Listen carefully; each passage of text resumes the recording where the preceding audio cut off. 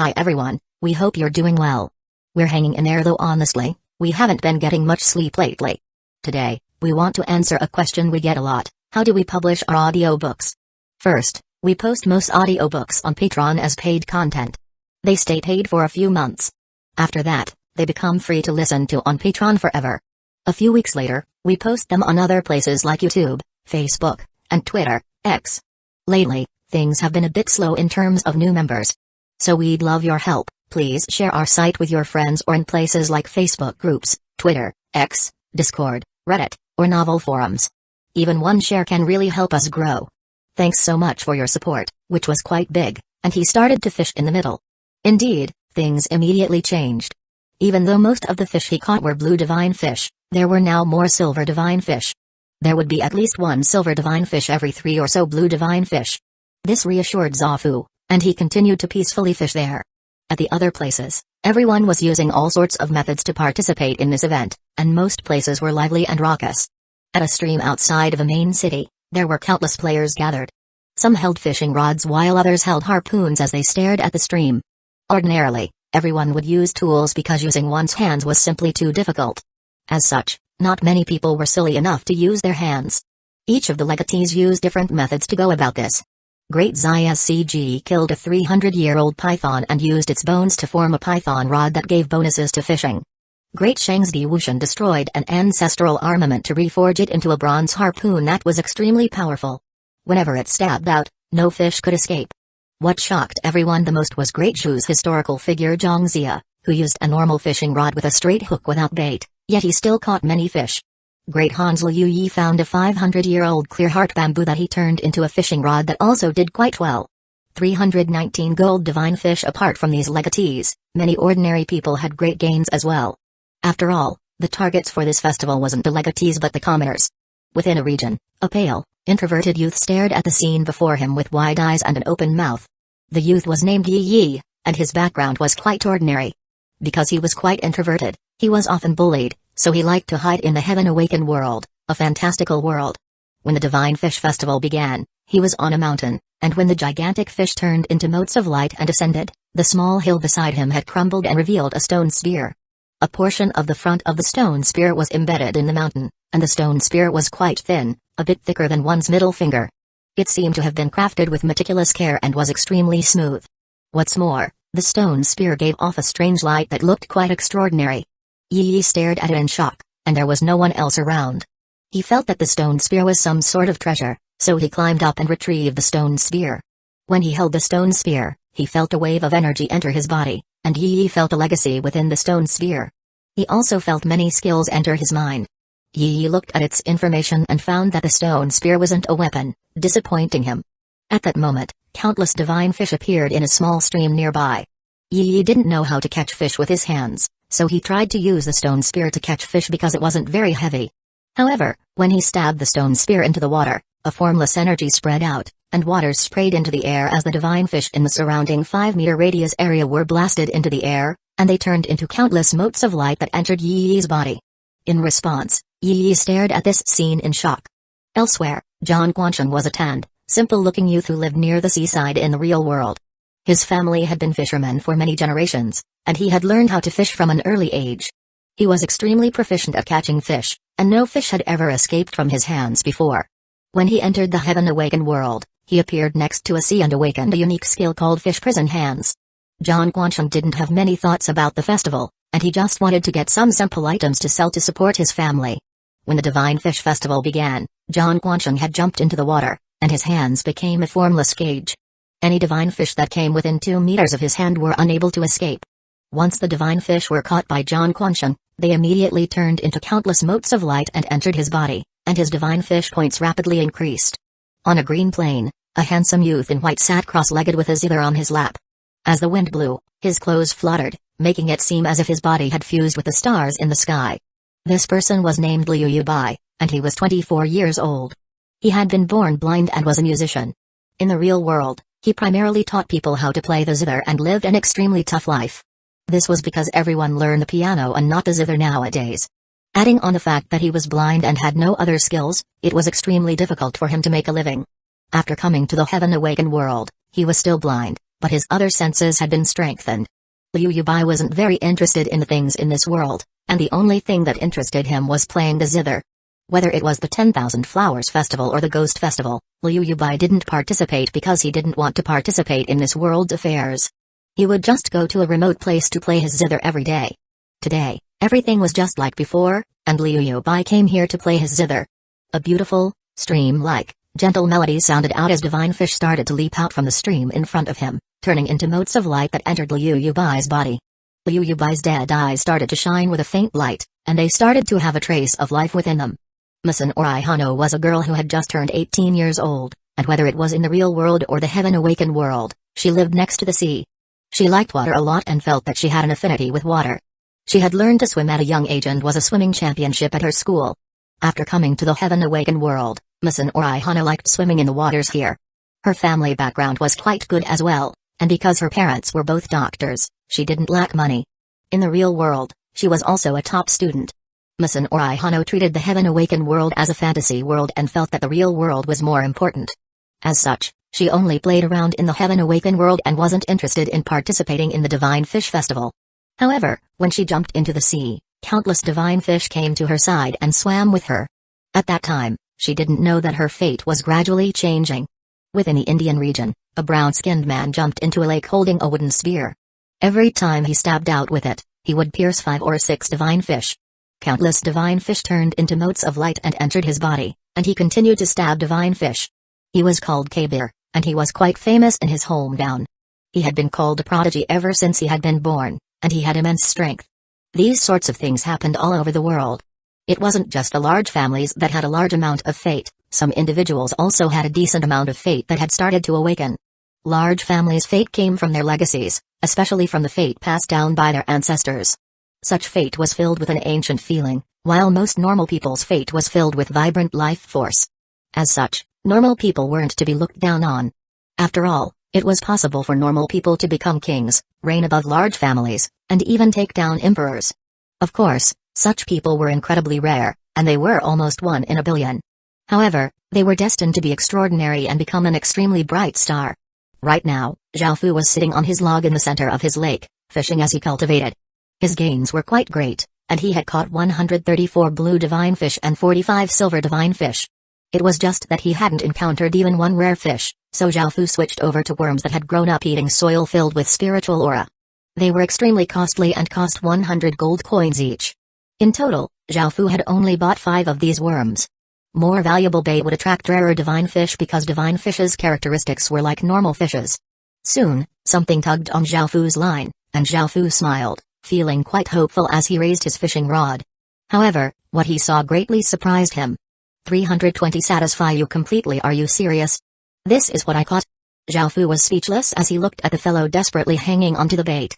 This time, he had fished up a green turtle that was as big as a washbowl. Zhao Fu had already lifted the fishing rod, but the green turtle was still holding onto the bait and not letting go, dangling in the air. The green turtle wasn't a fish, much less a divine fish, so why had he fished up such a thing? Zhao Fu couldn't understand this. After looking through the Divine Fish Festival's description, Zhao Fu realized why this was. During the Divine Fish Festival, other types of aquatic creatures appeared less, but that didn't mean that they wouldn't appear. This was why most people saw and caught divine fish but would occasionally still catch other creatures. Zhao Fu's precious bait was extremely attractive to divine fish and even more attractive to ordinary fish and other aquatic creatures.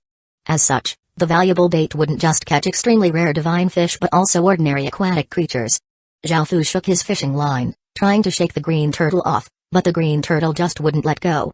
Zhao Fu had to take the hook out, and he flicked the green turtle's head, knocking it off before putting on another valuable worm and continuing to fish.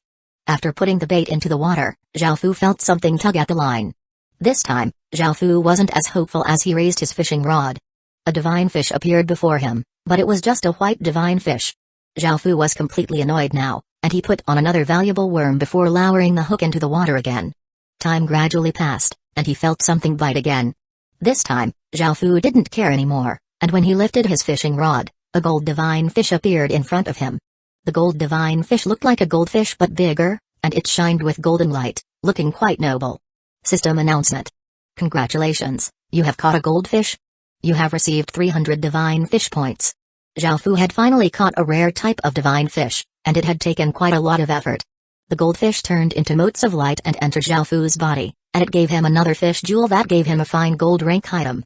Zhao Fu used the last 2 valuable worms, but he was unable to catch another goldfish. Zhao Fu didn't care that much and started using normal bait again as he continued to cultivate.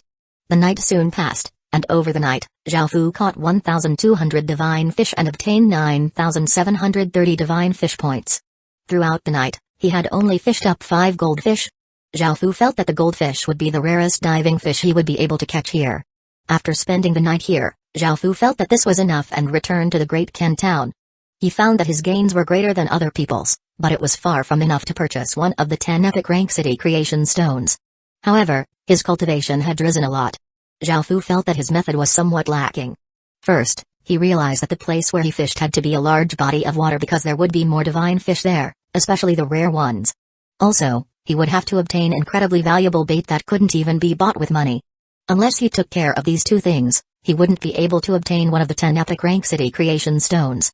At that moment, Go Binglin came over and paid his respects before saying, "Your Majesty, this subordinate has something to report." When he heard this, Zhao Fu nodded and motioned for Go Binglin to speak. Go Binglin said, "Your Majesty, while we were in another region, we heard about a massive lake that spawned violet divine fish, so I especially came to report to you." Oh? Zhao Fu was quite surprised that violet divine fish had appeared, so he decided to go there to try out his luck. Now, it seemed that one of those things had been taken care of. Regarding bait, most large fish were carnivorous and often ate smaller fish. In that case, what sort of small fish should he use as bait? When he thought of this, a look of delight appeared on Zhao Fu's face, and he immediately ordered his people to go and purchase small fish. However, he soon received news that the fish markets only sold low-grade fish and that the high-grade fish would immediately be bought by others when they appeared. It seemed that many people had the same idea as Zhao Fu. This caused Zhao Fu to sigh. What else could he do? The more valuable the bait, the rarer the divine fish. In the end, Zhao Fu made a decision. His god-killer royal bloodline was a level 11 bloodline and quite rare. If he fed his blood to some small fish, they would definitely become more attractive to larger fish. After making this decision, Zhao Fu asked his subordinates to collect some small fish, and he placed the fish in a bucket with just enough water to cover them. The small fish were only roughly as long as a finger, and many of them swam around within the bucket. Zhao Fu stretched out his arm and cut it, causing his blood to drip into the bucket. The black-red blood fell into the bucket, and the countless fish happily devoured the blood. Zhao Fu held the royal wood sword, and a powerful aura of life entered his body, quickly healing that wound. After that, Zhao Fu went to the lake that Go Binglin had mentioned. The lake was called the Autumn Lake, and it was incredibly big, being over 100 kilometers wide. No wonder violet divine fish had appeared here. It was possible that even rarer divine fish would appear here. After Zhao Fu arrived, there were already countless people fishing here. It seemed that this place had already become a hotspot for fishing, so Zhao Fu didn't plan to fish by the side. This time, he had brought a small wooden boat with him in his king's ring. Zhao Fu sat in the boat and headed to the center of the lake. However, there were already many boats here, and he even saw 10 or so boats that had 3 levels, looking quite grand. These were most likely built by large factions. After looking around, Zhao Fu didn't mind, and he moved his small boat to a place where there weren't many others around and started to fish. This time, Zhao Fu was using the small fish that had consumed his blood. He had no idea what the effects would be, and after attaching the small fish, he lowered it into the water. In just a few seconds, Zhao Fu felt a tug at his fishing line. He was quite surprised that he had caught a fish already, and he quickly lifted the fishing rod as a silver divine fish appeared before him. The very first fish he had fished up here had been a silver one. This wasn't bad. Zhao Fu once again attached a small fish, and in another few seconds, he caught yet another silver divine fish. The next time Zhao Fu cast his line, a gold divine fish appeared before him. 321 heavens beyond heavens. Zhao Fu had never expected to catch a gold divine fish so quickly, and the next few fish he caught were all silver divine fish. There was even another gold divine fish. Even though Zhao Fu was away from most people, this was still seen by many people. When everyone they saw that a mysterious, black-cloaked figure was sitting on a small boat and using a branch-like fishing rod to continuously fish up silver and gold divine fish, everyone was amazed. The people around him were already quite happy if they could even catch ordinary divine fish, and they couldn't even dream of catching silver and gold divine fish like Zhao Fu. Many people thought that it was because the area he was in was quite good, so they all started to move towards Zhao Fu. Soon, more and more boats appeared around Zhao Fu. As expected, most of them had better gains here. Even though they didn't catch any rare divine fish, catching ordinary divine fish already made them overjoyed. All of these ordinary divine fish were essentially attracted over by Zhao Fu's bait, so these people also benefited. At first, Zhao Fu didn't mind because these slight gains didn't amount to much. However, as more and more boats gathered, it became noisier and noisier, affecting Zhao Fu's fishing. The number of gold divine fish gradually decreased until he ended up catching a blue divine fish. As such, Zhao Fu used his king's power to move his boat elsewhere. To the other people, a black aura covered the boat, moving it along. This shocked many people. They had never thought that the black-cloaked figure would be a powerful expert. They knew that a person like Zhao Fu couldn't be easily angered. As long as they had divine fish to catch, they would be happy. However, after Zhao Fu left, they started to catch less and less divine fish until they altogether stopped appearing, and many people started to move away. Some sharp-eyed people spotted Zhao Fu at another section of the lake and saw him catching silver and gold divine fish, so they all went over and found that there were divine fish over here. Soon, many boats gathered again, causing Zhao Fu to frown because they had once again started to affect his fishing. As such, Zhao Fu could only move his boat towards an even more remote place. After Zhao Fu left, the number of divine fish in that area once again decreased. Those who were smart realized that something was going on and started to follow Zhao Fu around. This annoyed Zhao Fu. If they didn't affect his fishing, he wouldn't care if they indirectly benefited, but they were greatly interfering with his fishing. If you continue following me around, I'll kill all of you. A massive aura burst forth, seeming to freeze the surrounding space as a cold voice sounded out, causing countless people to burst out in cold sweat. Nevertheless, a loud voice called out, "What right do you have? This lake isn't owned by you, we can go where we want. Who are you to tell us where we can and can't go?" Zhao Fu didn't bother replying to him, and his sword light flashed out, splitting that person and his boat in half. A bloody and gory smell immediately spread out, sending a chill through everyone else's hearts. Zhao Fu continued moving away, and no one else dared to follow along, allowing Zhao Fu to fish in peace again. After every 2 or 3 silver divine fish, Zhao Fu would catch a gold divine fish, and this was many times greater than his gains from the previous night. However, before Zhao Fu could start to feel happy, a few large boats started to move towards him. Many people had told the large families about Zhao Fu, so they started to move towards him. There was a ferocious-looking big man standing on the boat in the lead, and seeing Zhao Fu continuously catch silver and gold divine fish, he felt quite surprised and said in an amicable tone, "Brother, the Azure Tiger Gang is willing to buy your secret for $5 million in the real world. The Azure Tiger Gang will definitely treat you well in the future." How could Zhao Fu be tempted by $5 million? No matter how much money they offered, he wouldn't hand over his secret, so Zhao Fu ignored that person and continued fishing. When he saw that he had been ignored, the big man felt quite angry. His attitude had been quite good, and he had planned to use a carrot-and-stick approach. He had never expected this person to be so discourteous, and no one in this region dared to treat him so disrespectfully. The big man's face immediately darkened. "Ha." Another boat came over, on which a well-built man with a beard stood and laughed loudly. "You want to buy such a secret with just $5 million? What a joke. Brother, I'll buy your secret for $50 million. The middle-aged man's laugh had a sense of heroism to it. When he heard this, the ferocious-looking big man felt quite angry, and just as he was about to say something, another boat came over. There was a beautiful woman who gave off a cold aura, and she said, "Friend, the Zhao family is willing to pay the same amount of money to buy your secret." This made the ferocious-looking big man's expression even uglier. "How lively. Who would have thought that all of you would be here? The Zhou family also wants to join in," a frivolous-looking man said in a carefree tone while standing on another large boat. The 4 boats all gave off powerful auras, and none of them were willing to back down. However, the main character, Zhao Fu, completely ignored all of them. Suddenly, he felt a massive tug on the fishing line, causing it to immediately go taut. Zhao Fu felt that something big had bitten the bait, and it was very strong as it struggled in the water, resulting in massive splashes, trying to drag Zhao Fu away with it. If it was a normal fishing rod, the line would have long since broken. Zhao Fu gripped the fishing rod with both hands and used all of his strength to raise the fishing rod. A large fish broke through the water, and it looked a lot like whitebait. It was 1 meter long and 15 centimeters wide, and it shined with a faint violet light. The appearance of this violet divine fish shocked everyone present, and those around had never expected Zhao Fu to be able to catch a violet divine fish. After being raised by Zhao Fu out of the water, the violet divine fish turned into countless motes of light that entered Zhao Fu's body, and the violet divine fish gave him a fish jewel. System announcement. Congratulations, you have caught a violet divine fish. You have received 800 divine fish points. Anyone who could catch a violet divine fish would definitely make massive gains in this festival, and the muscular bearded man immediately said, "Friend, I'm willing to pay $100 million to buy your secret. I sincerely invite you to join the Jin family." The ferocious-looking big man also yelled, "Brother, the Azure Tiger Gang also sincerely invites you to join."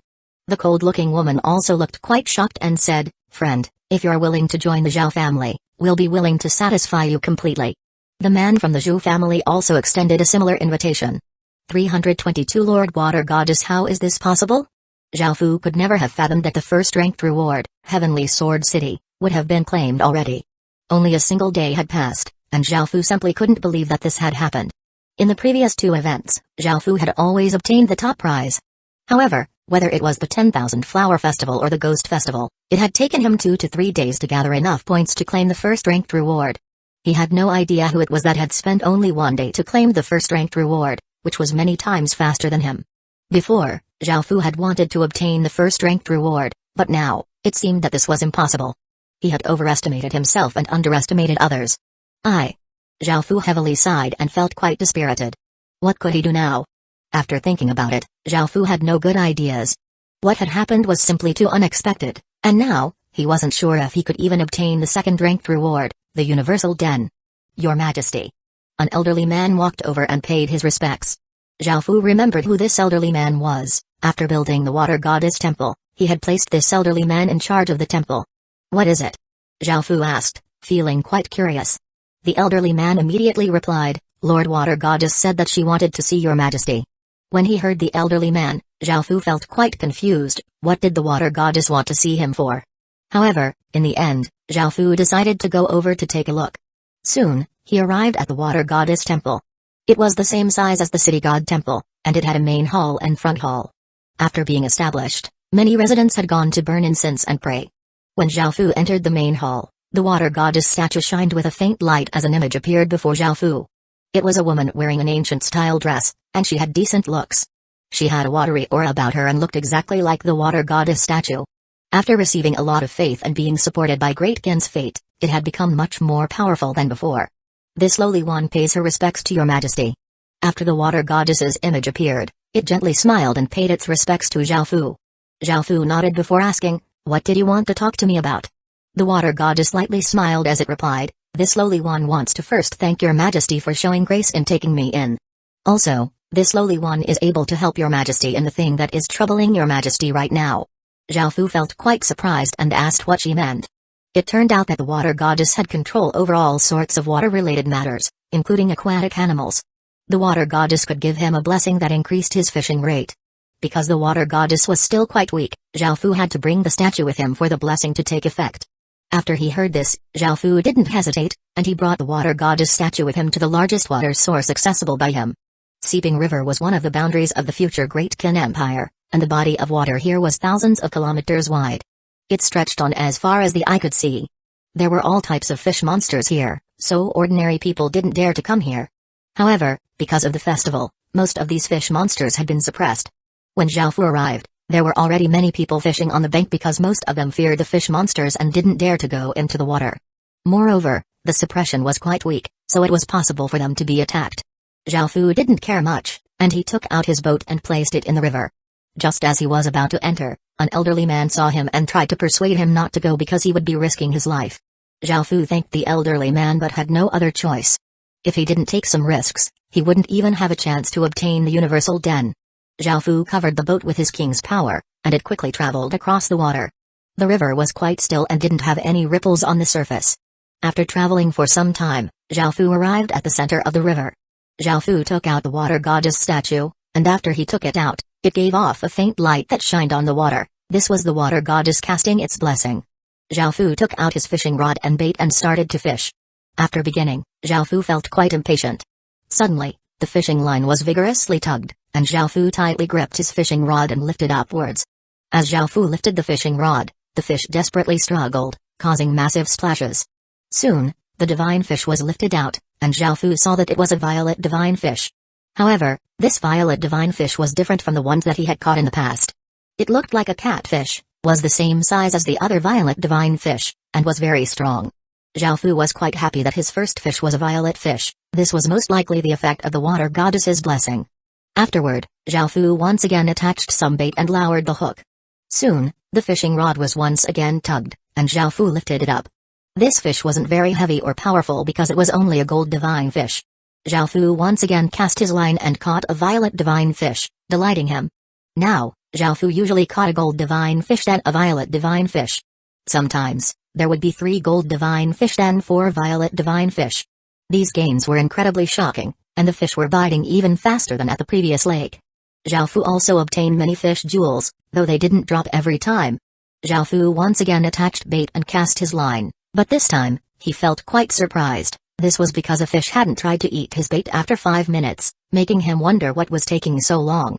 Zhao Fu raised his fishing rod and found that most of the bait had been eaten, surprising him. Seeing the small bite marks, he guessed that it was a very small fish that had done this. This time, Zhao Fu put on an extremely small fish as bait, and in half a minute, he felt a very weak and slight tug. Zhao Fu lifted his fishing rod and found that a small fish was on the other end. The small fish was about as long as his finger and looked like a crucian carp, but it gave off an orange light. This tiny fish was actually an orange divine fish.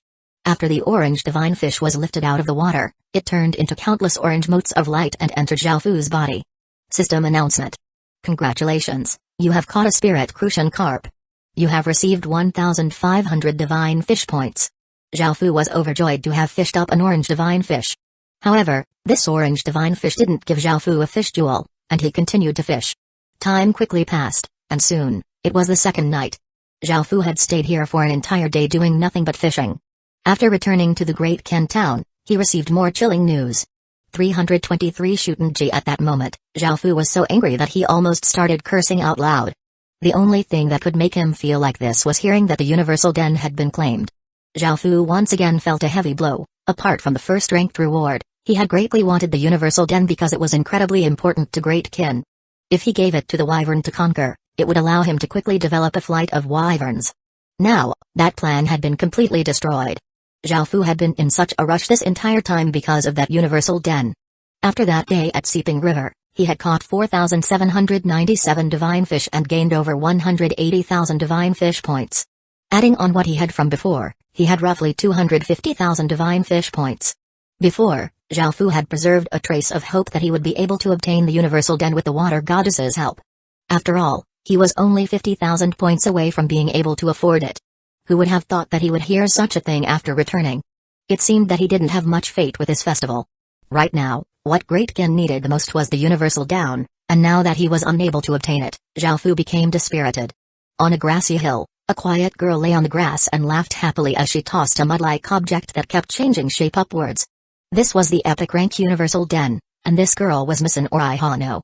Misan Orihano looked at the Universal Den in her hand. She had never thought that she would obtain the second-ranked item because such items were usually claimed by the great legatees and small figures like her never had a chance at obtaining such things. She knew that many people most likely wanted such a thing, and she knew that if she sold it, she would obtain enough wealth for countless lifetimes.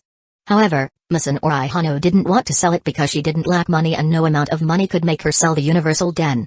In actuality, she didn't greatly want it and had only bought it because she had happened to have enough divine fish points to buy it. She didn't quite understand the various stats and effects of the 10 epic rank city creation stones, but she felt that the higher ranked ones would be better. If Zhao Fu knew this, he would have been incredibly depressed. If Misan Orihano had chosen the 3rd or 4th ranked reward, he would have been able to obtain the Universal Den. However, that was how things had played out. After all, this festival was mainly for ordinary people, so luck usually favored them. As such, even though Zhao Fu had a legendary rank fishing rod, especially valuable bait, and the help of a water goddess, he hadn't been able to obtain what he wanted. Suddenly, Misan Orihano thought of something and took out a small statue that was about as big as her hand. The statue seemed to be made of jade and was black. It was a statue of an extremely handsome man dressed in ancient-style clothing who revealed his proud chest, and there was a katana at his side and 2 black horns on his head. This statue looked as if it was alive, and it gave off a devilish aura. Most Japanese people would recognize it as Shutenji, one of Japan's 3 great devils. Misan Orihano had found this statue in a ruined temple and felt that it was quite a good statue, so she had kept it with her. At that moment, the statue gave off a faint green light and seemed to come to life. Its eyes were filled with evil, and they seemed to look at Misan Orihano, causing her to feel a chill in her heart. Afterward, The statue gave off a formless energy, broke free from Misan Orihano's grasp, and hovered into the air. At the same time, the Universal Den was also drawn up into the air, and the statue and the Universal Den started to slowly fuse. The sky gradually darkened as black clouds gathered and a great wind started to blow, bringing rocks and grass into the air. The statue gave off a bright green light, and the Universal Den gave off a bright violet light as they slowly fused together and became a green cube. Boom. Boom. Boom. Lightning descended as the green cube floated in the air, giving off a piercing green light. A massive devilish aura spread out, causing the air to become incredibly heavy. Suddenly, a trace of green blood leaked out from the green cube, which was filled with an evil and devilish aura, and it fell on Misan Orihano's forehead. Immediately, the drop of green blood entered Misan Orihano's body, and a massive wave of energy spread out as Misan Orihano's body trembled and shined with a brilliant green light. Within the green light, Misan Orihano's body started to change. Her pretty face became beautiful to the point that it could bring the downfall of nations. Her gentle aura became incredibly alluring, and she gave off an incredibly enchanting aura. Japan's first enchantress had appeared. After obtaining this bloodline, a devil bloodline, her body had become a semi-devil body, and she had become many times more powerful. The green cube slowly descended into Misan Orihano's hand and turned into a special city creation stone, and she also seemed to have become a different person. Devil City Stone, Grade, Epic Rank, Description, a special city creation stone. All spawned residents will have some devil bloodline. A man in white carried a zither on his back as he went to a quiet bamboo forest. He was Liu Yubai, and the person who had obtained Heavenly Sword City. Right now, Liu Yubai's eyes seemed incredibly deep, and he seemed to be able to see everything. In fact, he could see even more clearly than a normal person. During the first night of the Divine Fish Festival, Liu Yubai's eyes had miraculously been able to see, though this didn't cause many changes to him. It was as if he had always been able to see, and he calmly accepted his new sight. The zither music that he played was simply too moving, and it sounded like celestial music, causing countless divine fish to leap out of the waters and turn into countless motes of light that streamed towards him. On that first night, the dozens of meters around Liu Yubai had been covered with light as he continuously played the zither, his mind and mental state frighteningly calm and steady. Suddenly, a zither sound had come from the sky that was incredibly beautiful and contained a trace of ancientness. No one else could hear this apart from Liu Yubai. When he had heard this sound, his movements had paused as if he had received some sort of legacy, and he found out about the terrifying fact that the heaven-awakened world would devour the real world in the future. Liu Yubai didn't want to be caught up in these things, but it was unavoidable. As such, he decided to create a land where those who loved zithers could reside. He pressed the city creation stone against the ground, and a clear sword hum sounded out as violet light rippled out. Liu Yubai was covered by a violet sword light. 324 Goofish Kingdom. Liu Yubai obtained some sort of swordsman legacy, and his body started to give off traces of sword chi, making it so that no one dared to go near him for fear of being injured by the sword chi. At the same time, the aura he gave off became more powerful, and it became as sharp as a sword. Your Majesty, the third-ranked reward, Battle King City, has been claimed. A soldier walked into the hall and respectfully reported. This news caused a slight change in Zhao Fu's depressed expression. Since the Universal Den had been obtained by someone else, he had to change his plans, and he couldn't let Great Qin's development come to a halt just because of this. The road to the restoration of the Great Qin Empire wouldn't be easy, and there would be greater setbacks in the future. Zhao Fu deeply breathed in and calmed himself down. Since he couldn't claim the third-ranked reward, Battle King City, anymore, he decided to set his eyes on Thousand Live City, which he was only 10,000 divine fish points away from. As a epic rank city, Thousand Live City's stats definitely wouldn't be weak, and it would still be something good to claim. Now that the top 3 rewards had disappeared, Zhao Fu was determined to at least obtain the 4th-ranked reward. After thinking about it, Zhao Fu headed to Holy Light City. Zhao Fu quickly went to the exchange stones deal and saw that the 4th-ranked reward, Thousand Live City, was still available. However, after seeing another item, Zhao Fu decided to give up on Thousand Live City. City Upgrade Stone can be used to upgrade Dark Gold grade villages to epic rank. Price, 400,000 divine fish points. With this city upgrade stone, he would be able to upgrade his own Universal Den to epic rank. Right now, Zhao Fu's Universal Den was fine gold rank, but he could gather 10 damaged city creation stones to upgrade it to dark gold rank before using a city upgrade stone to upgrade it to epic rank. Between the Thousand Live City creation stone and a epic rank Universal Den, Zhao Fu didn't hesitate to choose the Universal Den. After all, the epic rank Universal Den was simply too important to Great Qin, and comparatively speaking, Thousand Live City wasn't as powerful. However, the city upgrade stone was simply too expensive, and it was 50,000 divine fish points more expensive than the top-ranked reward. What's more, there was only one. Zhao Fu didn't waste any time, and he immediately headed to Seeping River. If he didn't hurry, it was possible that he wouldn't be able to even obtain the city upgrade stone, and Thousand Life City might also be claimed. This time, Zhao Fu borrowed Beiqi's fishing rod, which was made of a 500-year-old white willow tree. It was a dark gold rank fishing rod, and its fishing bonuses weren't bad. A person could only equip 2 fishing rods, and for their effects to take effect, they had to be held in one's hand. Otherwise, if one simply left a fishing rod there by itself, it would be unable to catch any divine fish. Zhao Fu went to Seeping River and held a fishing rod with each hand, feeling quite worried. He anxiously waited for divine fish to bite and wasn't in the state of mind to cultivate. In order to save time, Zhao Fu even summoned Celia to help with attaching bait. It was clear just how rushed Zhao Fu felt. It wasn't just Zhao Fu, the other legatees weren't doing too well either. It was the first time that they had felt things go so poorly for them, and no matter how hard they tried, they simply couldn't obtain great gains. If even Zhao Fu was doing so much and receiving so little, how could any of the other legatees be doing better? The top 3 city creation stones had already disappeared, and all of them felt quite anxious as they desperately tried all sorts of methods. All of the legatees guessed that it was Great Qin who had obtained Heavenly Sword City. After all, apart from Great Qin, it seemed impossible that anyone could obtain it so quickly. Right now, the fate that Great Qin's legatee possessed was simply enormous, and the scene of the Chaos Imperial Star's descent was still etched into their minds. Zhao Fu felt quite annoyed. He had continuously suffered setbacks during this event, and he was quite displeased with his gains. On a mountain, a handsome-looking young man wildly laughed as he yelled, "Zhang family, Li family, Qian family, everything that you've done to my Gu family will be returned 100-fold in the future."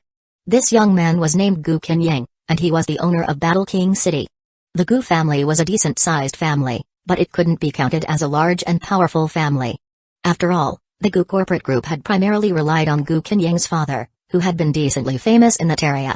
It was a pity that the good days didn't last very long. After Gu Qinyang's father died in an accident and the Gu family lost its backbone, its business was immediately torn apart by the Zhang family, the Li family, and the Qian family, causing the Gu family to instantly collapse. In an instant, they had fallen from great wealth into immense debt. The young master lifestyle that Gu Qinyang had enjoyed completely disappeared, but this caused him to mature and see the true nature of this bloody world. He was also someone with great fate, and on the first night of the Divine Fish Festival, when the gigantic fish had turned into countless motes of light, a bit of light had entered his body and perfectly fused with him. Gu Qinyang had felt as if there were fish swimming in his blood, which was a marvelous sensation. Afterward, he was shocked to find that his blood could cause countless divine fish to swarm over as if they were obsessed with his blood. Whenever he dripped even a single drop of blood into the water, all of the divine fish 100 meters of him would be lured over, and he would continuously kill these fish with his harpoon. The amount of divine fish points that he had continuously rocketed, and in 2 days, he had amassed enough divine fish points to claim the 3rd-ranked reward, Battle King City. Gu Qinyang truly hadn't expected that he would have such good luck. He clearly understood the importance of this item. It could cause even the top-tier large families to go crazy for it, and now, it was in his possession. If he sold this to a large family, he would be able to easily destroy the Zhang family, the Li family, and the Qian family. However, Gu Qinyang had greater ambitions. He didn't simply look in front of him. Instead, he looked even further. This decision was bound to change his fate and result in a glorious future for him. In the future, he would become a king and establish the Gu Fish Kingdom. Back at Zhao Fu's side, Zhao Fu held a fishing rod with each hand and continuously fished up divine fish, leaving Celia to reattach bait to the hooks.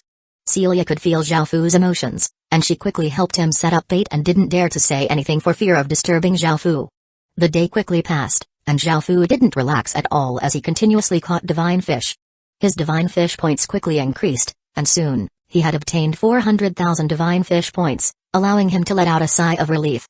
By now, Zhao Fu had caught 10 orange divine fish and obtained a spirit fish raising manual, which allowed him to raise spirit fish below stage 5.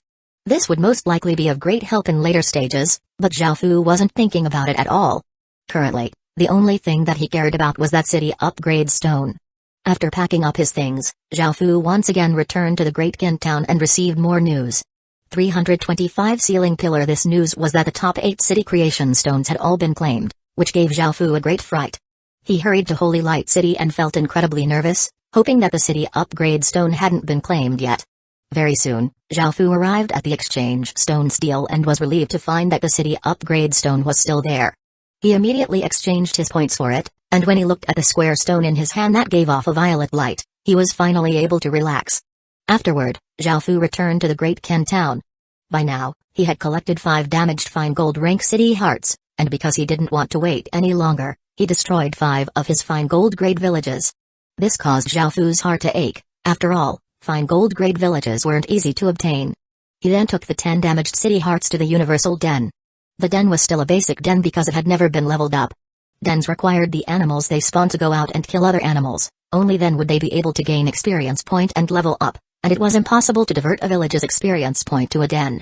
The Grey Wolf Den and Black Forest Horse Den had both become advanced dens because Little Black and Little Grey often went out with the soldiers to fight, obtaining a lot of experience. As for the Universal Den, even though the void beasts that they spawned were incredibly fast, they were only suited for running away and didn't have good offensive abilities, which was why the Universal Den had remained a basic den. After arriving at the Universal Den, Zhao Fu chose to upgrade it. The 10 cracked cubes gave off a faint silver light and slowly floated into the air as they went towards the Universal Den's lump of clay, which gave off a silver light as well. Afterward, the lump of clay slowly fused with the 10 cubes and gave off a piercing silver light as a massive pressure swept outwards. Slowly, traces of golden light began to appear from the lump of clay, and the golden light became stronger and stronger as the silver light gradually faded. Finally, a golden light shot into the sky. The Universal Den had become dark gold rank. Now, the Universal Den could spawn a void beast every 2 days. Zhao Fu then took out the city upgrade stone and chose to use it. The city upgrade stone turned into a ray of violet light and shot towards the lump of clay, which gave off a gold light, and they fused together. Following this, a violet light shot into the sky, and the Universal Den became epic rank. Now, the Universal Den could spawn a void beast every day, and after the wyvern egg hatched, he would be able to quickly spawn wyverns. Before, because the Universal Den only spawned 1 void beast every 3 days, that meant Great Ken could only open up a path to a new region once every 3 days. Even though they were now spawning void beasts every day, Great Ken would still only be able to open up a path to a new region every 3 days.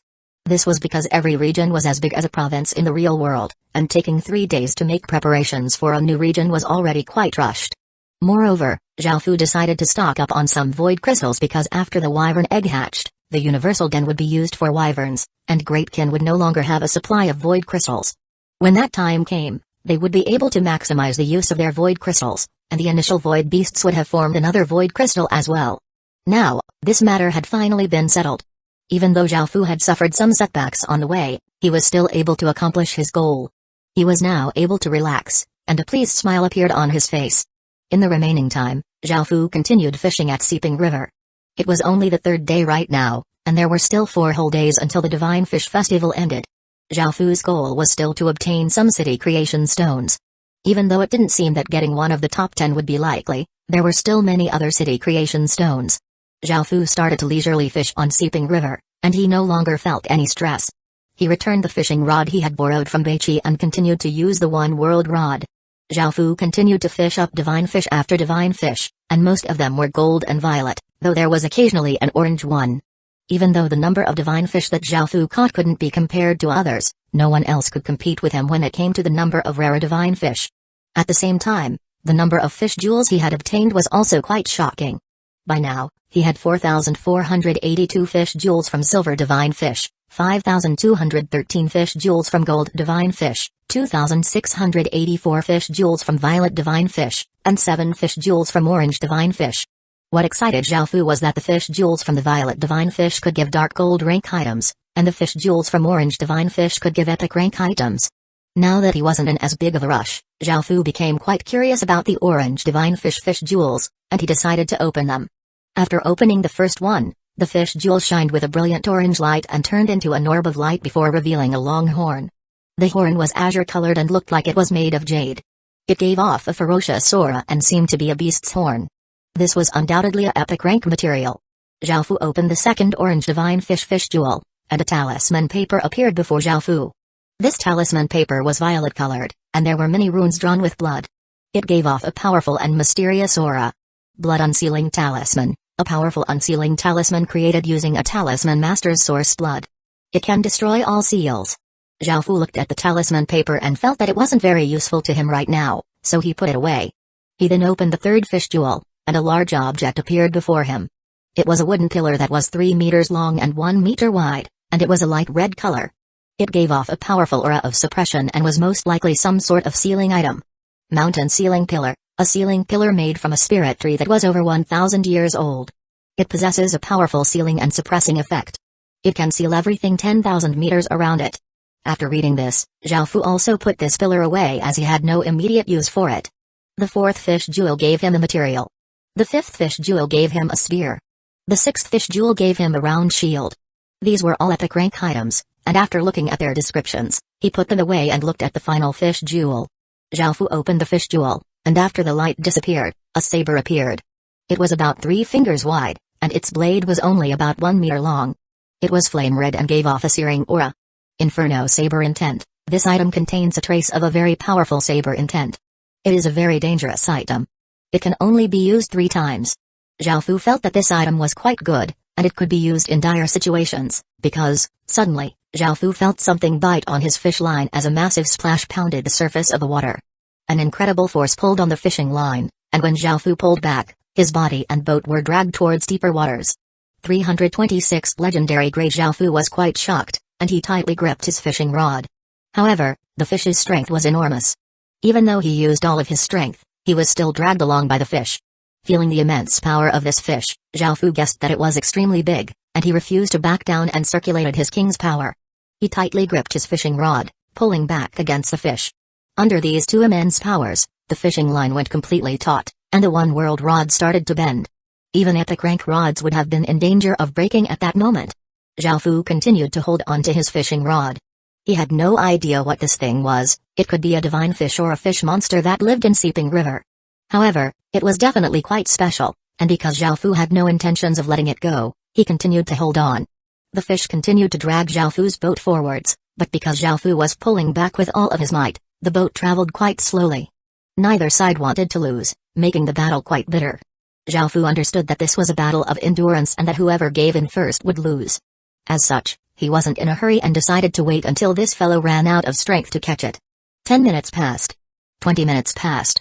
30 minutes passed. After a full hour passed, the fish started to weaken, and the boat started to slow down. At that moment, Zhao Fu unleashed his full strength and lifted his fishing rod, and the fish desperately struggled, causing them to once again struggle against each other.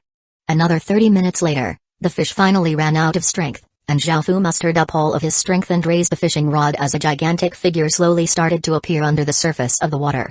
It was a divine fish that looked like a whale, and it was 3 meters long. Its body was white, but it gave off red, green, and blue lights. Zhao Fu was quite delighted. This 3-colored divine fish seemed even rarer than gold divine fish, and it was something that normal people would never be able to see. By now, the 3-colored divine fish was out of strength, so Zhao Fu raised it out of the water. It turned into countless motes of 3-colored light that entered Zhao Fu's body. System announcement. Congratulations, you have caught a divine whale. You have received 5,000 divine fish points. Obtaining 5,000 divine fish points with a single divine whale was excellent. After all, that was equivalent to 500 gray divine fish. However, Zhao Fu was disappointed to find that the divine whale didn't give him a fish jewel. If this divine whale gave him a fish jewel, it would definitely be legendary grade, which excited Diva Zhao Fu. It seemed that committing so much time to this divine whale was a bit of a waste because if he had used his time catching other divine fish, he would have still been able to obtain at least 5,000 divine fish points. Even though the gains weren't great, Zhao Fu was still quite delighted to find that he would be able to fish up such creatures at this place. By now, a trace of light appeared in the sky, and the darkness started to recede. The 4th day of the Divine Fish Festival had begun. Zhao Fu chose to continue fishing at Seeping River, hoping that he would be able to catch a few more divine whales and obtain a few legendary rank fish jewels. The weather was quite good today, and the sun shined from above. However, when noon came, dark clouds covered the sky, giving off an oppressive aura. Sitting at the center of Seeping River, Zhao Fu started to feel quite parched. However, soon, it started to drizzle, and it no longer felt as hot. Zhao Fu suddenly thought of the One World Rod's 4th effect, which was a raincoat. It seemed that this would be a perfect time to use it, and he equipped it with a curious expression on his face. The One World Rod gave off a faint light as a conical bamboo hat and raincoat appeared and automatically covered Zhao Fu's body. They looked quite ordinary, but Zhao Fu found that they had a recovery effect. This recovery effect applied to everything, such as physical, mental, and cultivation fatigue, and it seemed to be quite a good effect. It was good to fish while it rained because the divine fish would came to the surface to breathe in the fresh oxygen. He hoped that another divine whale would come. After a few hours, Zhao Fu still hadn't caught another divine whale. It seemed that they were especially rare. Suddenly, Zhao Fu discovered a whirlpool ahead. At first, it was only 2 meters wide, and because it was 100 or so meters away, Zhao Fu didn't mind too much. However, the whirlpool suddenly expanded to 100 meters wide, and it instantly dragged Zhao Fu into it. Zhao Fu was quite shocked and immediately reacted, sending his king's power around his boat to try to escape. However, just as Zhao Fu's boat started to escape from the whirlpool expanded to 10,000 meters wide, giving off a massive attractive force as if it was a gigantic mouth that wanted to devour everything. Zhao Fu's boat was also swept along by the whirlpool, and Zhao Fu frowned, trying to use his king's power to escape. However, he found that it was completely useless. The gigantic whirlpool was simply too powerful, and if Zhao Fu didn't resist, he would be sucked to the center in less than a second. It definitely wouldn't be good for such a thing to happen. Zhao Fu unleashed his king's domain, and a 4-meter-wide black circle expanded outwards. The absolute control Zhao Fu had within his king's domain allowed the boat to resist that attractive force and start to move towards the outside of the whirlpool. However, before Zhao Fu could feel happy, the enormous whirlpool expanded to 100,000 meters wide, affecting more than half of the river. The sound was incredibly terrifying, and it was as if it was some sort of natural disaster. Zhao Fu didn't hesitate anymore, and he decided to give up on the boat and use his flight stone. However, at that moment, Zhao Fu felt a massive ceiling power blocking off the space above him, restricting him from using the flight stone. Zhao Fu felt that the situation was becoming dire, and he used all of his strength to cast his king's domain, expanding it out to 100 meters around him. This allowed him to greatly restrict the attractive force, and his boat started to move out of the whirlpool again. Immediately, the whirlpool increased to 1 million meters wide, disturbing all of the water in Seeping River, and the ordinary people by the banks became terrified and quickly started to flee. An even greater attractive force came from the center of the whirlpool, and even the stones and grass on the bank were sucked over. The sky seemed to darken. The scene was quite terrifying, and Zhao Fu's boat was helplessly drawn deeper and deeper into the whirlpool. At the center of the whirlpool, Zhao Fu saw a big fish that was 10 meters long. The fish looked a bit like a carp, and its golden scales shined with rainbow-colored light. It also had a pair of horns on its head and 2 long whiskers. 327 Rainbow Divine Fish. A rainbow divine fish? Zhao Fu looked quite surprised as he stared at the fish. He had thought that 3-colored divine fish were already extremely rare, and he was ecstatic to now find a rainbow divine fish. However, it definitely wouldn't be easy to deal with this rainbow divine fish. After all, it was currently ferociously looking at Zhao Fu as if it was looking at prey. This rainbow divine fish had been lured over by Zhao Fu's bait, but it wasn't interested in the small fish that had consumed Zhao Fu's blood. Rather, it wanted to devour Zhao Fu whole. Zhao Fu quickly thought about what to do. He and his boat were being drawn towards the rainbow divine fish by the whirlpool, and the fish was currently opening its large mouth, preparing to eat Zhao Fu. The whirlpool was simply too powerful, and with Zhao Fu's strength, he wouldn't be able to break free from it. Did he have to use his nation armament again? The boat was sent spinning in circles as it came closer and closer to the rainbow divine fish, and the rainbow divine fish seemed as if it couldn't wait any longer because it started to swim towards Zhao Fu. Zhao Fu looked at the rainbow divine fish ahead, and its mouth that was giving off a massive suction power. It looked like the mouth of a demon, and it was about to swallow him whole. At that moment, Zhao Fu's eyes narrowed, and he took out a flame-red short saber. He gripped it with both hands and sent his king's power into it, causing it to burst forth with massive red flames. As a searing heat wave rippled out, steam and bubbles started to rise from the water around him. Og! Zhao Fu roared as he swung the short saber towards the rainbow divine fish. A ray of saber chi bringing with it a scorching aura flew out, and the entire world seemed to become a world of fire as that saber chi slashed towards the rainbow divine fish. The rainbow divine fish was quite startled, and it formed massive water shields with the river water. However, that saber chi slashed through all of them. Roar! The rainbow divine fish roared in pain as a sharp wound appeared on its body and golden blood continuously flowed out. This rainbow divine fish seemed to be alive, and its golden eyes furiously glared at Zhao Fu, wanting to kill him. Whoosh! Whoosh! Whoosh!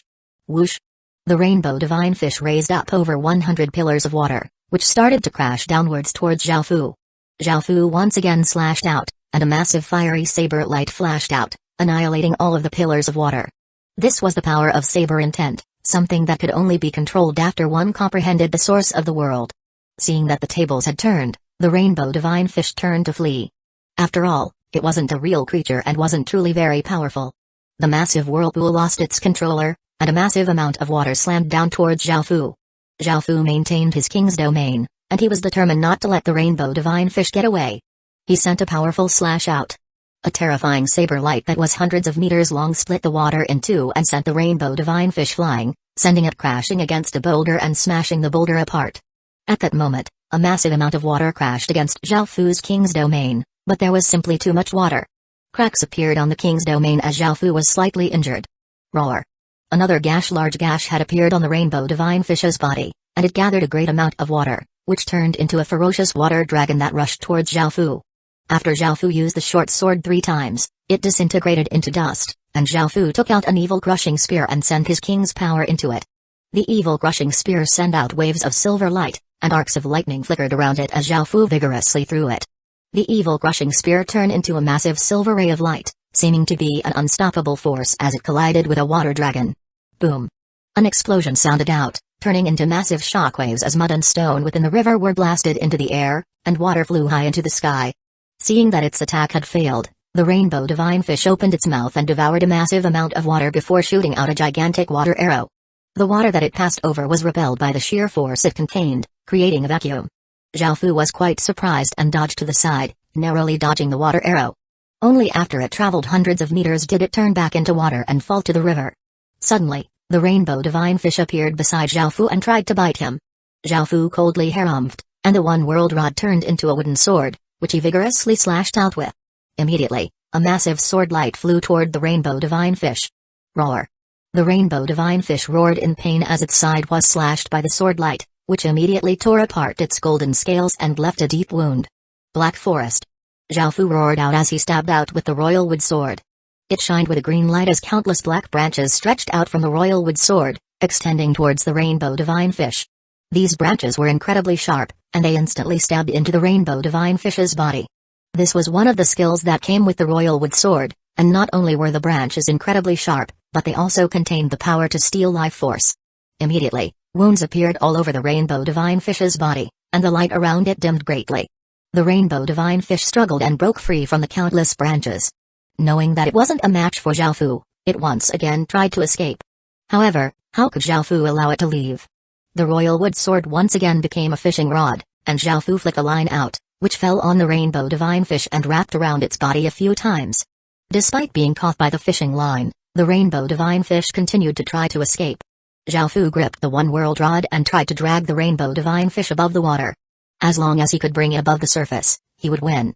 The rainbow divine fish vigorously struggled, trying to go down while Zhao Fu tried to lift it up.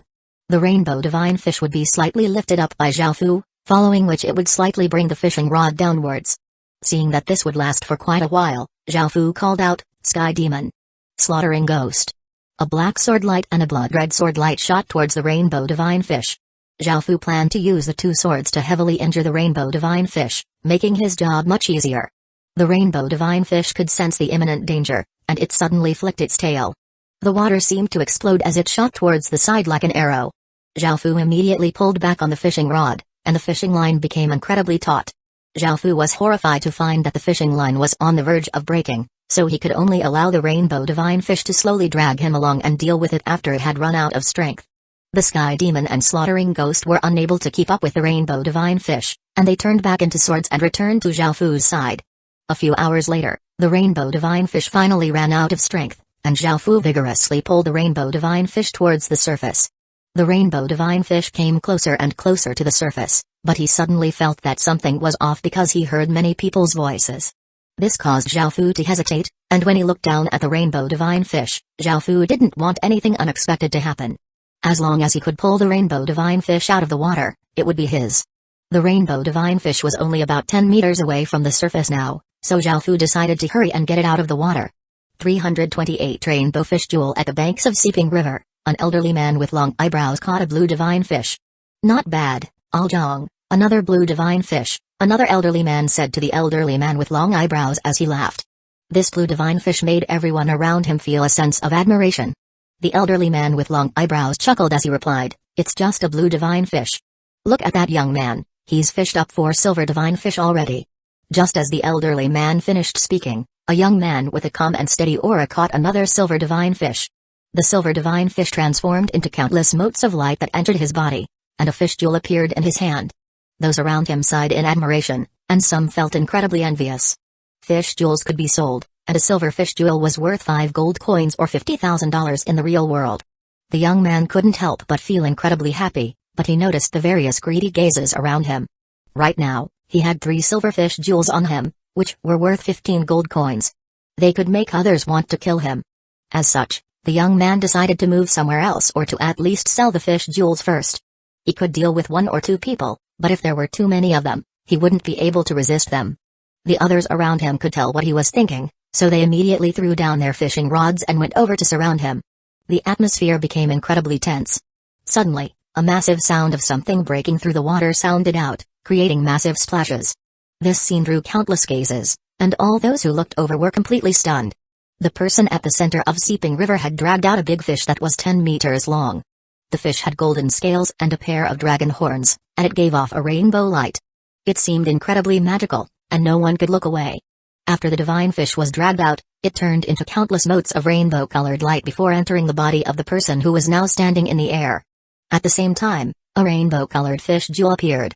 Everyone who was present felt his heart jump.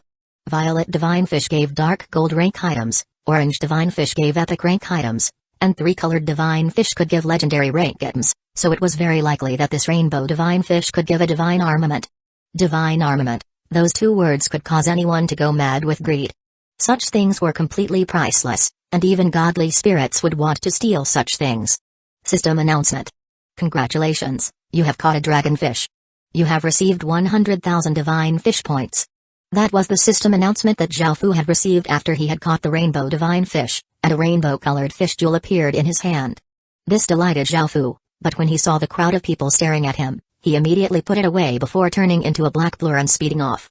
Only after they saw the black-cloaked figure rush away did the countless people come back to their senses and feel immense regret. If they could have stolen that fish jewel, they would never have to worry about money ever again. However, they didn't act because someone who could obtain a rainbow fish jewel definitely wouldn't be weak. Just the fact that he could fly set him greatly apart from others. The young man with the silver fish jewels immediately escaped when he saw that everyone's gazes had been attracted over to the rainbow divine fish. This made everyone who had wanted to take his fish jewels feel regret for being distracted.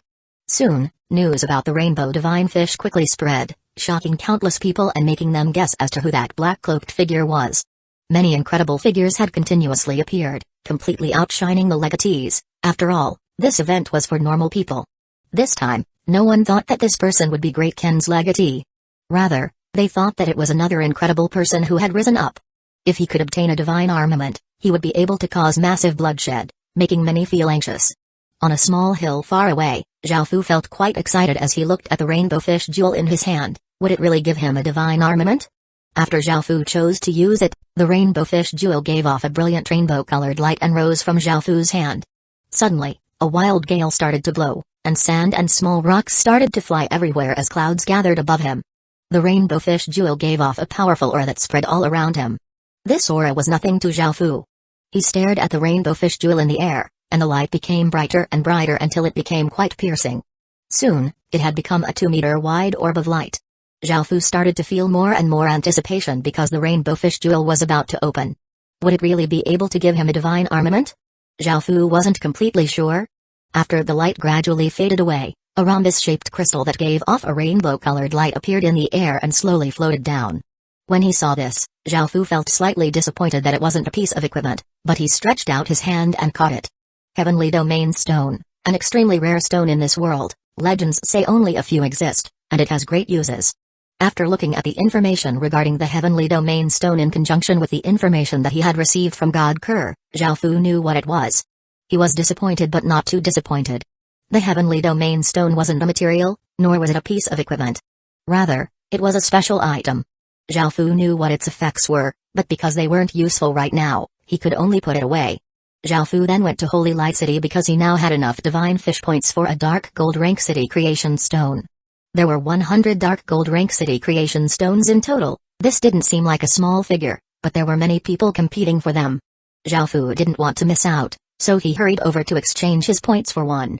Dark gold rank city creation stones could be exchanged for 200,000 divine fish points, but all of the city creation stones had purchase restrictions. This meant that no matter how many divine fish points Zhao Fu had, he would only be able to purchase one dark gold rank city creation stone. After exchanging for a dark gold rank city creation stone, Zhao Fu returned to Seeping River. Last time, he had been at a relatively downstream region, and this time, he went to a more upstream region. If he could encounter another rainbow divine fish, he wouldn't mind at all. However, things didn't go as Zhao Fu had wanted. Not only did he not see a single rainbow divine fish, but he also didn't find any more three-colored divine fish. All of the ones he fished up were violet and orange divine fish. Just like that, the fourth day of the Divine Fish Festival slowly passed. Now, it was the fifth day. It was completely overcast and slightly chilly, and it looked as if it would rain at any moment. This was a good day for fishing. 329 three-colored divine fish. The last time that a rainbow divine fish had appeared, the weather had been like this. Zhao Fu wondered if he had the luck today to encounter another one. If he could, he would be quite satisfied. Hopefully, it would also drop a fish jewel that would give him a piece of equipment. Soon, it started to drizzle, and Zhao Fu used the One World Rod's fourth effect, causing the conical hat and raincoat to appear on his body. The rain continuously fell on the river and also brought with it a faint fog. Zhao Fu sat on his little boat, not moving at all. Holding his fishing rod, he seemed to have fused with the river, creating an artistic scene. However, it was useless. Not a single three-colored divine fish had appeared, much less a rainbow divine fish. Could it be that he was at the wrong place? After thinking about it, Zhao Fu felt that this shouldn't be so. After all, the water upstream was more still than the water downstream, and such a place was suitable for fish to reside, which meant that there should be more divine fish here. Moreover, Zhao Fu had already caught many of the rare divine fish downstream, which was why he had decided to come here. After fishing for another 2 hours, Zhao Fu still hadn't made any great gains. As such, he decided to go to the middle stretch of the river and then the downstream region. In the end, he found that upstream was still better, which reaffirmed what he originally thought. It had been a long time since he had seen a three-colored or rainbow-colored divine fish. Could it be that Seeping River no longer had these divine fish?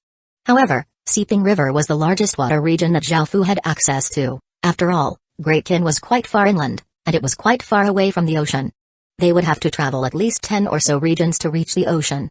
So far, they hadn't expanded so far away, and none of the water sources in other regions were as big as Seeping River. Most were only small lakes and couldn't compare to Seeping River. Suddenly, Zhao Fu thought of something. Didn't his blood greatly attract divine fish? The small fish that had devoured his blood were great bait, and even that rainbow divine fish wanted to devour him. In that case, couldn't he just use his blood to directly attract divine fish? Zhao Fu felt that he could give this method a shot. Zhao Fu had used a lot of blood to develop bait over these few days, and it was only because he had consumed many spirit medicines that his body hadn't weakened. As such, Zhao Fu took out a dagger and made a cut on his arm. His blood dripped into the river and spread out, bringing with it a slight smell of blood. After letting his blood drip out for nearly 3 minutes, Zhao Fu used the royal wood sword to heal the cut. Suddenly, the river seemed to go deathly silent. There wasn't any noise or sign of life, and Zhao Fu suddenly felt his hairs stand on end. Swish, swish, swish. Zhao Fu saw countless fish that were about as big as his hand madly swim towards him. These fish looked quite terrifying. Their heads looked like skeletons, they had gray scales, and they had 2 rows of sharp teeth. These were most likely the fish monsters of Seeping River. Zhao Fu had never thought that his blood would attract countless fish monsters instead of divine fish. They were simply innumerable, swarming his boat from all sides. At that moment, Zhao Fu wasn't feeling too worried. They would be able to take down normal people, but how could they threaten Zhao Fu? By now, Zhao Fu's strength was incredibly terrifying. The One World Rod turned into the royal wood sword, and Zhao Fu stood up and sent his energy into the royal wood sword, causing it to shine with a bright green light. Zhao Fu stabbed it downwards. The royal wood sword instantly pierced through the small boat, and countless black branches stretched out and split before continuing to stretch out and split continuously. Countless fish monsters were approaching because of their attraction to Zhao Fu's blood. The sharp branches continued to grow, and they pierced the fish monsters' bodies and devoured their life force. Soon, a strange scene appeared. A 100-meter wide black crown of branches had appeared underwater. There wasn't a single leaf on those branches, and there were countless fish corpses hung on the branches. The fish monsters continued to rush over, but they were unable to harm Zhao Fu at all. They couldn't even come within 100 meters of him without being killed by the tree branches. At that moment, a large fish that was 10 or so meters long slowly floated to the surface. This wasn't a divine fish but a Lord-class fish monster. The Lord-class fish monster looked at Zhao Fu with its sinister eyes, which shined with a blue light. Water began to gather towards it, forming 2 fish monsters made of water that then leapt out of the water and shot towards Zhao Fu. Sky Demon Slash. Seeing the two fish made of water flying towards him, Zhao Fu drew the sky demon's sword, and a 10 or so meter long black arc of light flashed out, giving off a sharp sword aura. It split the two fish, and they fell back into the river. At that moment, the Lord-class fish monster swept its tail, creating a large splash and leaping out of the water. It opened its mouth and revealed its sharp teeth that seemed to be able to tear apart iron. Zhao Fu dodged to the right, and while the Lord-class fish monster passed him, he raised the sky demon's sword and hacked down, tearing through its defenses and leaving a gash through which its bones could be seen. In actuality, this Lord-class fish monster wasn't very strong. Lord-class monsters that led small groups or herds were usually more powerful, while those that had massive groups or herds were less powerful. This Lord-class fish monster's main strength came from being able to command countless ordinary fish monsters, but they had all been killed by the black crown of branches. After suffering this attack, the Lord-class fish monster immediately tried to run away after falling back into the water. Godly Demon Devour. Zhao Fu once again used a godly skill, and he raised his sword and swung it. Immediately, a massive, ugly face appeared, and it opened its large mouth and unleashed an attractive force as it moved towards the Lord-class fish monster. The Lord-class fish monster was quite startled, and it suddenly gave off a large amount of blue light, forming a blue protective shield. The massive face continuously bit at the shield, and soon, countless cracks started to appear across the blue shield. At that moment, the Lord-class fish monster dove into the water and started to quickly swim away. Zhao Fu immediately unleashed his king's domain around himself before jumping into the river. This Lord-class fish monster was quite weak and would be quite easy to kill, so Zhao Fu didn't plan on letting it go. The fish monster was quite fast, but Zhao Fu wasn't slow. He followed the fish monster the entire time. By now, its blue shield had already shattered, and its body had been torn by the large face. However, the Lord-class fish monster had turned to bite the face, destroying it in return. At that moment, Zhao Fu saw a round stage at the bottom of the river, above which there was a floating statue of a fish monster. Zhao Fu had never thought that he would have followed the Lord-class fish monster to its den. 330 dragon sealing well dens were quite rare, and fish monsters were quite ferocious. If he could obtain this den and raise an army of fish monsters, they would definitely come in handy someday. However, in order to obtain this den, Zhao Fu would have to kill the Lord-class fish monster. By now, the Lord-class fish monster had already been heavily injured. There were many injuries all over its body, but after it returned to its den, it would receive some buffs. This included an increase in strength and regeneration. Zhao Fu couldn't afford to let the fish monster do as it wished, so he drew the slaughtering ghost sword and slashed out with it. A barrier expanded outwards, and the Lord-class fish monster that was desperately trying to return to its den was pulled into the slaughterfield domain, cutting off its path. Seeing that it had been stopped, the Lord-class fish monster turned around and fiercely gazed at Zhao Fu. Now that it couldn't return to the den, it could only choose to go all out. Blue light continuously streamed out from within the Lord-class fish monster's body, and the water gathered towards it, forming 5 fish monsters that looked exactly the same as it. Because they were underwater this time, these 5 fish monsters were much faster than the previous ones. They instantly vanished and jetted towards Zhao Fu as they bit at him. Zhao Fu's pupils constricted. This sort of speed greatly surprised him, but it was still within his grasp. Zhao Fu's body burst forth with power as traces of black aura rose up from his body. The slaughtering ghost sword in his hand gave off a terrifying blood-red light, and ghostly howls could be faintly heard. Suddenly, 2 of the fish monsters attacked Zhao Fu from in front of him. Zhao Fu's sword brought with it a wave of blood-red light, splitting the 2 fish monsters in half. However, at that moment, another fish monster rushed at him from the side. Zhao Fu quickly used his sword to block, but immediately after, another fish monster charged at him from the other side, ferociously biting towards him and trapping him between 2 attacks. Zhao Fu could only quickly retreat, dodging this pincer attack. The final fish monster tried to attack from behind, but he anticipated this, spinning and slicing it in half. The Lord-class fish monster took advantage of this situation. It opened its large mouth and gulped down a large amount of water before spitting out water like a cannon towards Zhao Fu. Zhao Fu was caught off guard, and he was sent flying back 10 or so meters. The remaining 2 water fish monsters took this opportunity to attack. Seeing this, Zhao Fu coldly harumphed and sent his power into the slaughtering ghost sword, causing it to shine with a brilliant, blood-red light. Zhao Fu vigorously slashed out, creating a blood-colored crescent moon that destroyed the remaining 2 water fish monsters. Suddenly, the Lord-class fish monster appeared behind Zhao Fu and opened its mouth as it bit towards him. It traveled as fast as lightning and reached Zhao Fu in an instant. However, Zhao Fu had predicted that this would happen, and in that moment of crisis, he turned and rammed his sword upwards, piercing through the Lord-class fish monster's lower jaw. The Lord-class fish monster howled in pain, and Zhao Fu retreated slightly before putting the slaughtering ghost sword away, drawing the sky demon's sword, and sending his king's power into it. The sword gave off a massive amount of sword chi, and Xiaofu gripped it with both hands as he slashed out with it. A massive amount of black sword chi split the Lord-class fish monster's head down the middle, causing its blood and brains to spill out continuously until it died. It was a pity that the Lord-class fish monster didn't drop a single item, which surprised Xiaofu. It was the first time that he had been so unlucky as to not receive a single item from a Lord-class monster. In the end, Xiaofu could only put away the Lord-class fish monster's corpse. After all, its corpse contained many useful materials. Xiaofu then headed towards the fish monster den. After the Lord-class fish monster died, the rest of the den didn't have the strength to resist. Xiaofu went to the statue above the den and touched it, and an interface jumped out. Den, Clown Bone Fish, Intermediate Den, 290,883 out of 450,000, Grade, Gold. Description: a clown bonefish den that spawns 265 to 345 clown bonefish per day. It turned out those fish monsters were called clown bonefish. The den was also intermediate level, which surprised Xiaofu. He chose to conquer it and obtained 800 achievement points, and after choosing to relocate it, the Great Ken Town obtained 230,000 experience point. Xiaofu was quite delighted to have suddenly received so much experience point.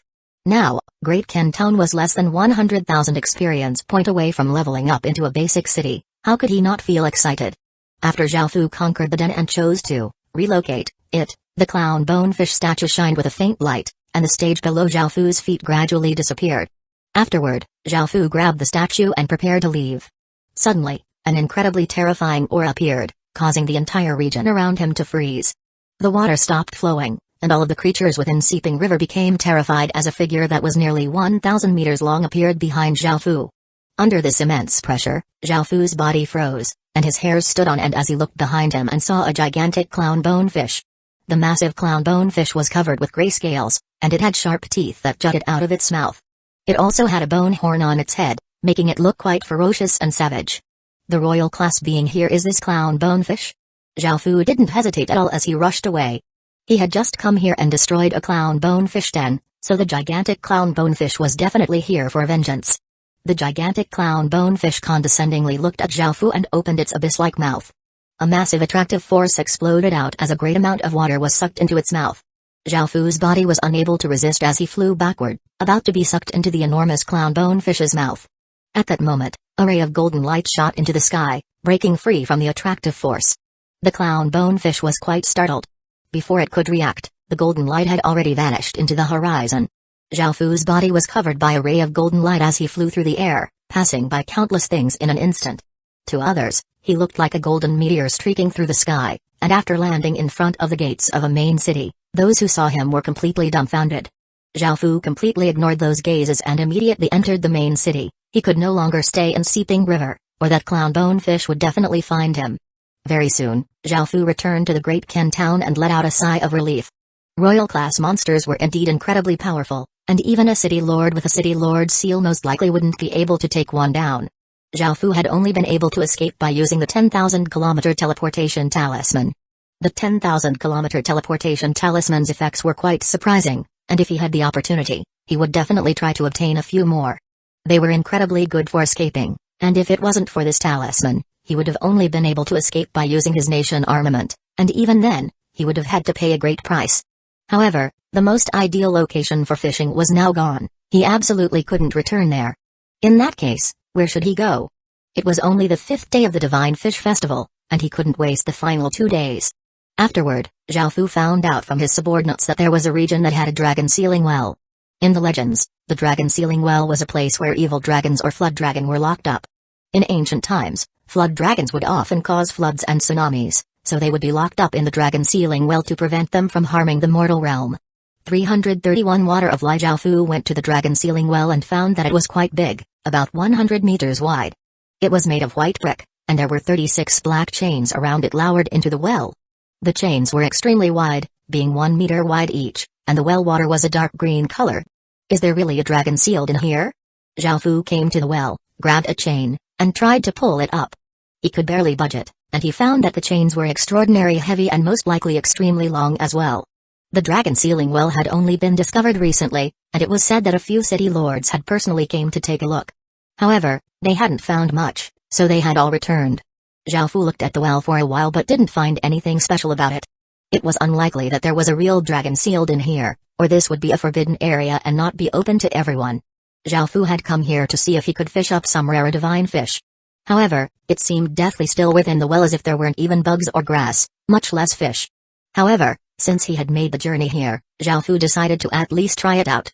He sat on the side of the dragon sealing well and put on some bait before lowering the hook into the water. Soon, he was surprised to find that a fish had bitten. It was a violet divine fish, but Zhao Fu found that the fish within the well were a bit strange. They were fairly long and slim, their scales had a faint dark green color, and they had slitted pupils. Zhao Fu pulled this divine fish out of the water, and countless motes of light entered his body. Zhao Fu continued to fish, and soon, he caught another violet divine fish that gave him a fish jewel. Afterward, he pulled up an orange divine fish. Zhao Fu was quite satisfied with this place, and his gains here were as good as at Seeping River. For the next 2 days, Zhao Fu remained here the entire time. Nothing much happened during those 2 days, and at most, he fished up a 3-colored fish. It was a pity that it didn't give him a fish jewel, but it was good that the gold divine fish and violet divine fish gave him many fish jewels. Soon, it was midnight, and the moon shined brightly in the sky. Zhao Fu put away his fishing rod because the divine fish festival had ended. Zhao Fu went to the exchange stone deal at Holy Light City. Before, Zhao Fu had wanted to use all of his divine fish points to exchange for city creation stones, but because one could only purchase each grade of city creation stones once, Zhao Fu could only buy one of each type. This left Zhao Fu with 200,000 divine fish points, so he started to look through the list to see if there was anything else worth redeeming.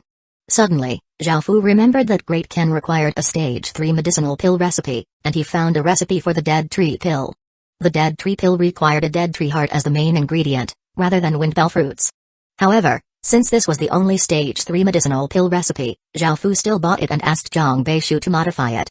The dead tree pill recipe cost 200,000 divine fish points, which depleted the rest of Zhao Fu's points. After returning to the Great Ken town, Zhao Fu started to go through the gains of all of Great Ken's subjects. There were 3 dark gold rank city creation stones in total from Zhao Fu, Bai Qi, and Wang Jian, 12 fine gold rank city creation stones, 35 secret silver rank city creation stones, and 104 bronze rank city creation stones. They had obtained 154 city creation stones in total from the Divine Fish Festival, and adding on Great Ken's current villages, Great Ken now had 651 villages. Just from the villages alone, Zhao Fu was spawning roughly 4,000 villagers per day. Adding on the people he bought from each of the regions, Great Ken's population growth was simply monstrous, adding up to roughly 10,000 people per day. What's more, this was not including the people added from conquering other villages. After the Divine Fish Festival ended, Great Ken had 340,000 people, so Zhao Fu expanded the army by 20,000 soldiers. Now, Great Ken commanded 60,000 soldiers, of which 35,000 were Stage 1 soldiers. After all, most of them had taken the time during the Divine Fish Festival to rest and focus on cultivation. The other soldiers' cultivations were all around Tier 0 level 6 to Tier 0 level 7. With the Blood God pills, their cultivations definitely wouldn't be weak either. Now, Great Ken's strength was pulling closer to a system main city's strength. Only by having similar levels of strength would he be able to fight against them. Zhao Fu established the Clown Bonefish Den in one of Great Ken's bodies of water and decided to apportion some resources to developing the Clown Bonefish. In the future, if there were aquatic fights, the Clown Bonefish would definitely be a valuable asset. Their sharp teeth could easily tear through flesh. Next, Zhao Fu turned his attention to the fish jewels. There were 1.24 million bronze rank fish jewels, 300,000 secret silver rank fish jewels, 60,000 fine gold rank fish jewels, 6,723 dark gold rank fish jewels, and 43 epic rank fish jewels. The fish jewels at or below fine gold rank were obtained by people in Great Ken, while 90% of those that were dark gold rank and above were obtained by Zhao Fu. Zhao Fu had others open the other fish jewels, while he obtained the epic rank fish jewels. These would all unlock epic rank items. Zhao Fu couldn't help but smile when he looked at those 43 epic rank fish jewels. He opened them all, and rays of violet light shot out before quickly disappearing. This time, he obtained 8 epic rank pieces of equipment, 13 epic rank materials, 7 skill books, and 15 other items. Zhao Fu directly handed out the epic rank equipment as rewards, while he put the materials away for Road to Forge with when he reached that level. None of the skills suited Zhao Fu either, so he gave them out as well. Of the 15 items, there were some that were particularly special. The first was a Stage 5 medicinal pill recipe. What made Zhao Fu feel quite excited was that this medicinal recipe was for a pill called the Flying Spirit Pill, which required stage 5 medicinal grass flying spirit grass. Even though Zhao Fu didn't even have stage 3 medicinal pills yet and the leap to stage 5 medicinal pills was quite big, with this medicinal recipe, they would be able to save a lot of time. The second item was a type of incubating water called the Water of Life, which Zhao Fu immediately poured onto the dragon egg, greatly shortening its incubation period. Now, it would probably take around 2 months to hatch, saving him 1 month. The third item was a bottle of poison called Poison Dragon Liquid. It was incredibly toxic, and even a powerful dragon would fall before it. With the amount it contained, it could be used 3 times. The fourth item was a lump of black iron as big as a watermelon called Boundary Iron. It was a very special material not suited to be used for equipment. Rather, it was suited to being forged into something that would be used with the heavenly domain stone. As such, Zhao Fu was pleasantly surprised to obtain something like this. The fifth item was a crystal pendant called Stealther. It didn't have any stats. Instead, it had a single skill that provided one with invisibility. This was quite a special skill, and it would be incredibly useful at key moments. There was nothing too special about the items, though Zhao Fu obtained another flight stone that was much better than the previous one. 332 Great Ken Assassin. Out of the almost 7,000 dark gold rank fish jewels, they obtained 2,000 or so dark gold rank equipment, 2,000 or so materials, a few hundred skill books, and 2,000 other items. The fine gold rank, secret silver rank, and bronze rank fish jewels were all opened, creating an ocean of equipment and other items. If they forged all of the dark gold rank materials, that would be 5,000 pieces of dark gold rank equipment in total for Great Kin. Every captain would be able to have a piece of dark gold rank equipment, and most generals would have epic rank equipment. All of the 60,000 soldiers had at least 2 pieces of fine gold rank or above equipment now, and just from this, Great Kin's military strength had once again been boosted. It was now no longer something that could be resisted by ordinary people. As for the secret silver rank and bronze rank equipment and items, Zhao Fu planned on using them to exchange for people. This would allow him to greatly save on the costs of buying people. Even though he hadn't been able to obtain one of the 10 epic rank city creation stones, there was definitely no other faction that could compare to his gains, so Zhao Fu didn't feel too disappointed. After taking care of these things, Zhao Fu returned to the real world and went to the Heaven Awaken World Forum. He had been busy fishing during the Divine Fish Festival and didn't check the forum. He felt that big things had definitely happened, so he came to take a look. He first took a look at who the owners of the 10 epic rank city creation stones were, and he was quite surprised to find that not a single legatee had obtained one. They were all obtained by ordinary people who had been blessed by the heavens and destined to be extraordinary in the future. However, they had to hide the information about themselves as much as possible, or even one of the weaker large families would be able to destroy them easily in the real world. As such, none of them dared to reveal anything and chose to develop in secrecy. The other big news was that the descendant of the Xuan Yuan family had battled the descendant of Cheyu. Their battle had caused the heavens and the earth to go dim, and it had split mountains and rivers. The Regulus sword and Cheyu's saber had created abnormal signs and given off immense might. It was possible that their grades had greatly surpassed legendary rank and were close to divine armaments. In actuality, Zhao Fu knew of the grades above legendary from the information he had obtained from God Kerr. In fact, even divine armaments weren't the most powerful things. In the end, the battle had ended in a tie, and both sides seemed to have been heavily injured.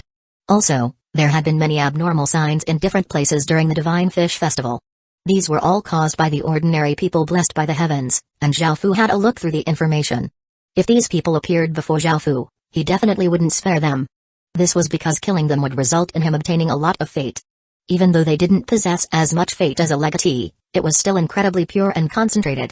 Zhao Fu also read that there were 3 places where rainbow divine fish had appeared. The first was in the ocean, and it looked like a whale. The second was in Seeping River, and it looked like a carp, the one Zhao Fu had caught, and the third was in a large lake, and it looked like a catfish.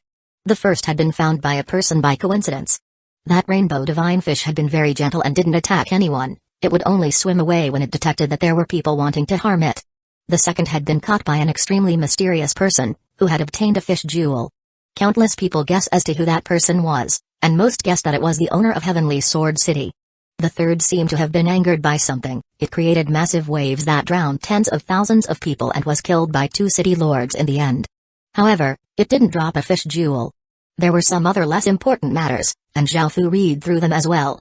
Just as Zhao Fu was about to re-enter the Heaven Awaken world, Wu Qingnian called him and said that she wanted him to establish friendly relations with the Soldier Alliance. The Soldier Alliance was the top faction in Soldier Forest, and it was said that Wu Qingniang's relationship with the Alliance Master was quite good.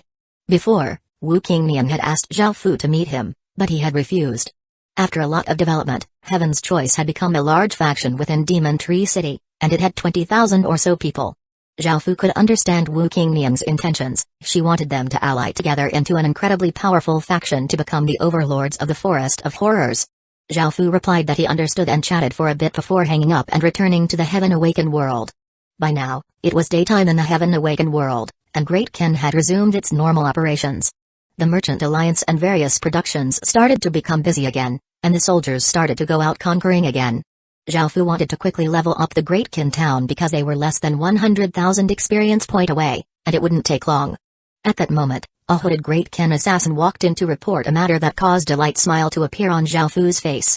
Within Orc City, Gunador frowned as he looked at the 10 or so orcs lying within the tent. Their bodies were incredibly hot, and their faces were pale with cold sweat all over their bodies. They seemed to be incredibly sick and weak. The orc shamans continuously fed these orcs medicines and cast their healing skills, causing a green light to fall on their bodies. However, these things didn't seem to help, and the orcs continued to look just as weak and pained. Gunador couldn't help but ask, just what sort of sickness is this? Why are these medicines and your healing skills wholly ineffective? The shamans were also sweating nervously and didn't know how to reply. Respected Vice Lord, we also don't know what sickness they have. If it's a normal sickness, our healing should have been effective, but none of our medicines or skills have been useful at all. These 10 or so orcs were elites of Orc City. All of them were S grade, and they were greatly nurtured. Their cultivations were nearly stage 2, and the reason their cultivation had been so fast was because of how many medicinal pills they had consumed. It was because of hidden evil that they were like this. They had never thought that Zhao Fu would have put a slow-acting poison in the medicinal pills, and after such a long time, hidden evil had been gradually accumulating within their bodies. Even normal antidotes wouldn't work, much less these healing skills. Unless it was a very advanced antidote pill, nothing would be able to heal them. However, none of them knew that this wasn't a disease but poison. Moreover, even if they did know, they didn't have advanced antidote pills. Hidden evil grass was a stage 2 poisonous grass, and if it was consumed for a long time, even stage 5 antidote pills wouldn't be able to fully cure it. Even if the Orc City had stage 5 antidote pills, they would only have a few at most. Gunador looked incredibly perturbed as he ordered, keep trying whatever you can think of, we have to cure them no matter what. They're our best soldiers, and we can't let anything happen to them. The shamans quickly nodded worriedly. 333 War Machine Gunador didn't know what to do because he didn't know the truth. As such, he could only see how things went. It wasn't a big deal for 10 or so orcs to get sick, rather, it was because they were elites that the city had been greatly nurturing. However, a few hours later, a few more orcs fell sick with the same symptoms. By now, Gunador felt that something was off. Soon, there were around 50 orcs who had fallen sick, and Gunador could tell how serious this matter was. He immediately gathered all of the leaders within Orc City and reported this matter to the city lord, Kaki. Within the city hall, a valiant-looking orc, who gave off a powerful aura and had braided hair, sat above. This was Kaki. Kaki looked incredibly serious as he asked, what's going on? Do we have any results yet? Gunador shook his head as he replied, City Lord, we haven't been able to determine anything conclusively. All of those who fell sick did so incredibly abruptly. Kaki said in a low voice, hurry and investigate it clearly, we can't allow this matter to get out of control. The orcs all responded before leaving and investigating the source of this sickness. They first gathered all of the sick orcs and quarantined them because it was possible that they were infectious. However, such sicknesses didn't break out for no reason, there had to be some sort of source. If it was a natural reason, it would be easy to figure out, and if it was caused by someone, there would definitely be evidence here and there. Right now, only the higher-ups of Orc City knew about this, and they tried all sorts of ways to get rid of this sickness. The normal orcs had no idea about this, and if this news was spread, it would definitely cause a lot of panic. The assassins who had infiltrated Orc City heard about this. After setting up this situation for so long, it was time to draw the net in. After such a long time, Zhao Fu's assassins had fully investigated Orc City. They had 270,000 orcs in total and had 50,000 soldiers. 80% of them were stage 1, and they also had 20,000 or so goblins and kobolds. These goblins and kobolds were all slaves, and they weren't treated very well. They would often be beaten or even killed on the spot. Zhao Fu felt that these 20,000 or so goblins and kobolds could be quite useful, and they could make a decisive difference in key moments. However, right now, the priority was to raise the Great Ken town to a basic city, so they could only wait a few days before making a move against Orc City. This was because after raising the Great Ken town to a basic city, Zhao Fu could condense his own city lord seal. With that seal, he would be able to control everything within the city.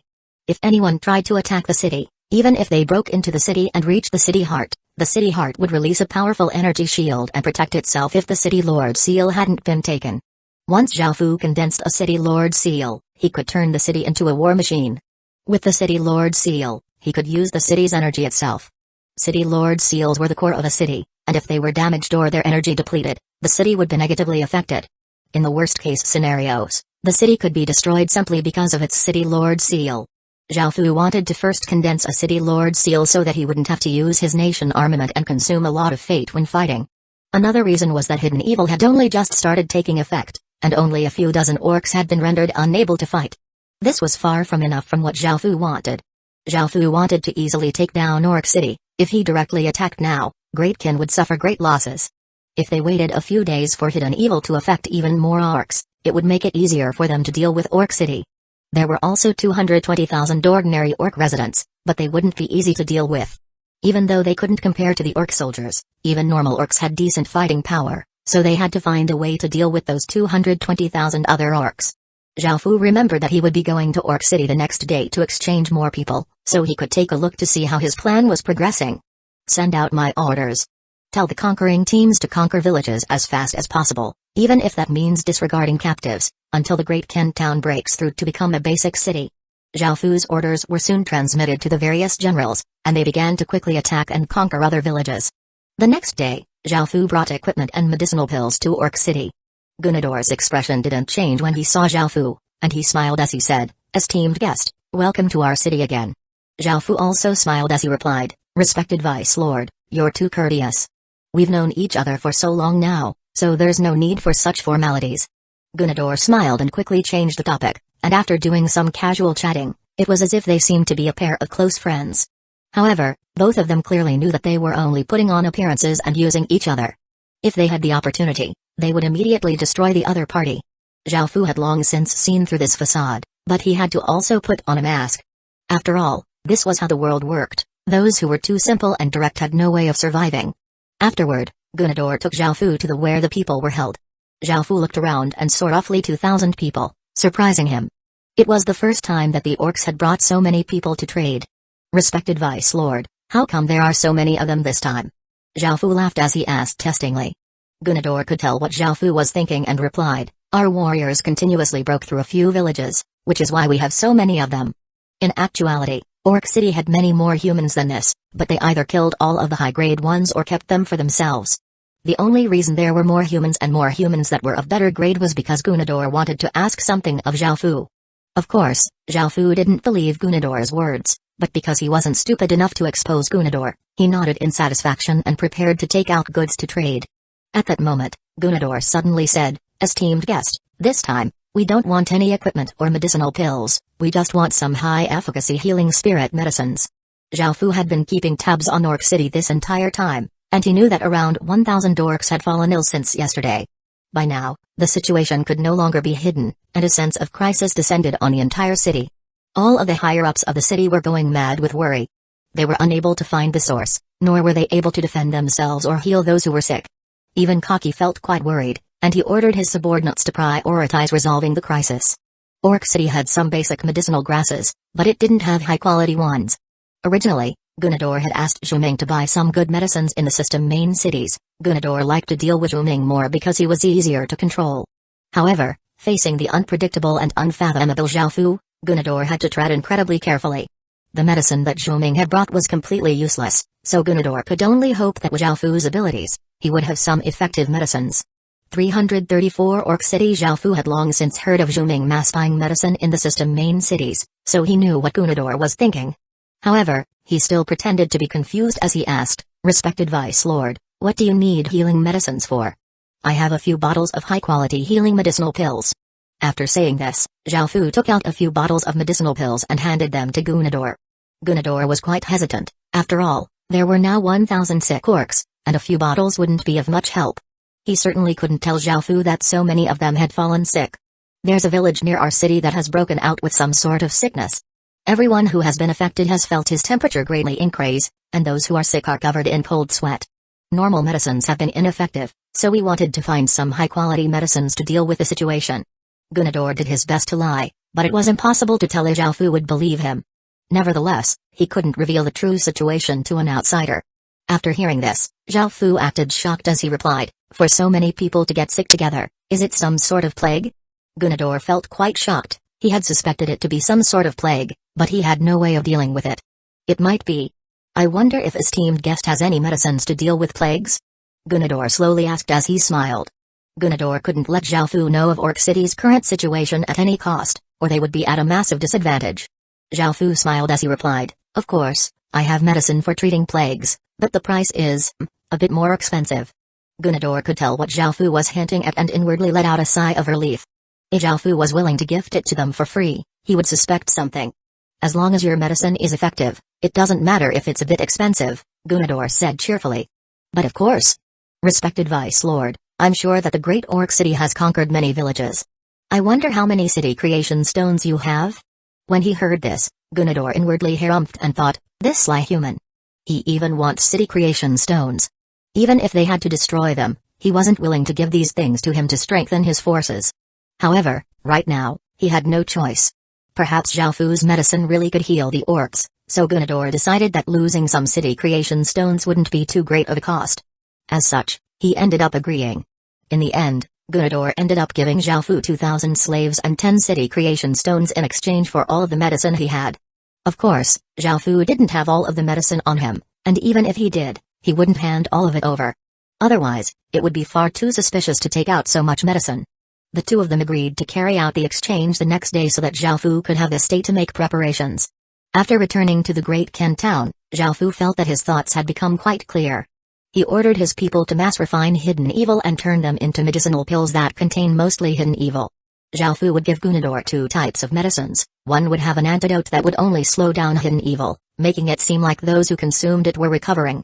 The other type would be made up of 90% hidden evil, 10% antidote, and some other things.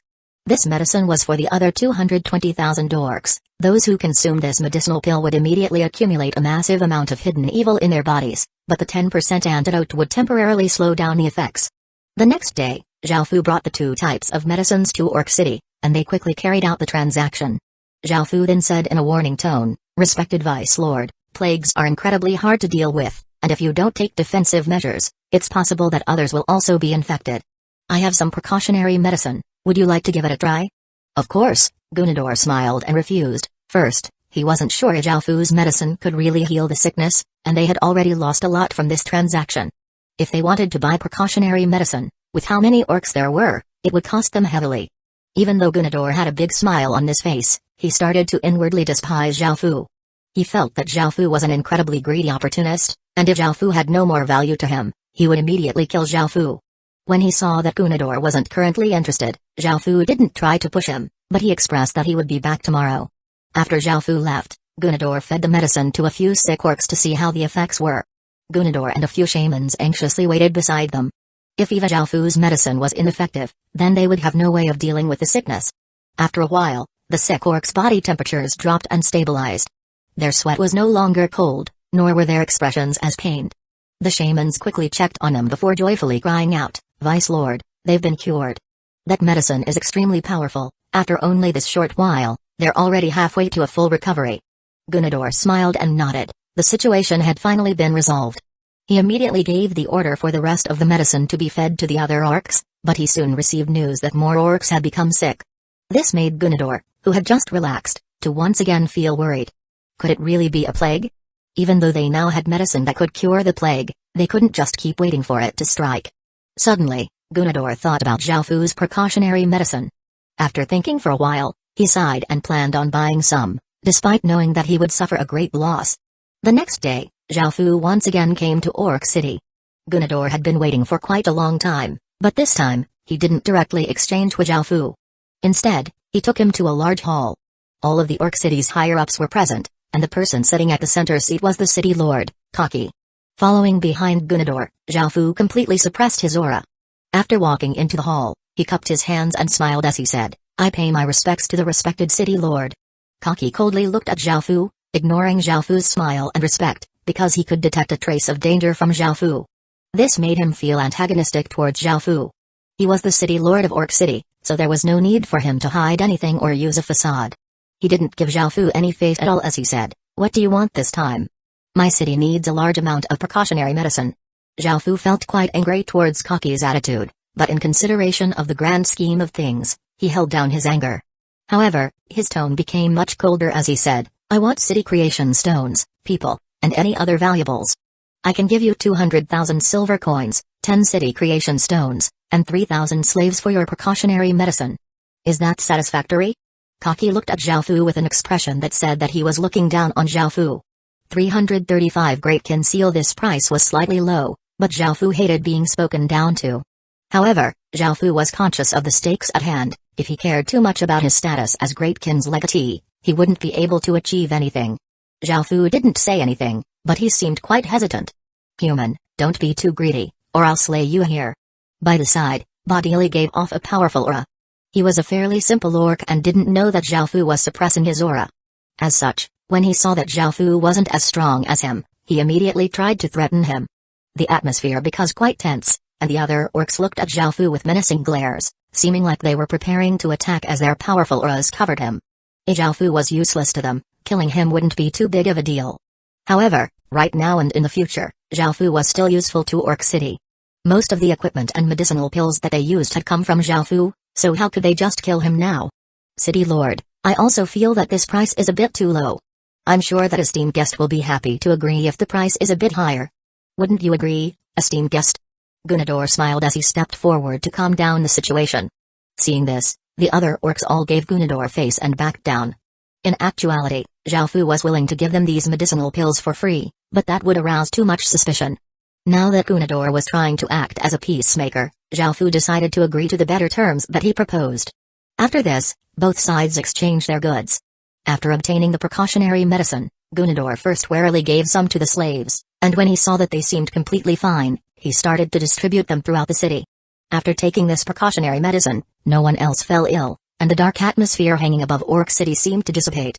Gunador let out a breath of relief. It seemed that the crisis was finally over. Things were over for Orc City, but they were only just beginning for the Great Ken town. Now, Zhao Fu started to prepare for war. The precautionary medicine would be consumed for 3 days, which meant that he had to prepare everything within 3 days. The most important thing, of course, was leveling up the Great Ken town. As such, Zhao Fu could only wait while the soldiers outside conquered as fast as they could. Now that Zhao Fu had changed the priority from gaining population to simply conquering as fast as possible, everything went much faster. Zhao Fu continuously received announcements that said his subordinates had conquered villages, and the Great Ken town continuously gained experience point. After the first day passed, they had gained 30,000 or so experience point. After the second day passed, they had gained another 40,000 or so experience point. On the third day, Zhang strode over many corpses and arrived at the city heart in the village hall, and he chose to conquer and relocate the village. System announcement. Congratulations, the Great Ken town has leveled up and become a basic city. As soon as this system announcement sounded out, the entire Great Ken town shined with a faint black light, and a powerful aura burst forth. Following this, a black gold light shot into the sky. In that moment, all of China's legatees suddenly detected something and looked towards Great Ken. Zhao Fu came outside and saw a black pillar of light shoot into the clouds. The blue sky was instantly dyed black, making it completely dark, seeming quite terrifying. The wind started to blow, and clouds started to gather as traces of dragon-like black aura rose from the ground within Great Ken's territory and gathered towards the Great Ken town. This scene was quite impressive and awe-inspiring, and all of the people and animals within Great Ken's territory all stopped what they were doing as they looked at the black aura moving from their bodies and the ground. Above the Great Ken town, more and more black aura gathered, and it started to give off an incredibly ancient and terrifying feeling. At that moment, Great Ken's subjects all kneeled down in unison. Suddenly, the black aura gathered above Great Ken started to change. It started to flood towards the center of the Great Ken town, and an incredibly terrifying suppressive aura descended from the air. Roar. A gigantic dragon's roar sounded out as the black aura formed a black dragon that was over 1,000 meters long, and it gave off an incredibly domineering aura. All of the legatees felt this roar, and they understood that Great Ken was about to level up into a city. Countless legatees could only sigh. Great Ken was simply unstoppable at this point. However, now that the Divine Fish Festival had just passed, many of the legatees were quite happy to see Great Ken show off its power like this. Many of those ordinary people had shined far too brilliantly during the Divine Fish Festival, suppressing even the legatees. Establishing a city was like sending out a message to the ordinary people that this world was still ruled by the large families in the end. Even if they now had some power, they still had to lower their heads to the large families. At that moment, the ordinary people who had been blessed by the heavens, Gu Qinying, Zhang Quansheng, Yi Yi, Liu Yubai, and others, all felt an intense feeling of suppression. Countless people looked at Great Qin's direction with serious gazes, feeling a formless pressure. For these ordinary people, their paths forward would be incredibly difficult because their greatest enemies weren't the system main cities but the large families. The system main cities were destined to be surpassed by and conquered by players, and in the end, the world still belonged to the large families. These large families definitely wouldn't show any mercy, and they would do their best to kill the rising stars. The coldness and bloodthirstiness of the large families weren't things that ordinary people could imagine. What's more, they had historical figures, fortunes gathered over several millennia, and many talented people. This wasn't something that ordinary factions could compete with. In front of these large families, these new factions had no chance against them. If they had the opportunity, the large families would definitely act against these new factions. In the future, the large families and new factions would definitely become great enemies. Even though Zhao Fu wasn't relying on anyone and hadn't received any help from the Ying family, he still counted as someone from a large family. After all, he possessed Great Qin's bloodline, which counted as a large family's legacy. This was something that he couldn't change. Because Great Qin counted as a large family's faction, the other legatees wanted Great Qin to put those new factions into their places and suppress their brilliance from the Divine Fish Festival. The heavens had already blessed them with one opportunity. The heavens definitely wouldn't give them any more. In the end, the will of the heavens would stand on the side of the large families because the fate that they possessed wasn't something the new factions could compare to. At the Westfall restaurant, He Xianru, who wore purple clothing and a veil, gave off a beautiful and mysterious aura. She suddenly felt her fate change. She smiled as she lowered her head and thought to herself before muttering, "Looks like I should tell His Majesty everything, but I hope he won't be too angry." 336 Historical figure. Back at Great Qin, the 1,000-meter-long black dragon circled around in the sky, giving off a terrifying aura. At that moment, the entire Great Qin town shined with a bright black light, and the black pillar of light that stretched to the sky dimmed before disappearing. A resplendent black dot of light appeared above the center of the Great Qin city as the city heart continuously trembled. A formless energy rippled out from the city heart and entered the black dot of light, causing it to shine even brighter. Boom! The black dragon in the sky rushed into the black dot, causing a blinding explosion of light and a massive explosion to sound out. After a while, the black light gradually disappeared as a square-shaped, black and gold seal appeared in the air. It was a golden seal with a black dragon on it. This was Great Qin's City Lord Seal, and after the City Lord Seal formed, the abnormal signs all disappeared. Zhao Fu stretched out his hand, and the City Lord Seal turned into a black ray of light and flew into his hand. Great Qin City Seal, the Great Qin City's City Lord Seal. It is the core of a city and controls the greatest authority in the city. System announcement. The Great Qin City has successfully condensed a City Lord Seal. System announcement. City functions have been activated. System announcement. You have received the title City Lord. System announcement. Congratulations, your Heaven Prayer platform has leveled up. System announcement.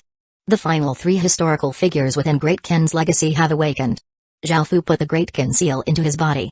City Lord seals were quite special, and they could be fused with one's body. As such, City Lord seals were quite difficult to obtain, and they could only be obtained by killing City Lords. Other methods, such as stealing it, weren't possible. After all, for most people, even seeing a City Lord seal was quite rare. Afterward, Zhao Fu started to go through the system announcements. There was no need to look at the first one, but the second one about city functions intrigued him. These city functions were similar to the city functions of the system main cities. Upon raising a town to a basic city, it would gain many of the functions of system main cities. As for the City Lord title, it made indigenous residents respect him more, and it could increase popular support and soldier morale. Next was the Heaven Prayer Platform's stats. Heaven Prayer Platform, a special structure of an Empire Legacy village. It can level up with a village. Special stats, resistance to natural disasters plus 75%, chance of spawning S-grade or above villagers plus 40%. The final system announcement was about 3 historical figures awakening. However, since they were the final ones, did that mean there wouldn't be any more in the future? Zhao Fu felt that this was indeed the case from the wording, and he felt quite disappointed. After all, there were still many famed generals and ministers of Great Qin who hadn't appeared yet. However, These were the rules, and Xiaofu couldn't do anything about them. Now, Xiaofu felt quite curious about the three final historical figures. Xiaofu went to the origin and raised his hand, and three golden rays of light shot up as three figures appeared on the origin. The first was a big man with a large beard who was well built and gave off a valiant aura. Name, Simakuo. Grade, SS. Title, None. Profession, General. Profession effects, can hold two different military professions. Achievement points, Commoner, 0 out of 200, Race, Human. Age, 25, 100, Loyalty, 100. Stats, Strength, 9, Intelligence, 8, Constitution, 9, Agility, 7. Cultivation, Stage 0. Cultivation technique, non-skills, none. Equipment, coarse cloth clothes, cloth shoes, coarse cloth pants. Simakuo was one of Great Qin's famed generals, and he was a prominent figure in the mid to late periods of the Qin dynasty. He had performed great contributions to Great Qin, particularly in destroying the state of Shu and attacking the state of Wei and Chu. Simakuo had been extremely loyal and patriotic, but there weren't many records on what happened to him afterward, making him quite mysterious. The second person was a young man who was dressed in robes and gave off a scholarly air. His eyes were so piercing that others didn't dare to look into them directly. Name, Shang Yang. Grade, SSS. Title, None. Profession, None. Achievement points, Commoner, 0 out of 200, Race, Human. Age, 24, 100, Loyalty, 100. Stats, Strength, 9, Intelligence, 12, Constitution, 8, Agility, 7. Cultivation, Stage 0. Cultivation technique, non-skills, none. Equipment, robes, cloth shoes. This person is Shang Yang? Xiaofu felt quite surprised. Shang Yang was quite a famous figure, and Great Qin primarily relied on him for legal reforms. It was because of these legal reforms that Great Qin had become rich and powerful, giving it the foundation to unite the other 6 states. Shang Yang's contributions weren't small at all either. It was a pity that Shang Yang's end wasn't too good. Because he had offended King Huaiwen of Qin, after Duke Zhao of Qin passed away and King Huaiwen of Qin succeeded the throne, he was accused falsely of treason and threatened with execution. In the end, Shang Yang was forced to raise his own troops, but it was a pity that his side lost. His body was taken back to Xianyang, the capital back then, and his body was torn apart by carts in public. The third person was a well-built but slightly short person who gave off a steady aura like that of a great commander. Name, Zhang Han. Grade, SS. Title, None. Profession, General. Profession effects, can hold two different military professions. Achievement points, Commoner, 0 out of 200, Race, Human. Age, 24, 100, Loyalty, 100. Stats, Strength, 10, Intelligence, 9, Constitution, 8, Agility, 7. Cultivation, Stage 0. Cultivation technique, non-skills, none. Equipment, coarse cloth clothes, cloth shoes, coarse cloth pants. Zhang Han was another one of Great Qin's famed generals, and he lived during the reign of the second Qin Emperor, Huai. He pacified the rebellions started by Chen Sheng and Wu Guang and sought retribution against rebellious feudal princes. He also dealt heavy blows to the states of Wei, Qi, Chu, and Zhao, resulting in the deaths of the king of Wei, Wei Jiayu, the king of Qi, Tian Dan, the king of Zhao, Wu Chen, and the state of Chu's general, Xiang Liang. King Huai of Chu relocated the capital, and Liu Bang and Xiangji were forced to retreat. It was a pity that Great Qin had been completely ripped apart on the inside by Huai, the second emperor, and his lackey, the eunuch Zhao Jiao. In the end, Zhang Han's failure was destined. He first lost to Chu and then Han, after which he committed suicide. After the three of them appeared on the origin, their eyes gradually gained clarity. They knelt down to Xiaofu and respectfully called out, "Your Majesty." Xiaofu smiled and told them to rise. He had obtained 3 more powerful historical figures. It was just a pity that he wouldn't obtain any more in the future. Xiaofu called Li Si and introduced them to Great Qin's current situation. He then ordered all of the soldiers back and had them prepare to attack Orc City. Afterward, Xiaofu went to the city heart and looked at Great Qin's new stats. Village name, Great Qin City, Legendary, Level, Basic, 200 out of 1,500,000, Village area, 800 square kilometers. Village territory, 25,180 square kilometers. Residents, 242,950 out of 420,000. Military, 41,640 out of 72,000. Popular support, 85. Village special stats, territory crop output plus 120%, territory crop growing time minus 120%, population limit plus 90%, residence stats can randomly plus 8, soldiers stats plus 9%, population attraction plus 110%, chance of attracting higher grade population plus 110%. Subsidiary village limit, 1,200. Subordinate villages, Lobe Village, Jean Village, Drun Village, Lee Family Village, Wolf Village, Ferocious Tiger Village. 337 The winner is king. After looking through the Great Qin City's new stats, Zhao Fu waited for the soldiers to return. Not too long after, the generals and commanders brought their soldiers back and gathered in the now city hall. After everyone was back, Zhao Fu started to discuss with his subordinates the matter concerning Orc City, and they started to make detailed plans. They allowed the rest of the soldiers to take a good rest because the battle the next day would be the first large-scale battle that Great Qin would engage in. Early the next morning, the birds chirped loudly, and the sky was quite bright. There weren't many clouds in the sky, revealing most of the deep blue sky. Over these 3 days, Orc City had more or less returned to normal. After eating Zhao Fu's medicine, none of the orcs were falling sick anymore. Bodili and a few other orc generals split into 4 teams with roughly 5,000 orcs each, and they went out to conquer. Orc City also had teleportation channels and 14 subsidiary orc villages.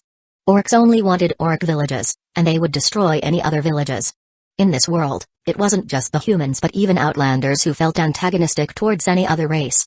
Zhao Fu had many different outlander races living under his command, and while he would always stand on the side of humans, he would treat his outlanders well as long as they were loyal to Great Qin.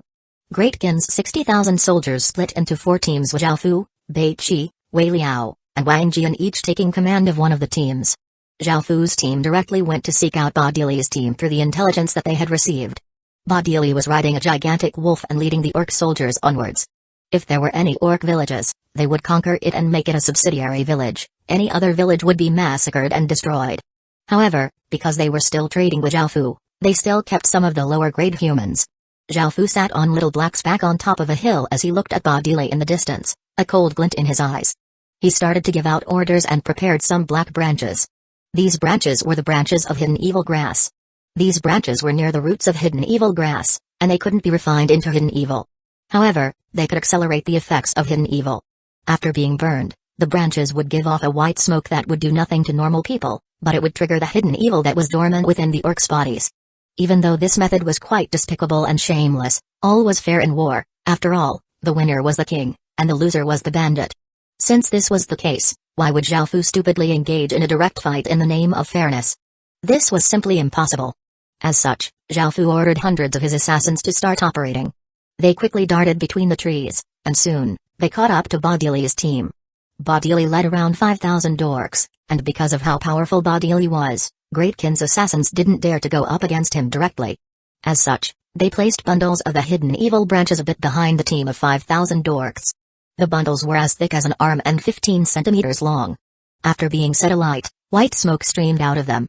There was some distance between the orcs and the bundles because Bodili was too powerful and the assassins would be discovered if they went too close. As such, they had to rely on the wind to blow the smoke over. The white smoke was blown along by the wind from behind, making Bodili feel quite wary. Just as he was about to say something, the orcs within the smoke fell down and looked incredibly pained as they struggled on the ground. Bodili was startled and immediately cried out, "Get away from the white smoke." However, at that moment, Great Qin's assassins rushed close and lit up bundles of hidden evil before throwing them into the team of orcs. After seeing what had happened to the orcs who had been affected by the white smoke, the remaining orcs completely panicked and started scattering. However, bundles of black branches were continuously thrown at them, and any orc who breathed in the white smoke fell to the ground. By now, Zhao Fu brought out his 10,000 or so soldiers and started to light up bundles of black branches and throw them at the orcs. "Respected orc friends, how have you been?" Zhao Fu rode on Little Black and slowly cantered forwards as he smiled. Right now, the entire orc team had been surrounded by Zhao Fu, and less than 100 could stand. This was exactly what Zhao Fu wanted, to take down the orcs easily. These orc soldiers had all consumed hidden evil for extended periods of time, and a lot of hidden evil had accumulated within their bodies. Today was the day Zhao Fu had been waiting for. Bodili looked at Zhao Fu and the soldiers surrounding him, and he realized that Zhao Fu was here to kill him. He roared, "Shameless human!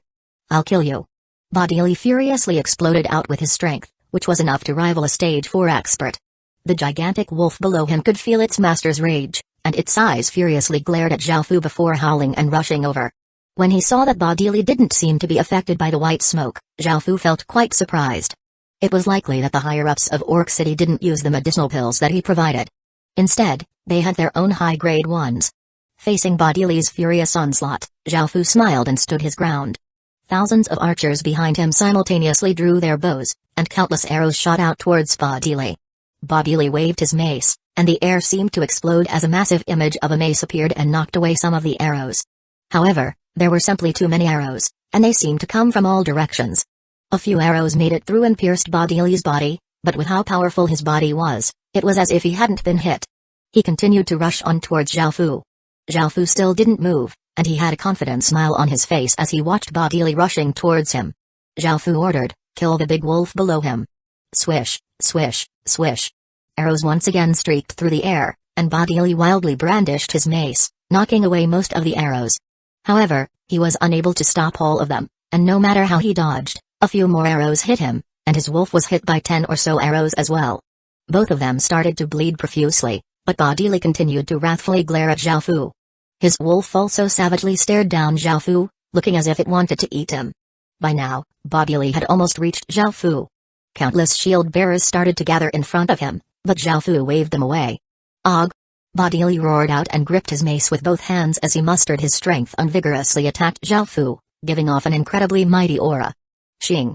A gigantic sword hum rang out as a black sword light filled with dense sword chi slashed out, sending Bodili flying. The wolf below him was instantly split in two, causing its blood to fly everywhere. Only after flying 10 or so meters and crashing through multiple trees did Bodili stop, a bloody gash on his body. His expression was quite shocked as he cried out, "Human, you're actually a city lord." 338 synonym for death. Just then, Zhao Fu had used the city lord seal's power. A city lord seal's power was almost as powerful as a nation armament, and most importantly, it didn't consume any fate. However, Zhao Fu couldn't use the city lord seal's power at his every whim or fancy because it could affect the city. However, using it in key moments wouldn't be too big of a problem. Zhao Fu rode on Little Black as he walked towards Bodili and said, "Orc City is fated to lose. If you surrender to me, I promise to treat you well, and you may have great achievements in the future." Zhao Fu felt that whether it was strength or potential, Bodili was quite good, so he wanted to try recruiting him. "Humphrey." Bodili coldly harumphed and stood up as he replied, "Human, I'll never betray Lord Kaki." After saying this, Bodili wielded his mace and rushed towards Zhao Fu again. Zhao Fu frowned and casually swept out with another massive arc of black sword light. Bodili's expression became serious, and he used his mace to block. However, that black light easily sent him flying again. Even though Bodili's strength could rival a stage 4 expert, he simply couldn't stand up against Zhao Fu, who now had a city lord seal.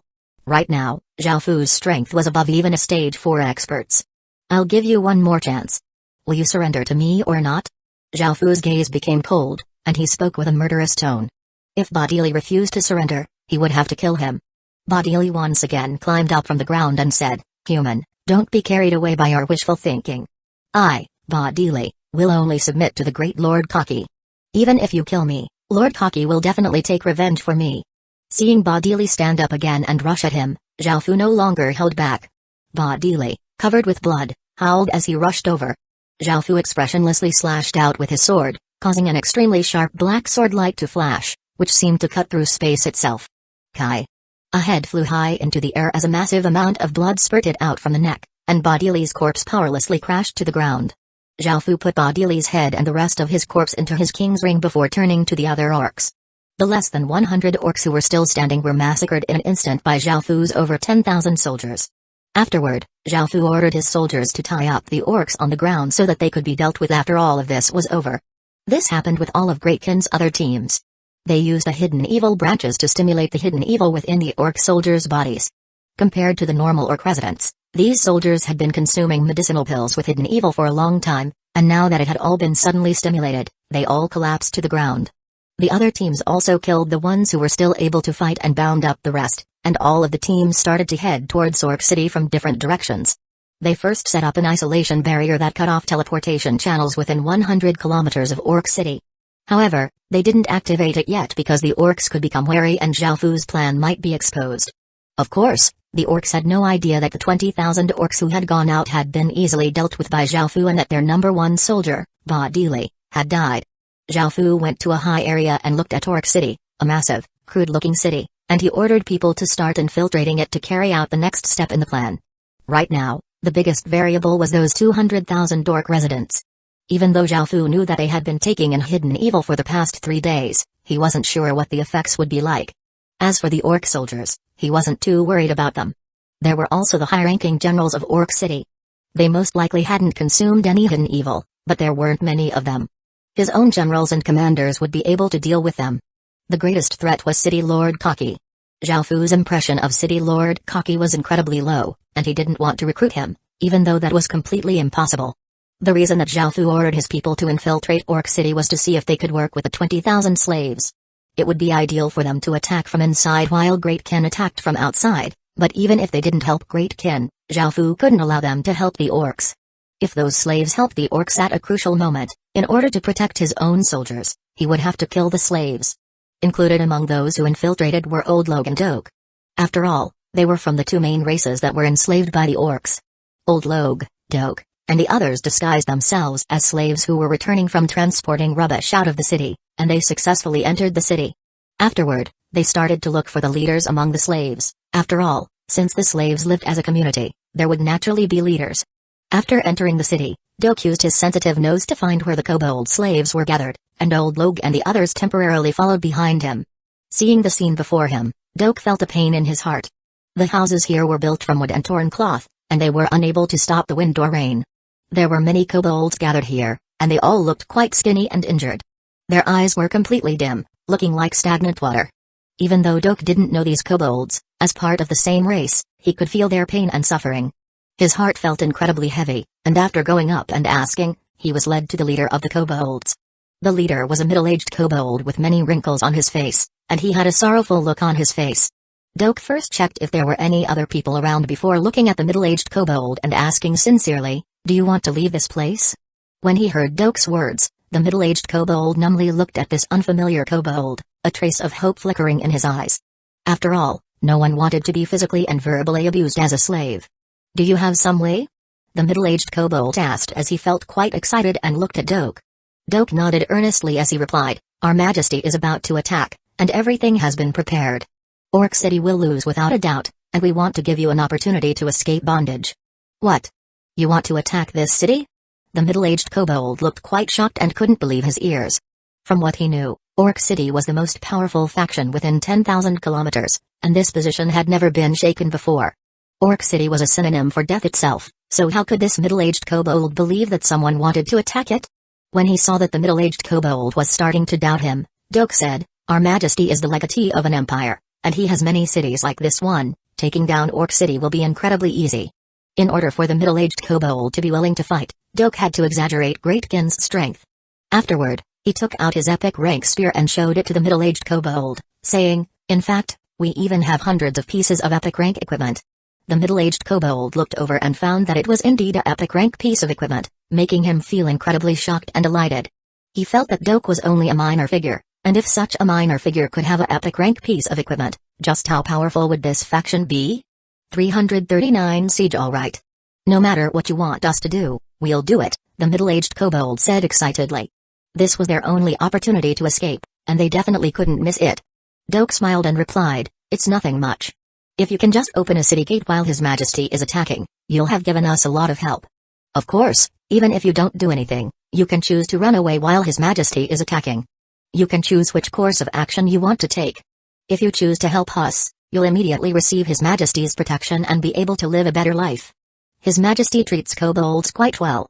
If you choose to run during the chaos, that's fine too, but you won't have anyone protecting you." The middle-aged kobold was quite surprised. He had expected that they would want them to make a disturbance on the inside while they attacked, but he had never expected that they would be given the option to not do anything and escape. This showed the strength of their side, and adding on Doke's epic rank spear, he truly understood how powerful this force was. It definitely wouldn't be easy to obtain the protection of such a powerful force, and seeing that Doke was doing quite well, the middle-aged kobold decided to help Great Qin.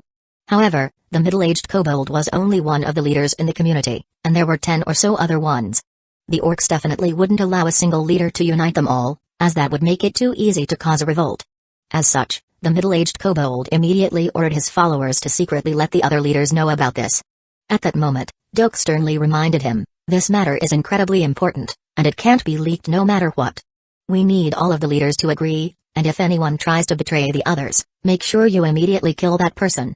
The middle-aged kobold understood how important this was, and he sincerely nodded. He first met with some of the more trustworthy leaders and talked with them before gathering the others. Doke and Old Log also stayed for a while to prevent anything unexpected from happening. Luckily, all of the kobold leaders were excited to join Great Kin. Afterward, Doke left some weapons with them, after which he and Old Log went to the goblins and did the same thing. They found a goblin leader and convinced him before allying the other leaders as well. They ran into some minor problems on the goblin side. Two of the goblin leaders felt that the orcs were too powerful and that Great Kin wouldn't be able to defeat them, and they even showed signs of wanting to report this to the orcs. As such, all of the other goblin leaders immediately killed them. After completing this, Doke and Old Log went back to report to Zhao Fu. Upon hearing this, Zhao Fu grinned and gave the order to activate the isolation barriers, and a formless energy locked down the 100-kilometer radius area around Orc City. This greatly surprised the orcs who were about to use the teleportation channels. Before they could work out what was happening, Zhao Fu gave the order to attack, and they quickly conquered the subsidiary villages nearby. The subsidiary villages only had a few hundred orcs each, and a few waves of arrows killed them easily. Zhao Fu didn't know if they had taken in any hidden evil, but using the white smoke was too slow because they needed to deal with them quickly. Soon, Zhao Fu and his army had reached Orc City, as had Bai Qi, Wang Jian, and Wu Liao, and they surrounded it in 4 directions. Each of them had 12,000 people, and wanting to take down a city with over 200,000 residents seemed impossible. This was even more so because their forces were scattered. If they were grouped together, they would be more effective, but Zhao Fu had other plans.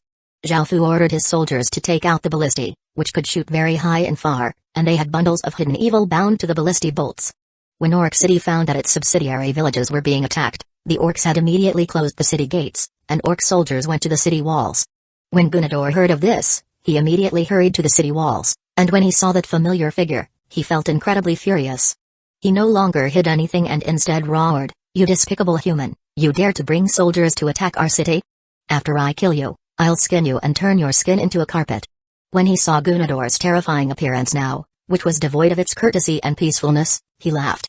They had completely burned all bridges, and there was nothing to worry about now.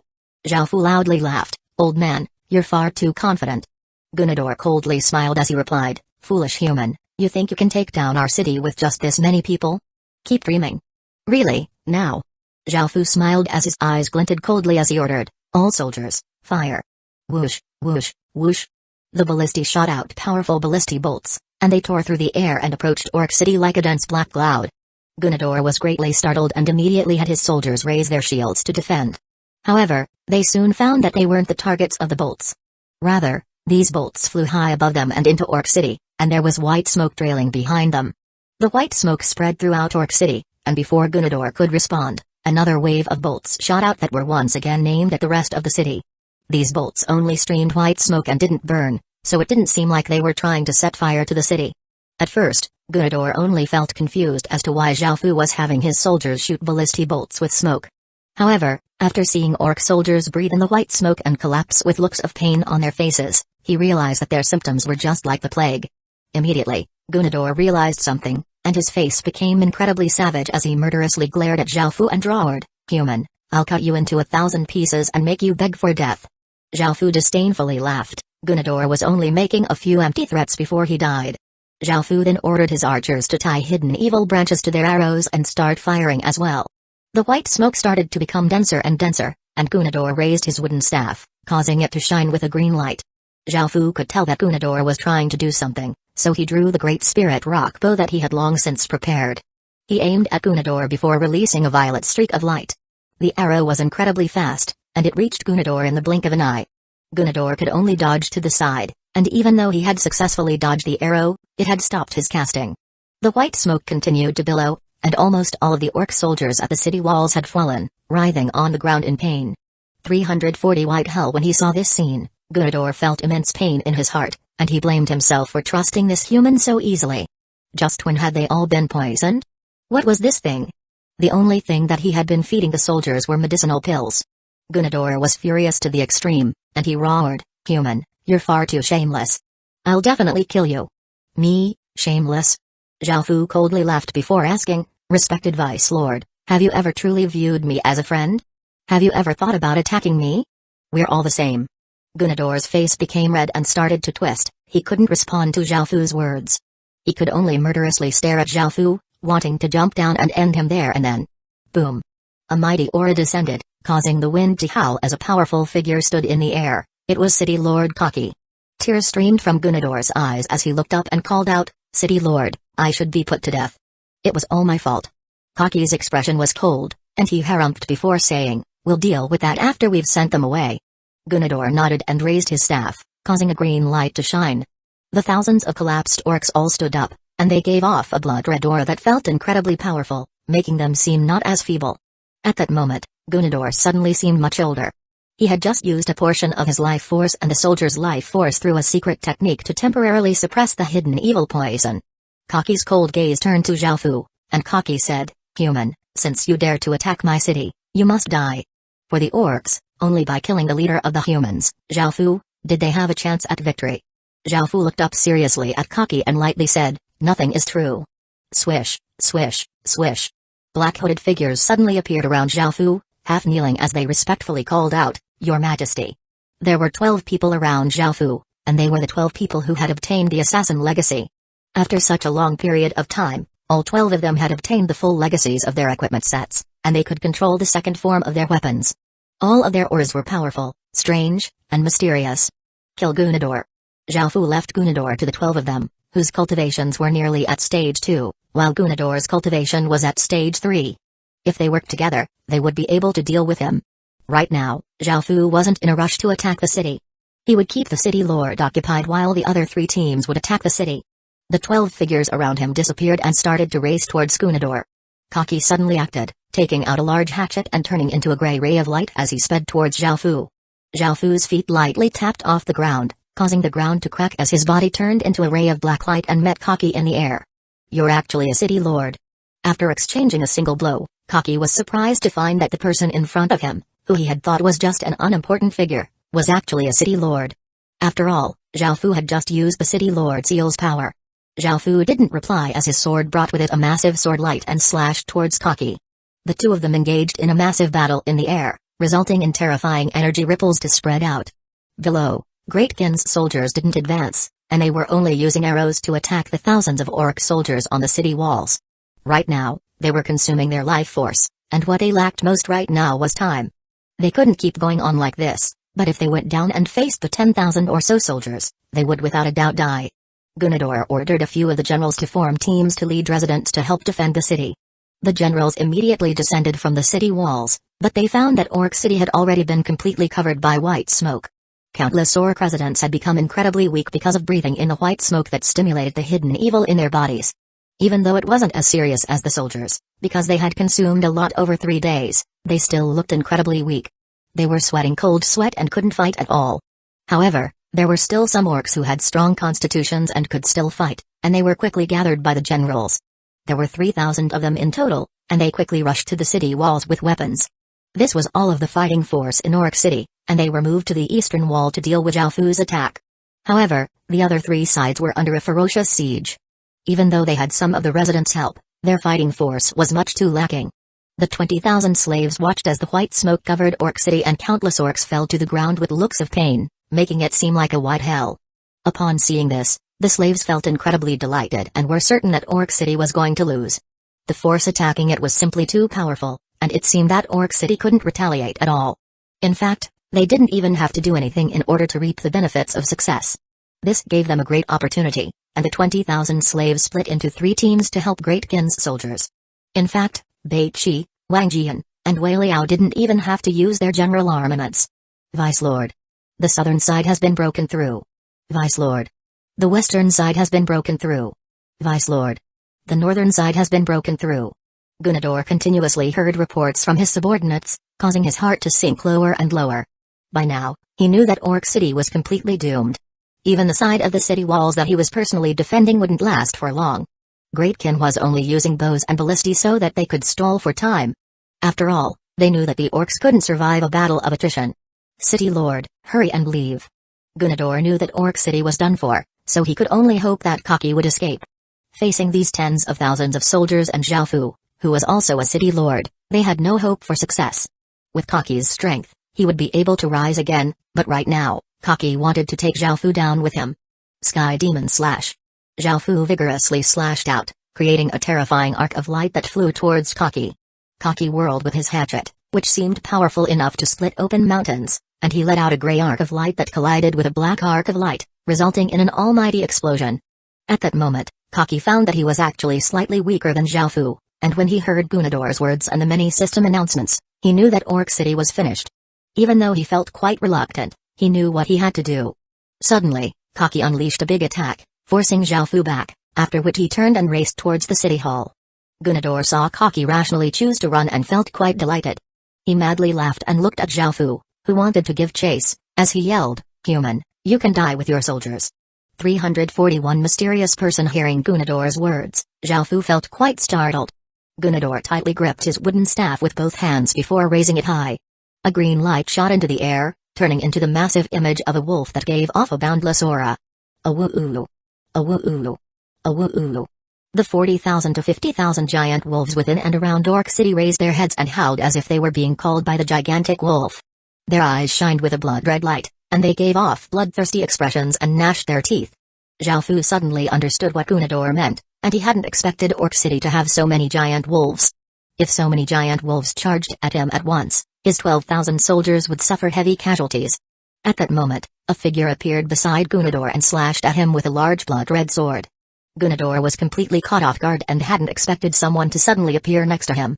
He had no time to think or worry, and a green flame formed a protective barrier around him as he continued sending power into his staff.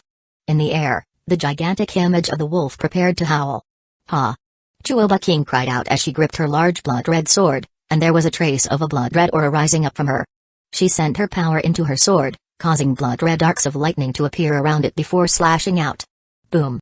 A gigantic explosion rang out as the blood-red sword slashed against the green barrier, making it seem as if the air had exploded and creating a wild gale. Crack! Long cracks appeared on the green barrier before it shattered, and the large blood-red sword continued towards Gunador's waist. Gunador was given a big fright. He had never thought that a person who wasn't even stage 2 yet would be able to slash apart his protective barrier. Right now, all of his power was gathered into the image of the gigantic wolf, but if he didn't do anything, he would be split in two. At that moment, Gunador's expression became savage, and he decided to sacrifice his life. He wanted to draw the tens of thousands of giant wolves over. They all had Tier 0 level 6 to Tier 0 level 7 strength and would deal a heavy blow to Zhaofu's army. Moreover, he needed to stall for enough time for City Lord Kaki to run. That way, even if he died, he would have no regrets. As such, he continued to send as much of his power into his staff as he could. Og! A small and skinny figure suddenly appeared on Gunador's other side, slashing a dagger through the air that seemed to tear apart the air. It slashed off Gunador's hands, causing blood to flood out of the wound and for his hands and staff to fall to the ground. The gigantic wolf image in the sky instantly disappeared, and the giant wolves within and around Orc City settled down again. Little Shah had attacked incredibly suddenly, and he had shown no mercy at all, cruelly attacking as efficiently as possible. Not only did Little Shah have a Sin Devil bloodline, but he was also SSS grade and had an incredibly cold personality. He became much more powerful with each passing day, and even though he was the youngest of the 12, he was already the most powerful out of them. Kai! Chuoba King's large blood-red sword flashed through the air and split Gunador in half at the waist, and the others didn't even have an opportunity to attack. After losing Gunador, the thousands of orcs who had been sustained by his magic skill once again collapsed to the ground, their appearances quickly aging. Now, there were only 3,000 orc residents who were still capable of fighting.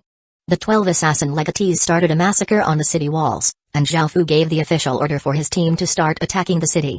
The soldiers roared and started to march in sync, rushing towards the city. Zhaofu's gaze turned to Kaki in the distance, and he knew that he was flying towards the city hall, wanting to relocate the city. As long as he could escape with the city heart, he would be able to rebuild everything, and Zhaofu's gains would be cut by more than half. Humphrey! Zhaofu coldly harumphed and threw the sky demon sword. A large amount of black sword light streamed out from it, and a gigantic demon image shot out from it, spreading its wings and grabbing the sky demon sword as it rocketed towards Kaki. Seeing the demon image shooting at him, Kaki hacked down with his hatchet, sending out 3 rays of light that were 10 or so meters long and contained immense force. Clang!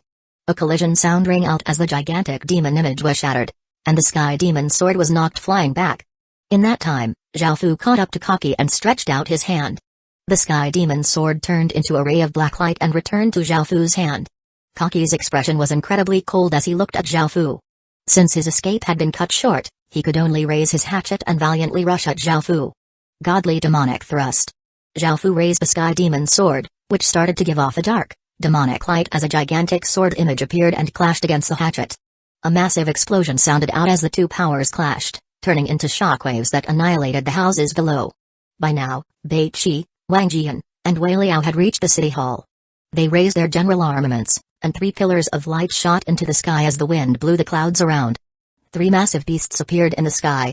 After appearing, the 3 massive beasts charged towards the city hall, turning it into ruins. However, after this, a golden energy shield appeared. At the center of the ruins, a golden cube hovered in the air on a stage with a 50-meter wide golden energy shield around it. This was Orc City's city heart. Bai Qi, Wang Jian, and Wei Liao grasped this opportunity, and they slashed at the energy shield with their swords while the 3 massive beasts slammed against it. Boom! A low rumble sounded out as the 3 massive beasts collided against the energy shield, but it didn't even ripple. After all, city-level energy shields weren't so easily destroyed. This gave Kaki a big fright. If the energy shield was destroyed, the city heart would be conquered, and his city lord seal would lose all of its power, turning into a piece of trash. Og! Kaki no longer hesitated, and he roared as an explosive power burst forth from him.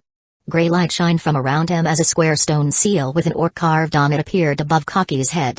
Zhao Fu's pupils constricted, and he raised the sky demon sword as a black light shot into the sky. A dragon's cry sounded out as a black light appeared, and a golden square seal with a black dragon appeared above Zhao Fu. Feeling this power, Kaki felt quite startled.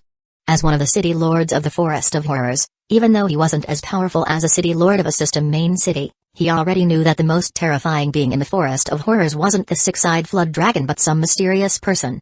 Kaki had seen all of the abnormal signs caused by Great Kin, and only when Zhao Fu took out his city lord seal did Kaki realize who was in front of him. All of the dots now connected, and Kaki felt a wave of bitterness in his heart. 342 ancestors my even though his opponent was monstrously powerful, Kaki couldn't just give in and surrender. He once again explosively roared and completely released his seal's power as he slashed out with his hatchet. The entire sky seemed to tremble as a powerful aura of suppression descended, and the hatchet gave off massive light that seemed to be able to split open the heavens and earth as it descended towards Zhao Fu. Zhao Fu quickly dodged to the side, not choosing to meet the attack head-on. Boom! A massive explosion sounded out, splitting open a 100-meter-long crack in the ground. After Zhao Fu dodged to the side, he wasn't in a hurry to attack. He could keep Kaki occupied while Bai Qi, Wei Liao, and Wang Jian could destroy the golden energy shield and conquer the city. It would still be his victory. Roar! A woo-oo! Scree-ee-ee! The 3 massive beasts roared and mustered their strength as they once again vigorously charged against the golden energy shield with immense force. Boom! Another massive sound resulted, but the golden energy shield was still fine, it was simply too sturdy. With the 3 beasts' strength, they would be able to demolish a small mountain, but they could do nothing to the energy shield. Bai Qi, Wei Liao, and Wang Jian once again gathered their strength and continued to control the 3 beasts to charge against the golden energy shield. As they continuously attacked, the golden energy shield started to tremble. Kaki immediately looked at Bai Qi and the others and struck back Zhao Fu before taking this opportunity to fly towards the 3 of them and start launching attacks at them. Swish, swish, swish. The soldiers on the sides grabbed this opportunity, and countless arrows and bolts flew through the air, covering Kaki. There were tens of thousands of arrows and bolts, and the sound that they gave off was simply terrifying. Kaki didn't dare to be careless, and he continuously brandished his hatchet, creating many air blades and gusts of wind that slashed the incoming arrows and bolts away. At that moment, Zhao Fu suddenly appeared beside Kaki, and Zhao Fu's sword shined with sword light as it stabbed towards Kaki's throat. This sudden attack was incredibly ferocious, and Kaki threw his head back, narrowly avoiding this strike. However, Zhao Fu reacted instantly, slashing down and opening a small gash on Kaki's chest. Kaki was infuriated and smashed his hatchet at Zhao Fu, knocking him back again. Zhao Fu's main task was to keep Kaki occupied as opposed to taking him down. Defeating him in a direct fight would be quite difficult. Roar! A woo-oo! Scree-ee-ee! The 3 massive beasts continued to attack. The blood-red eagle swooped down, using its iron-like claws to rake at the golden energy shield, creating a piercing grating sound. The black tiger and green wolf charged forwards and slammed their bodies against the energy shield, causing low rumbles to sound out. The golden energy shield started to tremble, signaling that it wouldn't last for long. When he saw this, Kaki felt fear within his heart. He retreated before saying to Zhao Fu, "Human, I only want the city creation stone, you can have everything else in Orc City, and I'll order all of the orcs to submit to you." Zhao Fu was quite surprised that this powerful orc would back down. Zhao Fu wasn't interested in much in Orc City, but having 200,000 orcs submit to him would be quite good because he would be able to boost his population by 200,000. However, right now, All of the orcs' lives were in Zhaofu's hands, so why would he agree to Kaki's words? Apologies, but I want everything, Zhaofu replied as he continued to attack, sending out multiple sword lights that were 10 or so meters long. Kaki became completely enraged and gripped his hatchet with both hands, swinging it upwards as a powerful hatchet light burst forth, shattering all of the sword lights that Zhaofu had slashed out. Zhaofu once again slashed out, continuously attacking Kaki without a single care in the world. His single goal was to have Kaki's attention on him. Under the attack of the three beasts, the golden energy shield continued to tremble more and more, and it couldn't last for much longer. Kaki started to feel more and more worried. Once the golden energy shield collapsed, he would without a doubt die. Og! Kaki roared as he raised his hatchet and an incredibly powerful aura burst forth from his body. A large amount of grey light gathered around the hatchet as a sharp aura started to spread out. Behind Kaki, the image of a 10-meter-tall orc appeared and roared, shaking the clouds above. Kaki had unleashed his ancestors' might, and he slashed down with his hatchet. Boom! An incredibly terrifying hatchet light was sent out, making it seem as if the heavens and the earth were being split apart, and even space seemed to be torn. Zhaofu was incredibly shocked, and he quickly dodged to the side while casting Godly Demon Shield. The Sky Demon Sword gave out a massive amount of black light as a 4-meter-wide, 10-meter-tall shield with a goat-headed demon appeared, and it gave off an incredibly firm aura as it blocked in front of Zhaofu. As the massive hatchet struck the shield, sparks flew before the shield collapsed. Zhaofu immediately used his sword to defend and cast his king's domain, but he was still blasted back by the attack. Seeing this, Kaki didn't continue attacking Zhaofu. Instead, he turned into a grey light and rushed towards the golden energy shield. If he could enter the golden energy shield, he would be able to take the city creation stone and escape. Beiqi, Wei Liao, and Wang Jian were quite surprised, and they stopped attacking the golden energy shield and controlled the three beasts to attack Kaki. By now, Kaki was completely infuriated. He had just gotten rid of Zhaofu, and now there were three massive beasts attacking him. He continuously slashed out with his hatchet, but they were completely fearless and continued to tie him down. Demon Son. Zhaofu finally steadied his body and wiped away a trace of blood, looking quite wretched. Boom! A black pillar shot into the sky and pierced through the clouds, and a massive wave of demonic chi spread out. The sun in the sky was slowly dyed black, giving off a terrifying demonic light that bore down on all the creatures below. Zhaofu was currently using both his City Lord Seal's power and his nation armament's power, and as he slashed out with his sword, a shocking sword chi containing an incredibly destructive aura flew out. Boom! The massive sword chi slashed Kaki away, and even the weakened golden energy shield was shattered by it. At that moment, Zhaofu didn't hesitate as he turned into a ray of black light and rushed towards the golden cube hovering in the air. Kaki, covered by blood, saw this and also turned into a ray of light as he raced towards the city heart. Beiqi, Wei Liao, and Wang Jian controlled the three massive beasts to block in front of Kaki, but they were blasted away by his desperate attack. By now, Zhaofu had already reached the city heart, and he stretched out his hand towards the cube. Seeing this, Kaki felt as if his eyes were going to burst, and he howled as he madly rushed towards Zhaofu. 343 Special Den System Announcement. Would you like to conquer Kaki City? After Zhaofu placed his hand on the golden cube, a system announcement sounded out, and he didn't hesitate to choose to conquer it. System announcement. Congratulations, you have conquered Kaki City. System announcement. Congratulations, you have received 1000 achievement points. System announcement. Congratulations, you have received 10 war points. A trace of a smile appeared on Zhaofu's face. It was all over. Zhaofu's taut heart could now relax. I'll kill you. The City Lord Seal's power around Kaki slowly disappeared, and the stone seal above his head gradually lost its light before falling to the ground. Kaki's expression became incredibly savage as he rushed at Zhaofu. Zhaofu coldly glanced at Kaki and casually waved his hand, sending out a formless energy that sent Kaki flying. Now, Kaki only had his stage 4 cultivation, so how could he resist Zhaofu, who had his City Lord Seal? After being sent flying, Kaki crashed against a wall and coughed up a mouthful of blood. I'll give you a choice, submit or die. If you submit to me, you can continue being the City Lord of Orc City. Zhaofu held the Sky Demon's sword and walked over to Kaki as he looked at him. Since Kaki was a stage 4 expert, Zhaofu decided to at least try to recruit him. Ha ha ha ha ha. Kaki wildly laughed. He, the City Lord of Orc City and the most powerful existence in the surrounding 10,000-kilometer radius area, had lost everything because of Zhaofu. He would rather die than to submit to Zhaofu, and he hatefully glared at Zhaofu as he swung his hatchet at Zhaofu in response. Zhaofu watched as Kaki swung his hatchet, and his sword, which was covered with black sword light, stabbed into Kaki's body. His energy exploded out from the sword, instantly turning Kaki's heart into mush. Kaki continued to vengefully stare at Zhao Fu even as he died, as if he wouldn't let Zhao Fu go even if he turned into a ghost. Afterward, he slowly fell to the ground as a corpse. Bei Qi and the other generals and commanders came up and cupped their hands together. "Congratulations, Your Majesty." Zhao Fu also smiled. He waved his hand and put Kaki's corpse away before ordering Bei Qi and the other leaders to take care of the rest. They gathered the poisoned orcs, collected items of values, and calculated their losses. Zhao Fu went to the city heart. Ever since he had seen Orc City, he had wanted it for himself. Right now, Great Qin was only a basic city, and above it were intermediate cities, advanced cities, and great cities. The scale of great cities was like system main cities, and all of the system main cities were great cities. That was why there were only 3 or 4 system main cities despite each region being so big. Leveling up to a great city was quite difficult. It not only required 3 basic cities but also 6 basic towns and the corresponding statuses. The 3 basic cities required 3 viscounts, and the 6 basic towns required 6 barons. Now that Zhao Fu already had a basic city and 3 basic towns, he needed 2 more basic cities and 3 basic towns in order to level up to a great city. He had no idea when this would be possible. Zhao Fu then looked at the Orc City's stats.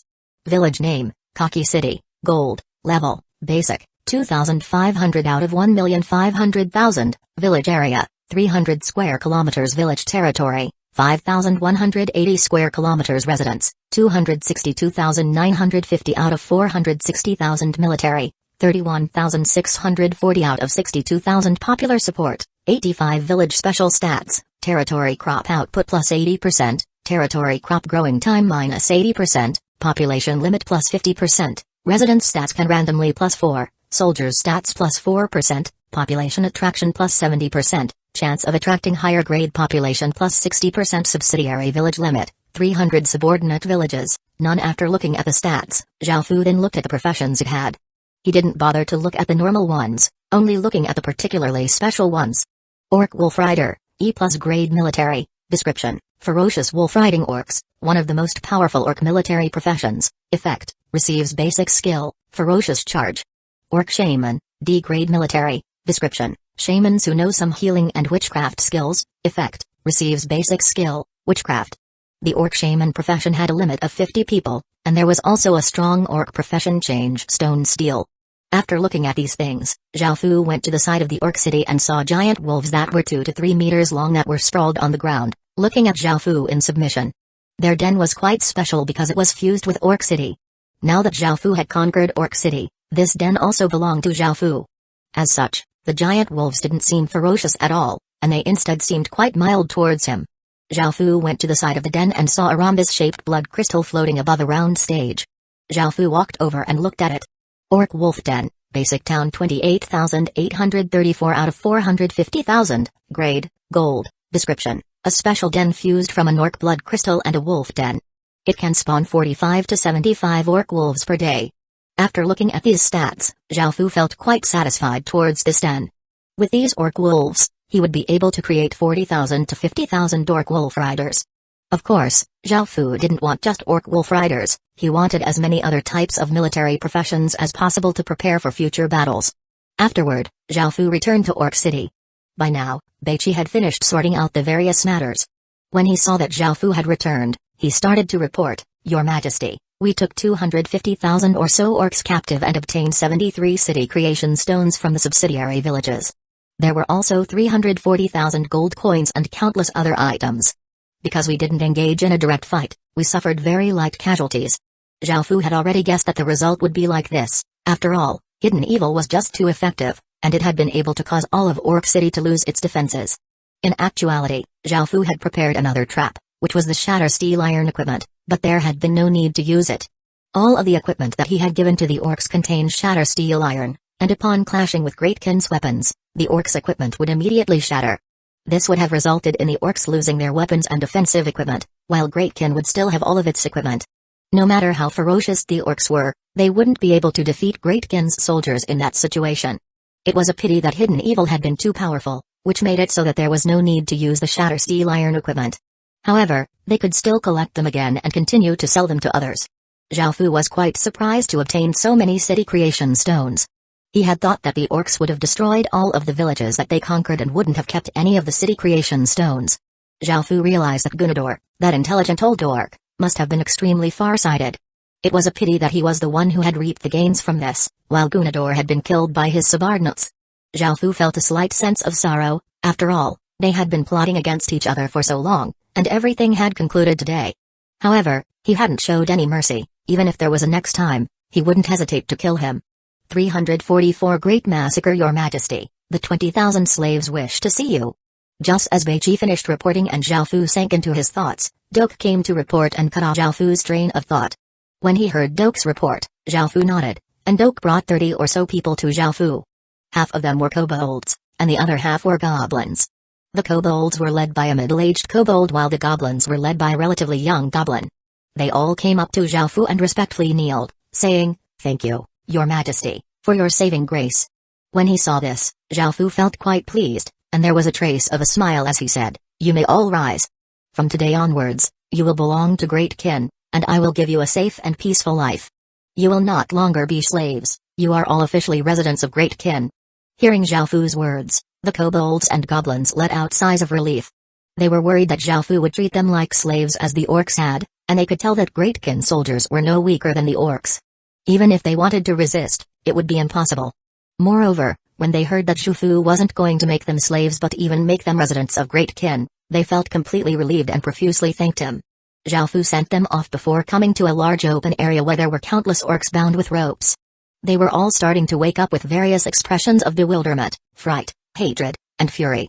They were all fairly weak still because Beiqi had only given them a small portion of antidote in order to prevent anything unexpected from happening. After coming over, Zhao Fu said loudly in the orc language, "Orc City has been conquered by me, and your city lord, vice lord, and number one fighter have been killed by my people. If you are willing to submit, you will be able to become part of Great Kin. If you're unwilling, I won't show any mercy." After Zhao Fu made this announcement, he ordered people to split up the orcs who were willing to submit and those who weren't, starting with the orc soldiers. Most of the orc soldiers were very loyal towards Kaki, and they looked at Zhao Fu murderously, wanting to kill him. Some of them yelled, "Orcs will never surrender," and tried to convince other orcs not to surrender. Seeing this, Zhao Fu's gaze became cold, and he dragged 5,000 of the most loyal orcs in front of the others and made them kneel. "Execute them." Zhao Fu coldly ordered as his soldiers raised their swords and swung down heavily, causing many heads to fly off and many bodies to fall to the ground. Blood flowed out of their necks, instantly dyeing the ground red and causing a pungent smell to spread. "Continue." Zhao Fu looked at the orcs, and his soldiers dragged out 5,000 older orcs who had been serving Kaki for a long time, were incredibly loyal to him, and had also refused to surrender. Zhao Fu didn't have much use for these older orcs anyways, so since they wanted to die, he would fulfill their desires. The older orcs were dragged in front of the corpses of the orc soldiers and knelt there. The older orcs all had tough and unyielding looks on their faces, and they prepared to start yelling something. "Execute." Zhao Fu wasn't interested in listening to what they had to say, and he quickly gave the order. The soldiers once again swung their swords, causing heads and bodies to fall to the ground. Blood once again started to pour out, and the scent of blood became even more striking. Now, the scene was much quieter. However, Zhao Fu's cold voice continued to sound out, and another 5,000 orcs were dragged out and executed. The scene started to become quite oppressive, and an atmosphere of fear started to spread. This was a great massacre. It wasn't something caused by a battle but by a one-sided slaughter. 15,000 corpses lay on the ground, dyeing it completely red and creating a shocking scene. Within the boundless darkness, a blood-red star shined with a demonic blood-red light. As Zhao Fu watched this slaughter, his blood-red eyes started to shine with a demonic light, and his heart became completely cold as he ordered the execution of another 5,000 orcs. Following this, as the slaughter continued, the blood-red star started to shine brighter and brighter, and Zhao Fu's heart became colder and colder. Soon, he ordered a group of orc children, who were younger than 10 years old and not much use as labor, to be dragged out. The soldiers obeyed, walking into the crowd of orcs and dragging out orc children. The parents cried, wailed, and tried to stop them, but they were unable to. They could only kneel and kowtow to Zhao Fu, signaling that they were willing to submit. However, Zhao Fu remained unmoved as if he was devoid of emotions. The soldiers dragged the children to the front, and Beiqi and the other generals and commanders started to feel quite worried. If it was under normal circumstances, Zhao Fu would have stopped already. Why did he want to kill these completely innocent children? Even though the orc children were still quite pure and naive, after seeing so many people being dragged up and beheaded, they knew what was happening and burst into tears. "Execute." Zhao Fu's voice started to sound evil as the soldiers obeyed and raised their swords, preparing to strike. Wait. Bei Qi and the other generals and commanders couldn't watch on anymore and cried out. Zhao Fu frowned and looked towards them. At that moment, they found that Zhao Fu's eyes were shining with a bright blood-red light, which looked quite horrifying. Facing those two terrifying blood-red eyes, Bei Qi and the others' hearts trembled, and their bodies froze. A chilling feeling spread from their hearts, and they instinctively felt a sense of fear. The air seemed to freeze, and their hearts rapidly jumped, making them feel that it was difficult to breathe. All right, release these children. See if there's anyone else who doesn't want to surrender and kill them as well. Zhao Fu suddenly reverted back to his old self, and his eyes dimmed. The blood-red star in the boundless darkness also dimmed and returned to normal. Bei Qi and the others had no idea what had just happened, but they let out a sigh of relief. Zhao Fu just then had been truly terrifying. Zhao Fu hadn't noticed anything, and he left this matter to Bei Qi and the others. A while later, Bei Qi finished taking care of this matter. Because of the massacre Zhao Fu had just committed, most of the remaining orcs were scared into submission and no longer dared to resist. After Bei Qi killed some of the remaining resistors, there were still 220,000 orcs remaining out of the 250,000 residents and soldiers. Zhao Fu was quite pleased with this. Right now, the Great Qin city had nearly 400,000 people, and now that they were adding 220,000 orcs and the 20,000 original slaves, they would make up nearly one-third of the Great Qin city's population. 345 Branch Arbiter Zhao Fu decided that he had to split these orcs up to properly assimilate them into Great Qin. Great Qin should be primarily made up of humans, and he couldn't allow there to be too many outlanders for fear of an uprising. Luckily, the solution was easy. Right now, Zhao Fu's other villages were made up of 80% humans, so by scattering the orcs throughout those villages, he could make sure that the spawning rate of humans would always make the number of humans greater than the number of orcs. Next, Zhao Fu relocated Orc City and obtained 400,000 experience point. It was a pity that the Orc Wolf Den was automatically relocated as well, and he didn't receive any experience point from that. After returning to Great Qin, Zhao Fu decided to establish Orc City 1,000 kilometers away. He made Sar the City Lord and gave him an SSS Grade Orb. City Lord Kaki, Vice Lord Gunador, and Bodili had all been SSS Grade, and after refining their corpses, Zhao Fu obtained 3 SSS Grade Orbs. Because only an orc could be the City Lord of Orc City and Sar was Zhao Fu's #1 orc general, Zhao Fu decided to give Orc City to him. Zhao Fu then took out the stone seal, Orc City's City Lord seal. Zhao Fu had picked up this City Lord seal after killing Kaki, and it was a bit smaller than before. This was because Orc City was now a subsidiary of Great Qin, and a portion of its power had been absorbed by Great Qin. As long as Great Qin had the Great Qin seal, he would be able to render Orc City's City Lord seal useless. After Great Qin seal obtained a portion of Orc City's City Lord seal's power, it had become somewhat stronger. Now that Sar had become the City Lord and controlled the City Lord seal, he would have a heavy responsibility. As such, Zhao Fu also gave him a Stage 2 Blood God pill to help him quickly raise his cultivation. In the future, he would be doing a lot of work. As for the remaining 2 SSS Grade Orbs, Zhao Fu decided to give them to Zhongdu and Old Logue, 2 of his oldest generals. They also had another 30,000 Blood God pills from the orcs' corpses. Most of the orc soldiers had refused to surrender, and only 10,000 had surrendered in the end. Out of these 10,000 soldiers, 80% of them were at Stage 1. Moreover, after taking down this city, Great Qin had received a lot of fate, so the nation armament and clan armament had also become stronger. It was impossible to hide the destruction of Kaki City from the 3 system main cities, as it was such a big event. The 3 city lords talked with each other, and they found that since none of them had made a move against Kaki City, it had to have been that mysterious faction. They were completely shocked as to how quickly and easily that person had taken down Kaki City. This mysterious person was simply growing too quickly, and that person was now a grave threat to the system main cities. The 3 city lords couldn't help but start to take this matter seriously, as it was possible that they would be next. There was another faction that had quickly found out that Kaki City had been destroyed, which was the Zhu family. When the time had came to exchange again, Zhu Ming had happily brought his goods and anticipated a big return. However, after arriving, he found that all that remained were ruins. The mighty and crude Orc City was gone, making him completely shocked. Just which faction was powerful enough to destroy Kaki City? Zhu Ming had immediately returned to the Zhu family and gathered information everywhere to try to find out who it was. Zhao Fu didn't know any of this. In the following period, Great Qin entered a fairly peaceful state so as to properly assimilate everything from Kaki City and to do some building. After the Great Qin City became a city, many structures had to be redone, such as the city walls and some new buildings. At the same time, Zhao Fu ordered his people to start constructing a city hall. Now that Great Qin was a city, there was a need for a city hall. Zhao Fu left this to the gnomes. He told the gnomes to design a majestic and imposing-looking city hall while others would be responsible for the construction. Zhao Fu didn't have much to do now, so he took out the one-world rod and fished at a small creek. His cultivation was now at Tier 1 level 9, and he was just a step away from Stage 2. After becoming Earth grade and obtaining the one-world rod, his cultivation speed had become nearly 10 times faster than before. At that moment, a soldier came to report that Xianru wanted to see him. Zhao Fu felt a bit surprised, but he still went to the Westfall restaurant. Xianru was waiting for him at a table, on which there was a sumptuous feast prepared. Seeing that Zhao Fu had arrived, Xianru smiled and stood up as she paid her respects. "Your Majesty." Zhao Fu had a trace of a smile on his face as he walked in and nodded. He sat down by the table and looked at Xianru as he asked, "What is it?" Xianru first bowed before sitting down beside Zhao Fu, and she poured him a cup of wine and said, "Your Majesty, this lowly one is here to apologize for her wrongdoings. I hope that your Majesty can forgive me."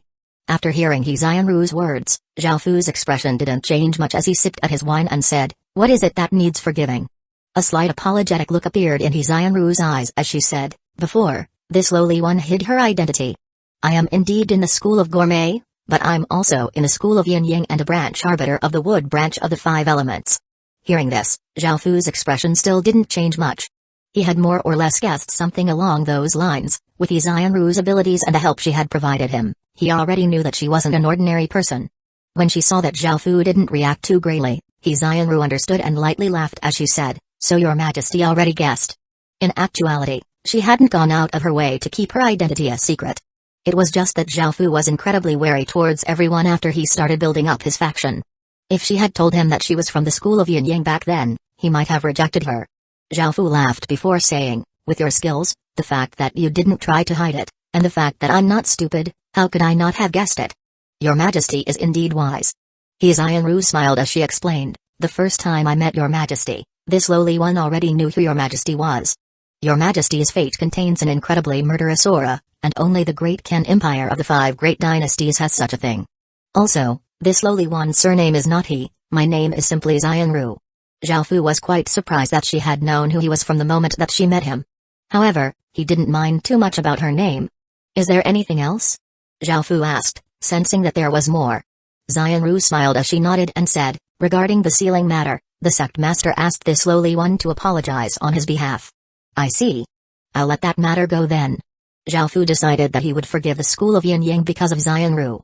He didn't mind too much either. After all, if he waged war against everyone who had gone against him, it would be impossible for Great Qin to fight against all of them. "Thank you, your Majesty." Xianru had never thought that the matter would be resolved so easily. She once again bowed before putting some food in Zhao Fu's bowl and saying, "Your Majesty, please eat, the food won't taste as good once it's cold." "No need. Come with me." Zhao Fu called Xianru to follow him. He had other plans.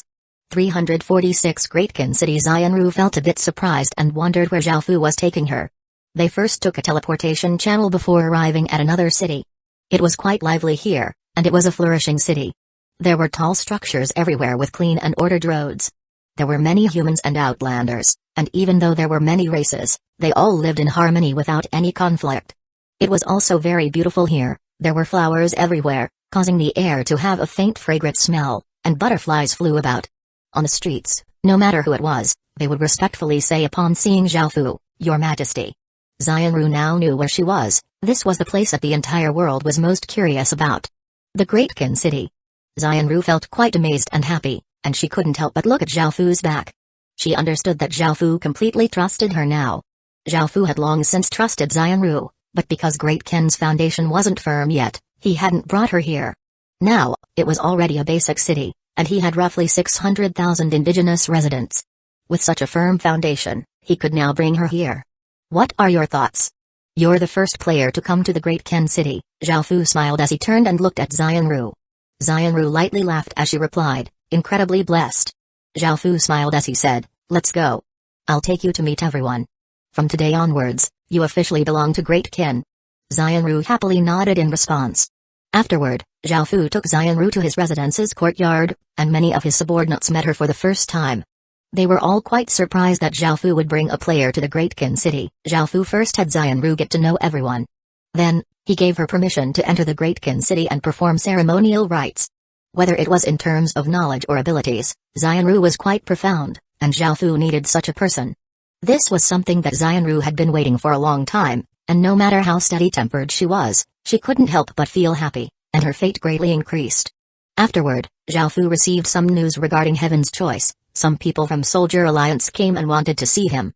Zhao Fu had almost forgotten that he had agreed to try to get along with Soldier Alliance for Wu Qingnian. As such, he went to Demon Tree City, where there were 3 people waiting in Heaven's Choices Hall. There were 2 men who were around 20 or so years old. One of them had a fairly stalwart-looking face, while the other looked quite refined. There was also a young woman who looked quite pretty. As Zhao Fu walked in, the young woman hummed, "So you're Zhao Fu, you're quite good-looking. We're from Soldier Alliance." Because they were within Heaven's Choice's territory, Zhao Fu didn't wear his cloak, so his appearance wasn't hidden. This was the first time someone had said that Zhao Fu was good-looking. In actuality, he had always had decent looks, and after obtaining various legacies, they had slightly changed his appearance to make him look even more handsome and unique. Out of these 3 people, Zhao Fu knew one of them. It was a stalwart-looking person, Dong Junhua. He had never expected him to be willing to come here and give him face. No, it was giving Wu Qingnian face.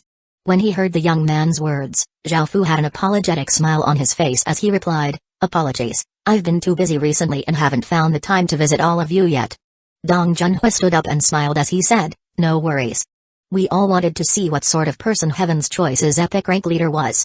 I see that you're not ordinary at all." After speaking, Dong Junhua stretched out his hand and said, "Also, this is my little sister Dong Ying and my friend Ren Changzong." Zhao Fu politely smiled at each of them before saying to Dong Junhua, "Alliance Master Dong is the one who's extraordinary. Soldier Alliance is the top faction in Soldier Forest, and Alliance Master Dong reigns above everyone there." The 2 of them first exchanged courteous words and expressed some considerations of forming an alliance. Zhao Fu could tell that Dong Junhua greatly liked Wu Qingnian, and Dong Junhua asked him how she was doing. What's more, Dong Junhua's little sister even referred to Wu Qingnian as her future sister-in-law. Zhao Fu didn't care much about this, he was only interacting with Soldier Alliance to appease Wu Qingnian. Whether it was Soldier Alliance or Heaven's Choice, those factions were both tiny chess pieces in Zhao Fu's eyes. After seeing the 3 of them off, Zhao Fu went back to his own matters. On the way back, Dong Junhua suddenly asked, "What do you 2 think of Zhao Fu?" Dong Ying thought for a moment before replying, "He's not too bad. He is quite nice, and we can be friends with him. It's said that he's extremely powerful, and I wonder how he got his hair so long and his eyes to become blood red. They look so unique. Could it be that he fused with some sort of bloodline? At first, I thought he was an indigenous resident. Also, big bro, why are you suddenly asking this? Is it because Big Sis Qingnian seems to care about him quite a bit and asked you to help him? Big bro, are you jealous?" Dong Ying suddenly thought of something as she stopped walking and stared at Dong Junhua with wide eyes. Dong Junhua lightly laughed and didn't try to hide it as he nodded and replied, "I am indeed a bit jealous, but I feel that he isn't as simple as he looks. I'm afraid that Qingnian won't be able to control him." By his side, Ren Qingzong, who hadn't spoken this entire time, finally said, "Zhao Fu indeed isn't simple at all, and even though he was doing his best to suppress it, his aura is incredibly terrifying. It has a very powerful fiendish air to it, and he has most likely killed many people. Even if it's not 10,000, it's at least a few thousand." When she heard Ren Zongcheng, Dong Ying was given a big fright, and she cried out, Zong, don't scare me like that.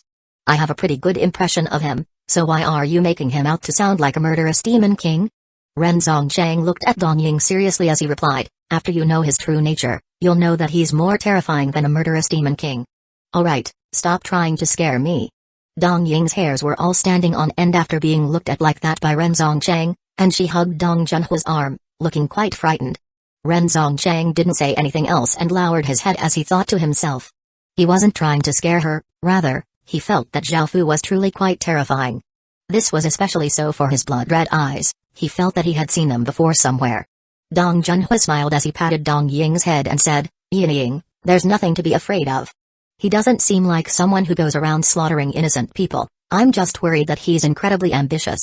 From his eyes, I can tell that he wants to conquer the entire forest of horrors or even proclaim himself as a king or emperor.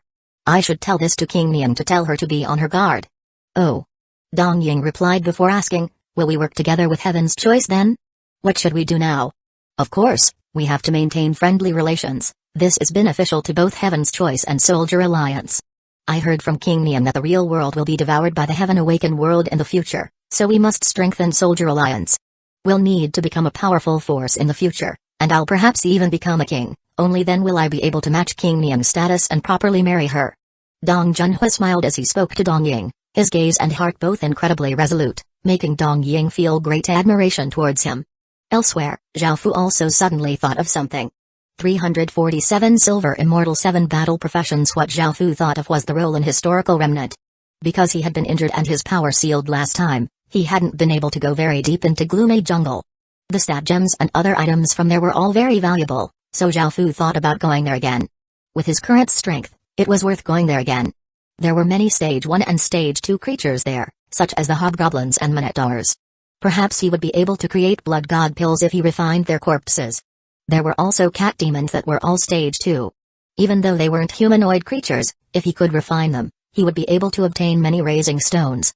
After returning to the Great Qin City, Zhao Fu chose 300 or so elite soldiers, all of whose cultivations were above Stage 1. Their cultivations were around Tier 1 Level 5, and they were soldiers who had been serving Great Qin for the longest and had a lot of battle experience. There were 100 infantrymen, 100 shield bearers, 100 archers, and 300 ghost illusionists.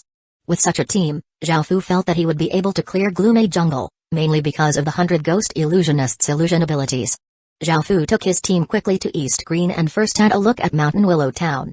Liu Subai's management was quite good, and Mountain Willow Town's development had been progressing quite quickly.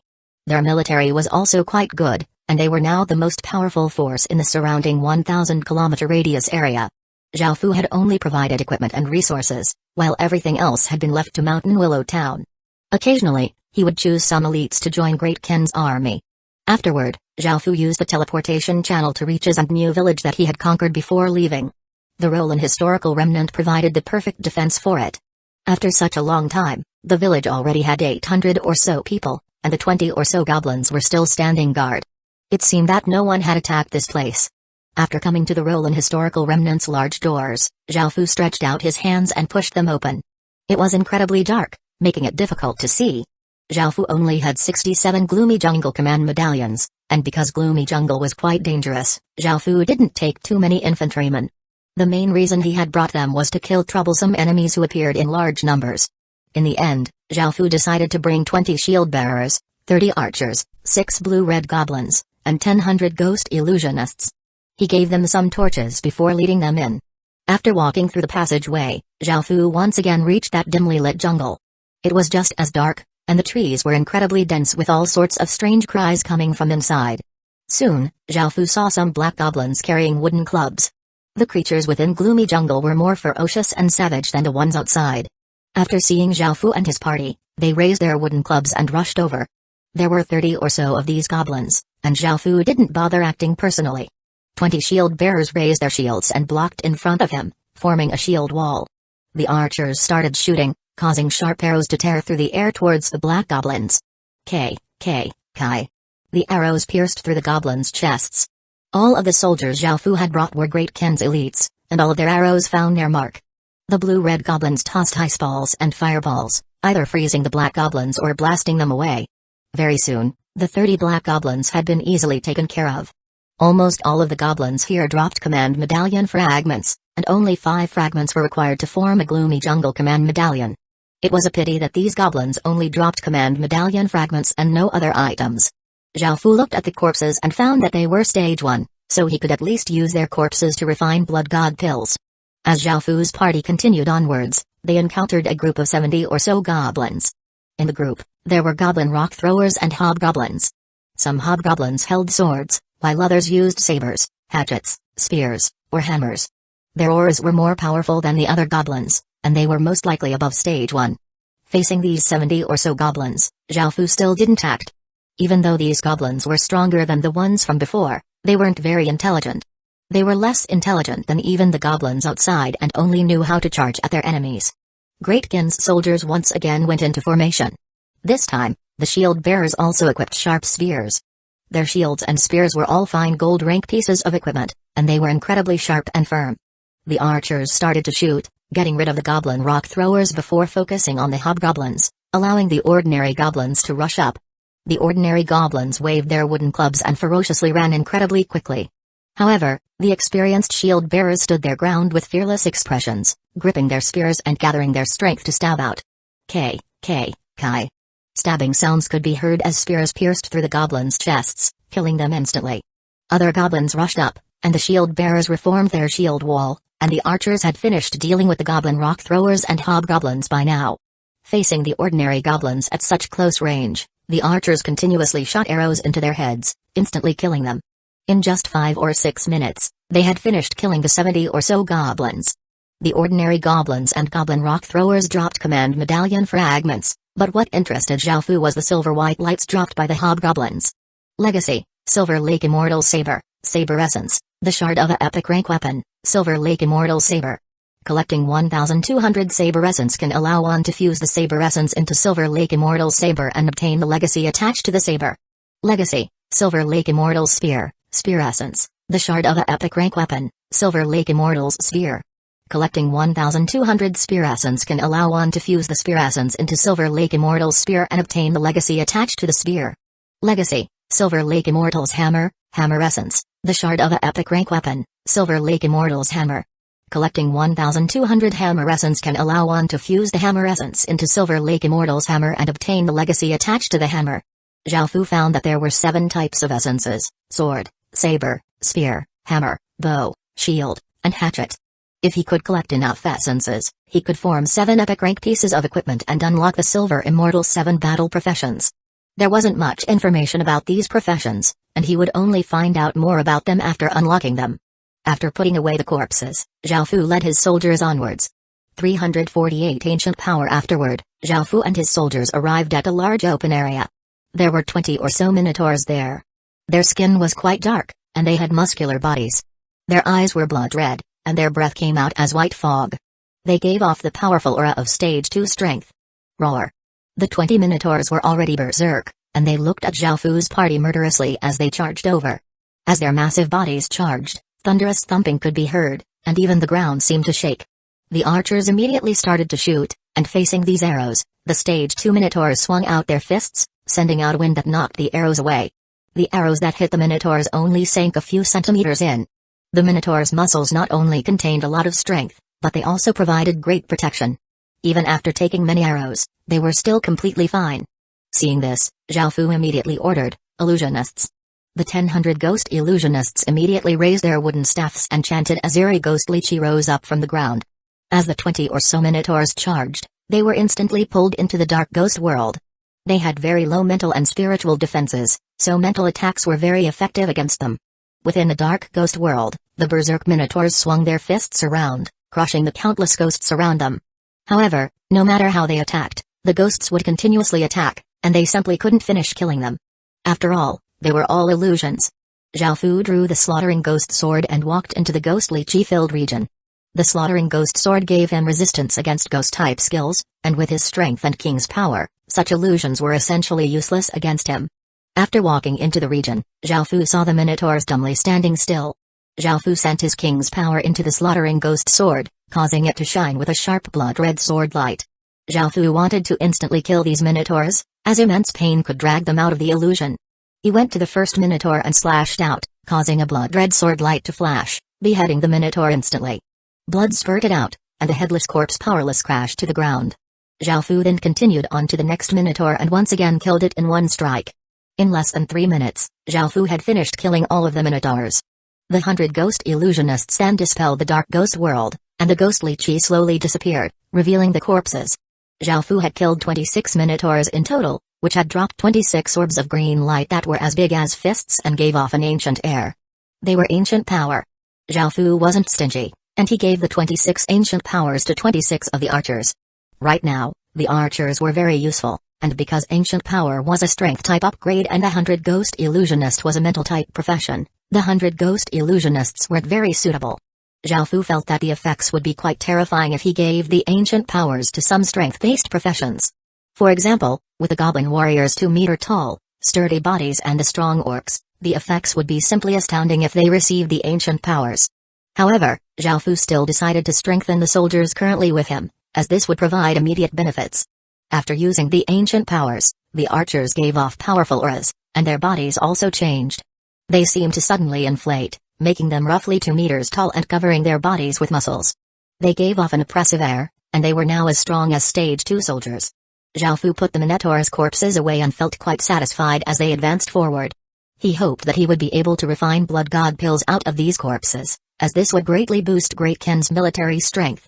Since the goblins provided stage 1 blood god pills, if the Minotaurs could provide stage 2 blood god pills, Zhao Fu could not only nurture a large number of stage 1 soldiers, but he could also start to nurture stage 2 soldiers. In a world where people were only starting to have stage 1 soldiers, he would be completely unrivaled. Zhao Fu was slightly worried because these goblins and Minotaurs were from the historical remnant. It was possible that they would be different than normal creatures, making it so that he wouldn't be able to refine blood god pills from their corpses. Zhao Fu continued to lead his soldiers around the outer edges of gloomy jungle. Before entering the deeper regions, he would have to strengthen all of the soldiers. Suddenly, very faint scratching sounds could be heard. They were very light, but they couldn't be hidden from Zhao Fu. His expression became serious as he immediately yelled, "Arrange the formation." The soldiers immediately became incredibly serious as the shield bearers raised their shields and formed a circular wall with the archers, who all drew their bows, at the center. 50 or so cat-like humans jumped out. They were incredibly hairy, and their hair covered their appearances. The only thing that could be seen was their fangs. These were the cat demons that had caused Zhao Fu to suffer in the past. After the cat demons appeared, they stared at Zhao Fu's party and bloodthirstily howled before turning into black blurs and rushing at them. The cat demons were abnormally fast, and they arrived before them in the blink of an eye. Just as they appeared, the archers shot out arrows, but because the cat demons were at stage 2 and incredibly agile, only a small portion of the arrows hit their targets. However, the cat demons that were hit had their bodies completely pierced. After all, they prioritized speed and had low defense. Clang, clang, clang. The cat demons' sharp claws slashed at the shields, causing sparks to fly as they tried to break through the protective wall. When he saw these cat demons, Zhao Fu lightly harumphed. The scene from back then wouldn't happen again. He was no longer weak. Slaughterfield domain. Zhao Fu yelled as he sent his king's power into the slaughtering ghost sword. The slaughtering ghost sword shined with a bright blood-red light, and blood-red arcs of lightning flickered around it as Zhao Fu stabbed it into the ground. Boom!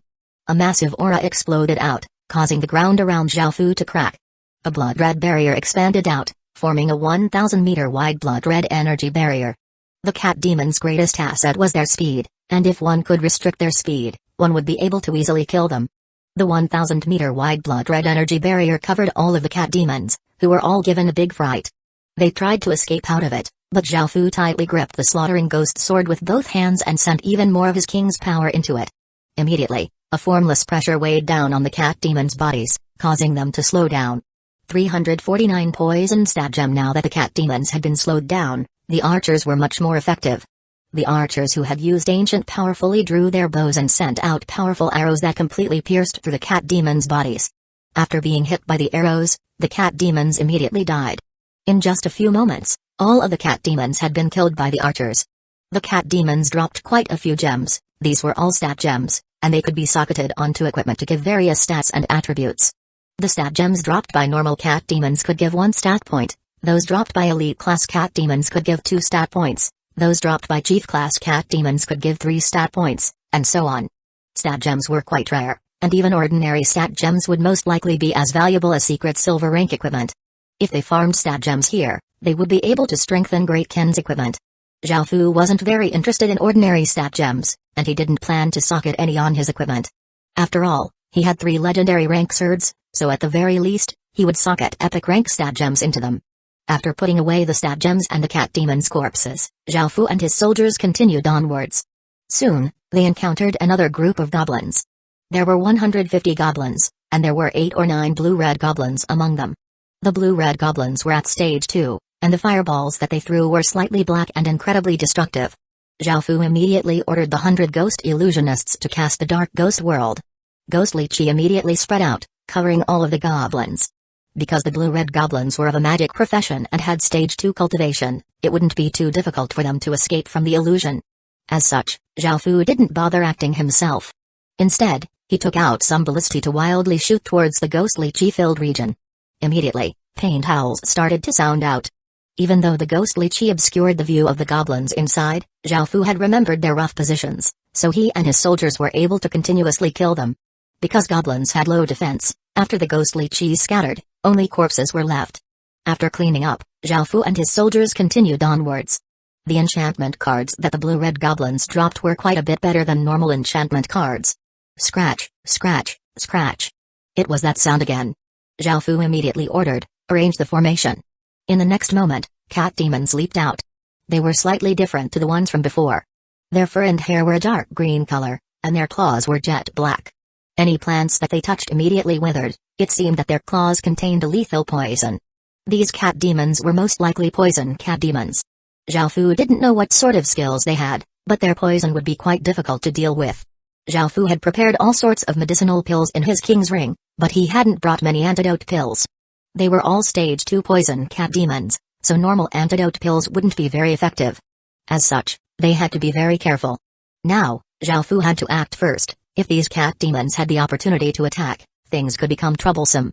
A blood-red energy barrier rippled out, covering all of the poison cat demons.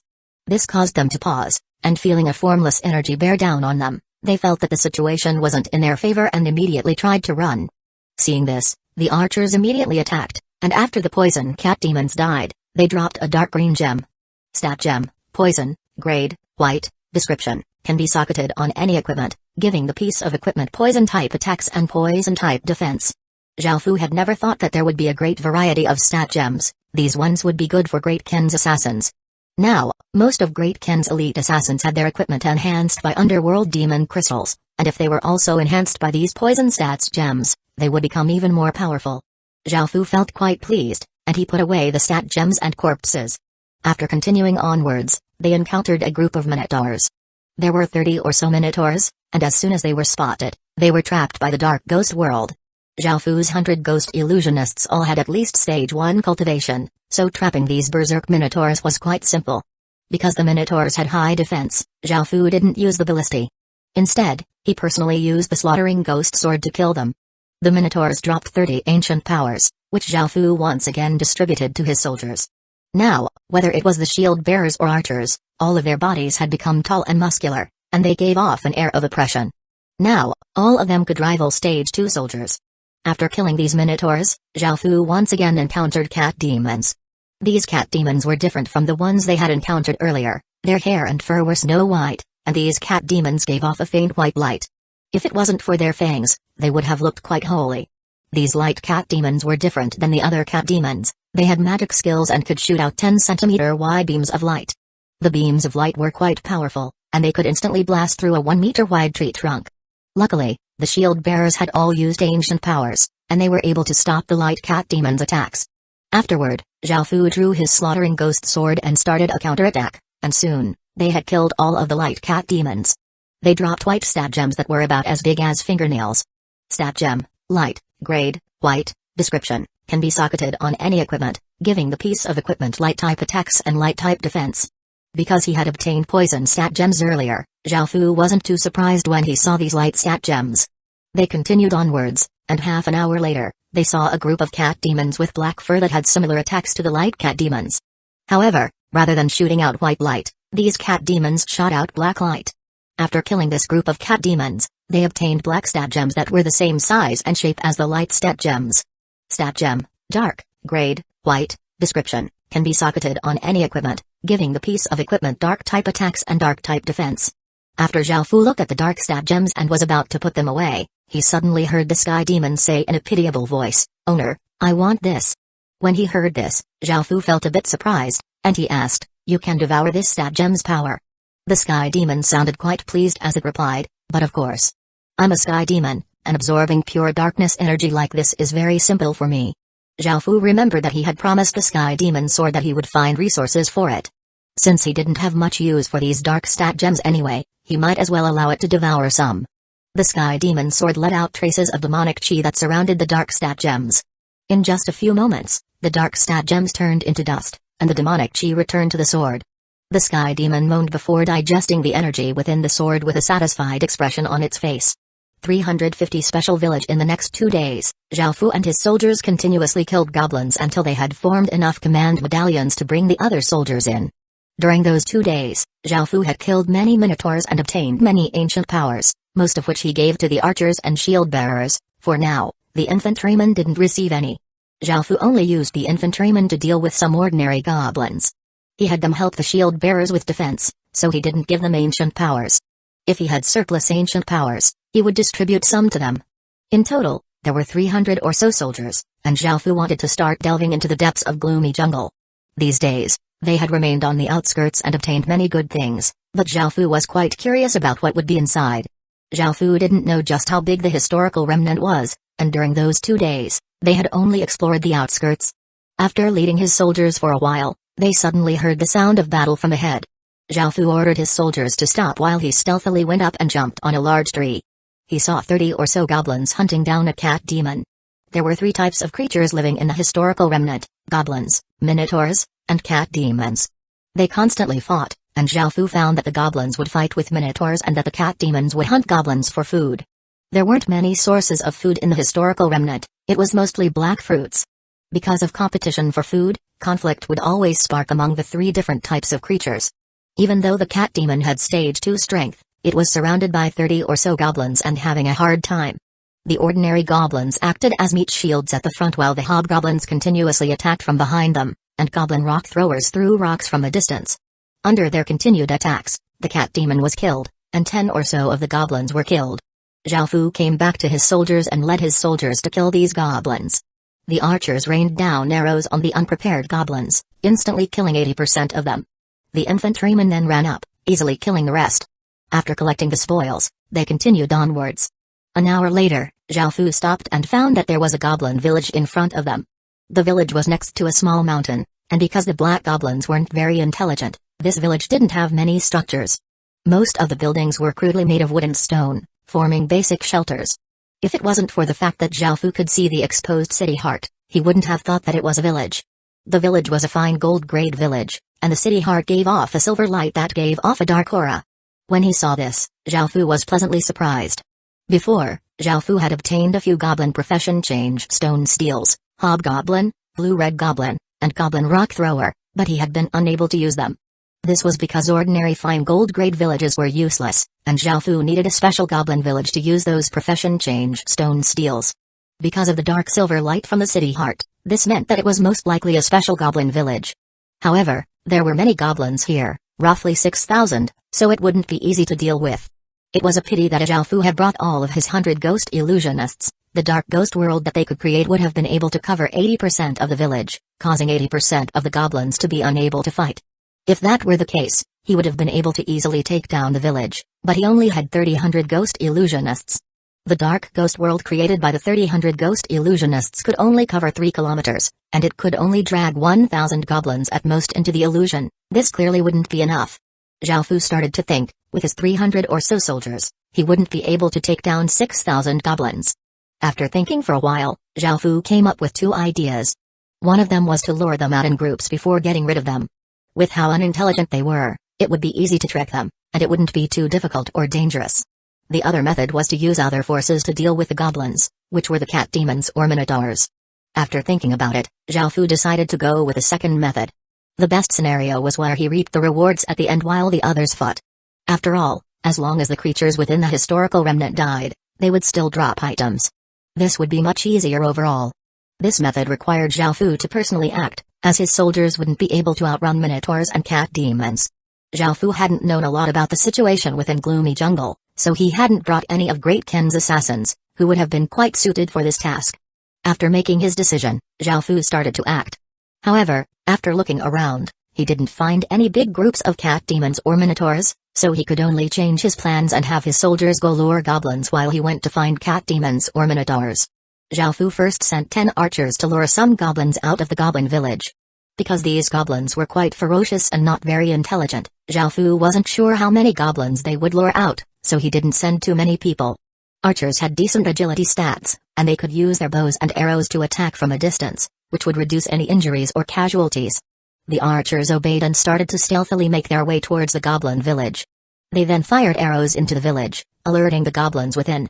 At that moment, hundreds of goblins rushed out, brandished their weapons, and yelled, causing the 10 archers to immediately turn and run. Elsewhere, Zhao Fu had found 50 or so minotaurs. He grabbed a handful of pebbles and threw them at the minotaurs, hitting 7 or 8 minotaurs. This instantly enraged them, and their eyes turned blood red. They breathed out white fog as they rushed at Zhao Fu.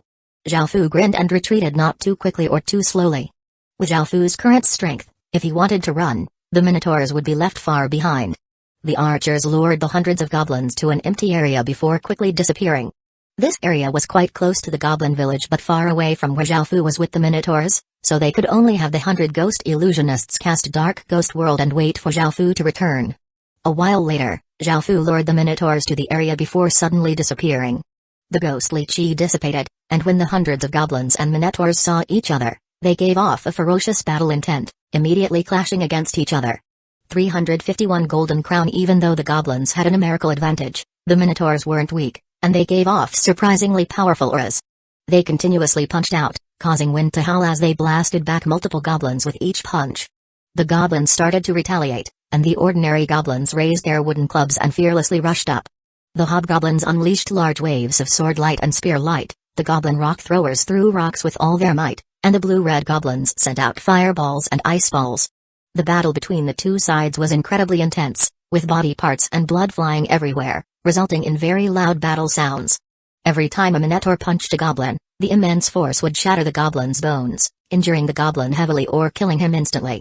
As for the goblins, the ordinary goblins would draw the Minotaur's attention while the hobgoblins would use their terrifying sword-light-covered swords to stab into the Minotaur's bodies, after which a few fireballs and ice balls would hit the Minotaurs, causing them to cry out and fall to the ground, dead. Zhao Fu hid and watched this abnormally fierce fight. Both types of creatures were quite unintelligent and bloodthirsty, and they battled with all of their might. However, the situation still favored the goblins because they had overwhelming numbers, roughly 500 of them. The Minotaurs continuously fell, and not a single one of them ran away, fighting to their last breath. In the end, the Minotaurs all died, and the goblins had suffered around 300 casualties. At that moment, Zhao Fu and his people started to attack. Swish, swish, swish. Arrows streaked through the air, falling like rain on the goblins, who had just started to relax. Kai. Blood flew everywhere as half of the remaining goblins immediately died. Those who survived were scared into immediately running. They weren't like the Minotaurs who were determined to fight to the death. However, these escaping goblins were stopped by shield bearers and infantrymen and immediately killed. Zhao Fu felt quite happy as he ordered his soldiers to clean up the battlefield. It was the first time that they had obtained so many items and corpses so easily. After cleaning up everything, Zhao Fu continued to carry out this plan. This time, Zhao Fu lured over a group of 150 or so cat demons, which were incredibly fast. Zhao Fu was forced to take things seriously, or else he would be caught by these cat demons. On the other side, Zhao Fu's soldiers had lured over 1,000 or so goblins. This time, the 1,000 goblins and 150 cat demons arrived roughly at the same time, and they roared at each other before immediately clashing. This battle was even more bloody than the previous one. The cat demons slashed out with their sharp claws, splitting the goblins' bodies into pieces and causing internal organs and blood to fly everywhere. Whenever they bit with their mouths, they would pierce the goblins' bodies completely, killing them instantly.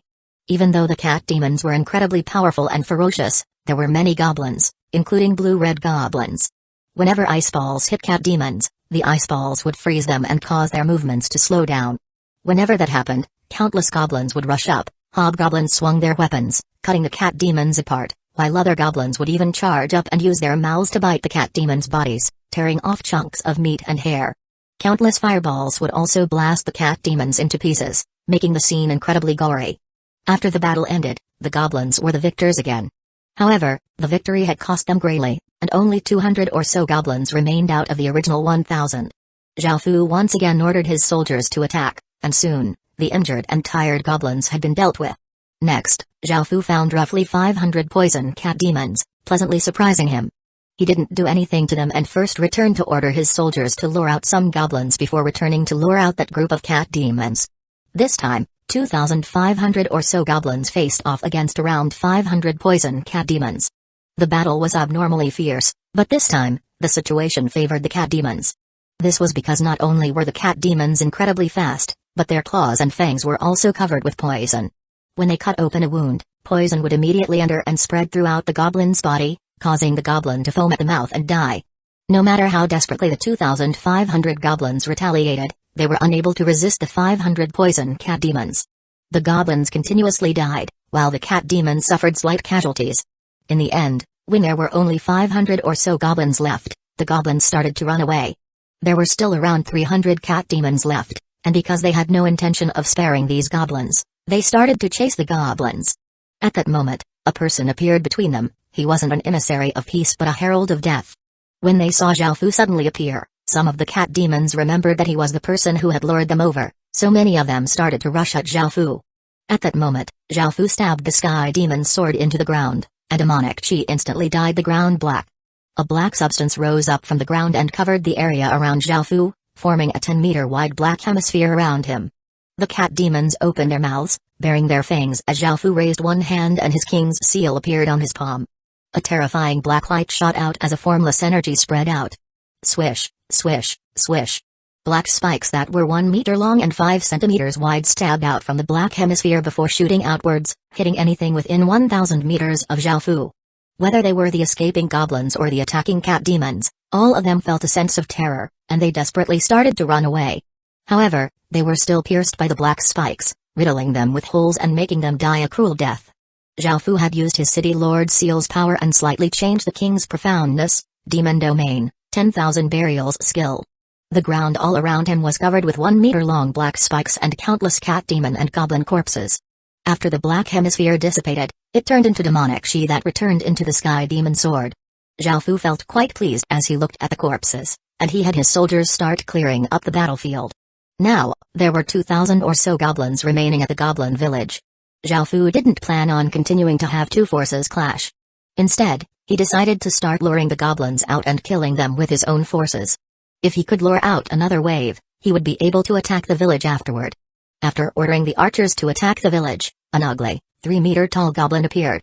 His skin was black-colored, and he held a large machete and had a golden crown on its head. There were some cracks on the golden crown, but it still gave off a noble-looking light. What surprised Zhao Fu was that this goblin's name was displayed to be Goblin King.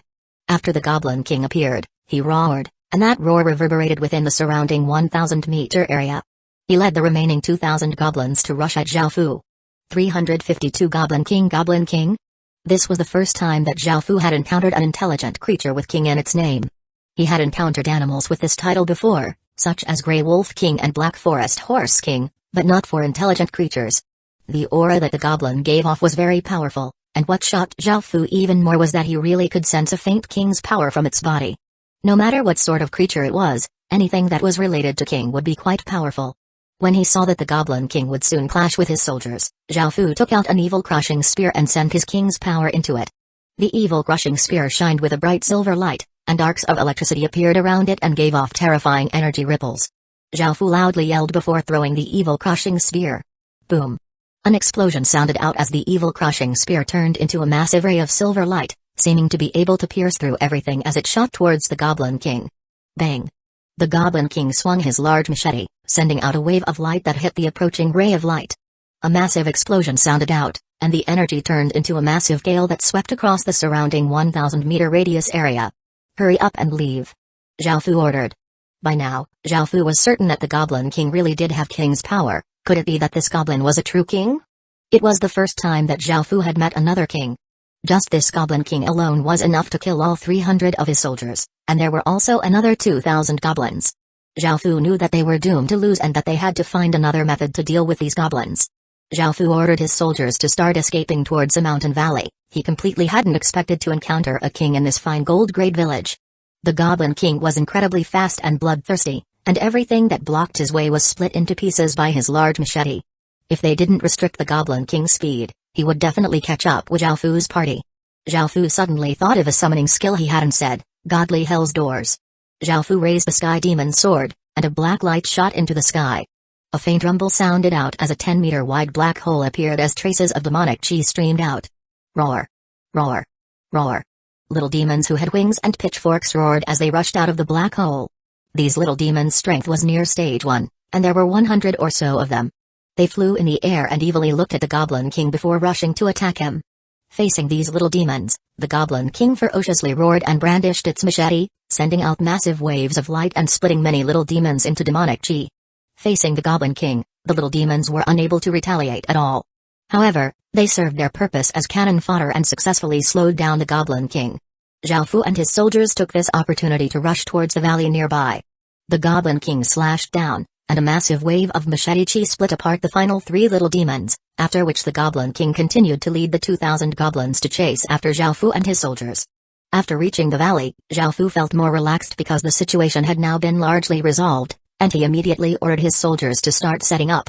Very soon, the Goblin King and the 2,000 goblins arrived, and the Goblin King continued to charge towards them without a care in the world. After all, these goblins were incredibly unintelligent, and they gave no thought to their actions. Traces of ghostly chi rose up from the ground. Because this valley was quite narrow, the 2,000 goblins were bunched together. Now, the 100 ghost illusionists cast the dark ghost world, and they were able to cover all of the goblins.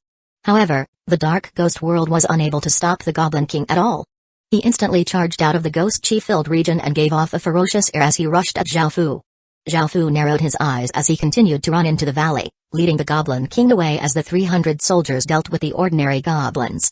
Because most of the goblins were bunched together, the soldiers outside of the ghostly chi-filled region continuously rained down bolts with bows and ballistae, completely slaughtering the goblins. Within the inner regions of the valley, Xiaofu stood in the air and looked at the Goblin King charging at him. He wasn't afraid, even though the Goblin King had king's power, so did he. What's more, he had his king profession and the power of his city lord seal, so he started to attack. Boom! Xiaofu drew the sky demon sword and turned into a ray of black light as he shot towards the Goblin King. His sword gave off a boundless sword light as he vigorously slashed downwards.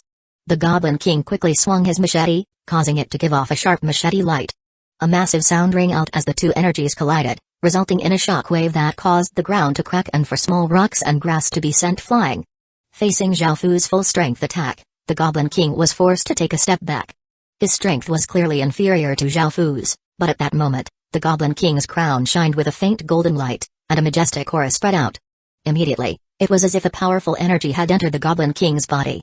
His aura became even more powerful, and he swung his machete at Xiaofu incredibly quickly. Xiaofu immediately blocked, but he was still sent flying back dozens of meters before he stopped himself, a trace of blood leaking out of his mouth. Xiaofu's gaze became serious as he found that the Goblin King's strength mainly came from that crown. The feeling that the crown gave him was like that of a king armament, but it seemed somewhat different than a king armament. If this really was a king armament, Xiaofu would have to consider using his nation armament. This was because king armaments were simply too powerful. Back then, the mysterious skeleton in the underground region only had a king armament shard, but it had immense destructive power. King armaments were of varying quality and strength, and because that king armament shard contained ancient king's power, that was why it had been so powerful. The aura that this crown gave off was inferior to that shard, but it was still a complete king armament. It might be hiding some sort of king's power. Xiaofu decided not to use his nation armament for now, and he decided to see just how powerful this king armament was.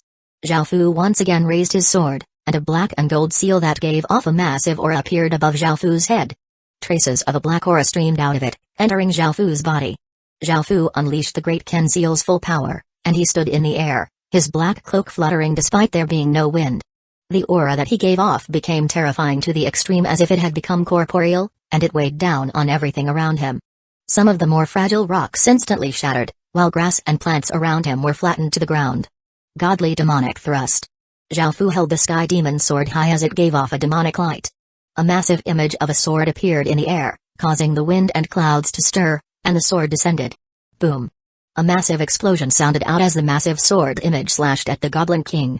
The power it gave off seemed to be enough to split the entire valley in two, and it sent the Goblin King flying and created a 100-meter-long sword gash on the ground. 353 God-sealing bees. The Goblin King was sent flying and crashed against a cliff face, causing most of the cliff to collapse, and a lot of dust filled the air, obscuring Xiaofu's vision. Their surroundings became silent, and after the dust cleared, Xiaofu saw that the Goblin King's body had been buried by countless rocks, making it seem as if the situation was over. However, could it really have been that easy to kill the Goblin King? Boom! A massive beast claw with chains wrapped around it suddenly appeared in the sky, and a shocking aura spread out, causing a wild gale to blow. The claw slapped at Xiaofu, who was hovering in the air, making it seem as if the sky was going to crack. Xiaofu was hit by the massive claw, and his body was like a pebble that was viciously thrown to the ground, creating a 10-meter-wide crater in the ground. Xiaofu coughed up a mouthful of blood, and he felt that at least 3 or 4 of his bones had broken. Swish, swish, swish. At that moment, 10 or so black chains stretched out from the mass of rocks and shot towards Xiaofu, who was on the ground. At that moment, Xiaofu was given a big fright, and he disregarded his injuries as he rolled to the side. The 10 or so chains stabbed into where Zhao Fu had just been, piercing 1 meter deep into the ground. If Zhao Fu hadn't rolled out of the way, he would have been pierced by all 10 chains. After missing, the 10 chains retracted, and the pile of rocks covering the Goblin King exploded. The Goblin King was covered with blood, and he gave off a frightening aura. His large body had become much skinnier. At that moment, the Goblin King looked quite strange. His gaze was quite dull, making him seem like a corpse, and there were 3-meter-long chains around each of his wrists, while the golden crown gave off a strange light. The golden crown seemed to have its own consciousness, and it had completely taken over the Goblin King's body. Bang, bang, bang. Heavy sounds could be heard as the Goblin King raised its large feet and rushed towards Zhao Fu, and Zhao Fu quickly climbed up from the ground. By now, the Goblin King was about 10 meters away from Zhao Fu. The Goblin King swung his arms, and the chains elongated and whipped towards Zhao Fu, seeming to cause the air to explode. In response, Zhao Fu quickly raised his sword and blocked. Clang! The chains hit the Sky Demon's sword, resulting in a metallic collision sound and creating many sparks, causing Zhao Fu's hand to feel numb. What was even worse was that Zhao Fu couldn't fully use the Great Ken Seal's power. It seemed to have been sealed within his body by the claw. Bang! The Goblin King was like a string puppet, and he once again swung his hands, sending the chains whipping towards Zhao Fu again. Zhao Fu was forced to dodge to the side, and as the chains hit the ground, they created another 2-meter-wide crater. It was evident how much power was behind these chains. At this moment, Zhao Fu wanted to retreat. The Goblin King's power wasn't easy to deal with. No, rather, it was the crown's power that wasn't easy to deal with. However, if he escaped, his 300 soldiers would definitely all die, and he wouldn't be able to obtain that special village. Perhaps he would be able to collect the spoils and conquer the village if he could lure the Goblin King further away and give his soldiers enough time to kill those goblins. Zhao Fu felt that this would be feasible. After all, what Zhao Fu was after was the special city creation stone. As for the crown, it wasn't that Zhao Fu didn't want it but that he wasn't confident that he would be able to obtain it. This was so even if he used his nation armament. This was mainly because of his experience with the King Armament Shard. If even a shard was that powerful, what about this complete King Armament? Zhao Fu immediately turned into a black light and sped away. The flight stone that he had obtained during the Divine Fish Festival was quite good, and his flying speed had greatly increased. In just an instant, he had flown 1,000 meters away. However, the Goblin King seemed to have anticipated this, and he pressed his large hands against the ground. Boom! A massive explosion sounded out as a formless energy spread out of the Goblin King's hands, causing a 10-meter-wide crater to appear around it. Bang, bang, bang. 8 gigantic chains burst out of the ground, shooting into the sky and forming 8 pillars of chains that were spaced evenly around a diameter of 10,000 meters. Clang! As the 8 gigantic chains straightened out, the heavens and the earth seemed to freeze as if they had been completely locked down. Zhao Fu, who had been flying away, suddenly lost his ability to fly, and he fell from the air. Zhao Fu was quite startled, and he found that the surrounding 10,000-meter radius area had been locked down. He was unable to fly, nor was he able to escape past 10,000 meters away. The 8 chains formed an extremely powerful barrier, and unless he destroyed it, he wouldn't be able to escape. After using this skill, the Goblin King's eyes became even duller, and the Goblin King's body became slightly thinner again. It seemed that this skill had cost it greatly. Seeing this, Zhao Fu felt that he had a chance at winning. He realized that these skills were consuming the Goblin King's life force, but if the crown was that strong, why would it cost the Goblin King his life force? Also, Zhao Fu realized that for most consciousless king armaments, anyone could use them. Those with consciousness had to acknowledge their master before they could be used, and they would be loyal. Very rarely were there cases of king armaments taking over their masters. Finally, because of the information Zhao Fu had obtained from God Kerr, he knew what the claw and chains were. It was a creature called the God-Sealing Beast.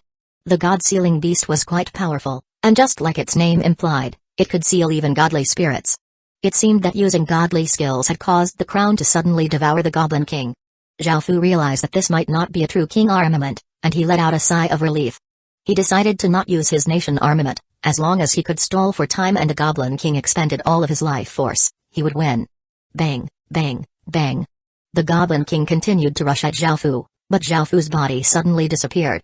Zhao Fu had used the stellar item he had obtained from the Divine Fish Festival, the pendant that could give invisibility. With Zhao Fu's assassin profession as well, he was able to hide his aura and presence as well. The Goblin King couldn't find Zhao Fu, so the Goblin King could only look around and try to use his chains to hit the area around himself. By now, Zhao Fu was standing 100 meters away. He didn't dare to stand too close because it was possible that he would be discovered or hit by the wildly thrashing chains. After thinking about it, Zhao Fu took out another evil crushing spear and sent his king's power before throwing it at the Goblin King. The evil crushing spears were Zhao Fu's most powerful long-range attack. It was a pity that the only ones he had were from the Ghost Festival and that he had no way of making more. Every time he used one, that was one less he could use in the future. Seeing the terrifying silver light suddenly fly at it, the Goblin King was given a big fright, and he stretched out a big hand, causing countless black chains to shoot out from it and collide with the silver light. Bang! A loud explosion resulted, and the silver ray of light scattered into tiny motes of light. After blocking this attack, the Goblin King's large arm became significantly thinner. 354 God-killing in bang. After the Goblin King blocked this attack, he swung with his other hand, sending chains whipping towards the place where the silver ray of light had flown out from. The chains slammed onto the ground, blasting open a 2-meter-wide crater, but Zhao Fu was long gone. Boom! Another silver ray of light suddenly shot at the Goblin King from behind. Countless chains stretched out from the Goblin King's back, spiraling around in the air and forming a large circular shield. The silver light slammed into the shield, causing a loud clanging sound to ring out. The silver ray of light continuously diminished before it finally scattered as countless motes of light. At the same time, the Goblin King's body once again became a bit thinner, and he once again cast out chains towards where the silver light had come from. However, he was unable to hit Zhao Fu. This time, Zhao Fu didn't attack immediately, and he instead waited for a while before throwing out another evil crushing spear, which was once again blocked by the chains. After repeating this 5 or 6 times, the Goblin King's large body had become a lot thinner, and his eyes became even more lifeless. Now, Zhao Fu only had 8 evil crushing spears left, and he was quite reluctant to use them. So, he brought out the great Sparrow bow.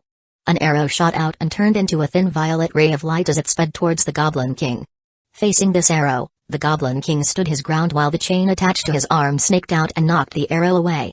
This didn't expend much of the Goblin King's strength, so Zhao Fu was forced to use the Great Spirit Rock Bow's strongest attack.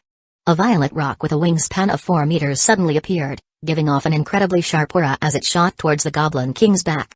The Goblin King turned around in time and stomped the ground, causing it to crack, and 10 or so chains flew out from the ground and pierced through the violet rock, causing it to dissipate. The arrow turned into powder, but immediately afterwards, another violet rock shot towards the Goblin King. Just like that, Zhao Fu continuously forced the Goblin King to use up his life force. Zhao Fu could pay the price, but the Goblin King couldn't because he was using his own life. After continuing on for a few minutes, the Goblin King's body had become drastically smaller, and his skin started to look wrinkled, making him look incredibly sickly. At that moment, another 3 violet rocks shot out. The Goblin King stretched out his hand, and 10 or so chains shot out, destroying the 3 violet rocks. A trace of a smile appeared on Zhao Fu's face. If he continued stalling like this, not only would he be able to kill the Goblin King without doing much, but his soldiers would also have enough time to get rid of the other goblins and conquer the village. The Goblin King seemed to know that he couldn't afford to continue on like this, so he made an important decision. His body seemed to shrink like a balloon with air rushing out of it until it seemed like there was only a layer of skin covering his bones, making him look quite terrifying. At that moment, Zhao Fu felt an incredibly dangerous aura descend. He quickly looked up and saw an incredibly monstrous-looking black eye that gave off a terrifying aura in the sky. The pupil of this eye was a ball made of countless chains, and it was a strange shape and gave off a god-killing intent, striking fear into everything that saw it. At that moment, everything under the heavens seemed to go quiet, and all creatures seemed to feel that something incredibly dangerous had descended. Whoosh, whoosh, whoosh. Countless chains, at least thousands, shot out from that monstrous eye, and they contained great power as they tore through the air and shot towards Zhao Fu below. Zhao Fu's hairs stood on end, and he immediately used his nation armament's power as a 100-meter-tall shield image appeared in front of him. Boom! A massive explosion sounded out, after which countless rocks smashed into the ground as if there was a landslide. The ground continuously trembled as if there was some sort of natural disaster. In the distance, the soldiers also detected those terrifying energy ripples and started to feel worried for Zhao Fu. Within the circle made by the 8 gigantic chains, the dust gradually cleared, revealing countless chains piercing through the ground in those 10,000 meters and creating a horrifying scene. Zhao Fu lay on the ground, his body covered with blood as his arms, legs, and body were pierced by 10 or so chains. The shield had been pierced by a few chains, and Zhao Fu had been nailed to the ground by the chains. The godly demon's shield had been instantly destroyed by the chains, so Zhao Fu had to take out a epic rank shield.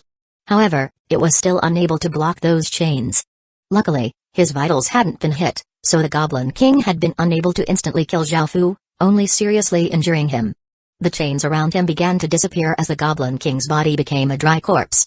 The wind lightly blew, causing it to scatter like dust. Zhao Fu raised his hand with great difficulty and took out some healing medicinal pills before swallowing them. He used his king's power to refine those medicinal pills, and they healed his body's injuries. After a while, Zhao Fu regained a trace of his strength, and he received system announcements that his soldiers had conquered and relocated the special village. He felt quite relieved and struggled to his feet. He looked at the golden crown ahead of him and slowly trudged over and picked it up. The crown was quite exquisite and beautiful, and there were some decorative designs and pictures on it. It was quite light in Zhao Fu's hand, but there were some cracks in it, which ruined its beauty. King's Crown, Grade, Damaged, Stats, Strength +10, Intelligence +10, Agility +10, Constitution +10. Description: a crown forged from a god-sealing beast's body and an emperor's bones. It contains immense power. It was an Emperor Heaven armament, and anyone who wears it can obtain a king's profession and wield king's power and god-sealing power. Now, it has been depleted of its power and needs to absorb a king's aura to recover. After looking at the stats and description, Zhao Fu was shocked. He had never thought that this would actually be an Emperor Heaven armament. Because of the information that he had obtained from God Kerr, he knew what an Emperor Heaven armament was. They were incredibly rare in this world and completely outclassed Divine Earth armaments, which were divine armaments. He almost couldn't believe that he had obtained such an item so easily. However, this Emperor Heaven armament had lost all of its power, making it a gray grade or damaged equipment, which was inferior to even bronze rank equipment. However, even if it was a gray grade piece of equipment, its stats weren't inferior to that of a dark gold rank piece of equipment and could give the person who wore it a king's profession. However, this king's profession wasn't a profession that could grow and mature because it originated from the equipment. It was evident how powerful this Emperor Heaven armament was. It could directly give someone a king's profession, king's power, and god-sealing power. Luckily, it was possible to restore such a powerful item, or Zhao Fu most likely would have coughed up blood. He decided to look into how to properly restore it. 355 King's aura referred to the special aura from a king. It didn't necessarily have to be someone with a king profession but just any creature that had the title of a king, such as Grey Wolf King, Black Forest Horse King, Wild Boar King, etc. Any creature with king in its name would have king's aura, and the more powerful the creature was, the more powerful its king's aura would be. Conversely, the weaker the creature was, the weaker its king's aura would be. For example, for creatures like a wild dog king or a wild chicken king, they would possess king's aura but very little of it. At the same time, people also had king's aura. They didn't necessarily have to have a king profession, rather, as long as they had a royal bloodline or were the legatee of a king, they could be included. In other words, direct descendants or legatees of kings would also have king's aura.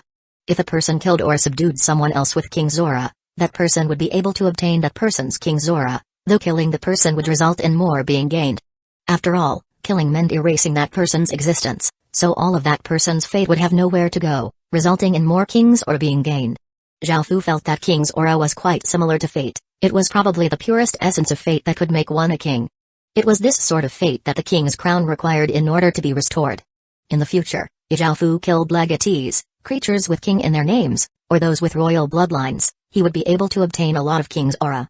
However, this was an Emperor Heaven armament, and the amount of king's aura it required was like an ocean. Zhao Fu had no idea when he would be able to restore it. If this item had fallen into someone else's hands, it would have completely changed that person's life or even destiny. Your Majesty, we came too late. Please punish us. At that moment, his soldiers hurried over, and seeing the rubble and destruction in the surrounding 10,000-meter radius area, they were completely flabbergasted. They quickly came to Zhao Fu's side, and when they saw that Zhao Fu was covered with blood, they immediately knelt on the ground. You can all rise. Zhao Fu had a trace of a smile on his face and put the king's crown away before asking for the special city creation stone. The dark silver cube was indeed different than normal city creation stones, but it was difficult to say just what was different about it, so Zhao Fu looked at its description. Elid, city creation stone, a city creation stone from the Elid world that can create a fine gold rank goblin village. The description was quite different compared to those of normal city creation stones. The fact that it came from Elid world was very important information. Zhao Fu, who had information from God Kerr, already knew about this, so he wasn't too surprised. Something else that made Zhao Fu quite delighted was that he had finally collected 1,200 sword essences. Before, he had killed many hobgoblins outside of the historical remnant and gathered many sword essences, and now that they had killed so many this time, he had finally obtained enough. Now, it was time to fuse them and create the Silver Lake Immortal's sword. Zhao Fu took out the sword essences, which moved by themselves as if they were calling out to each other, and they shined with a faint light. Suddenly, the sword essences shot into the sky, sparkling like bright stars as the image of a gigantic lake slowly appeared in the sky. This lake was quite beautiful and extremely big, and it was to the point that Zhao Fu could not see its sides.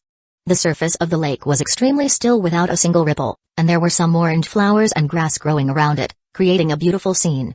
As the lake formed, all of the spiritual chi within the historical remnant started to gather, and the star-like sword essences slowly began to fuse. Finally, a silver sword appeared in the sky, giving off a water-like aura as it descended, and Zhao Fu caught it in his hand.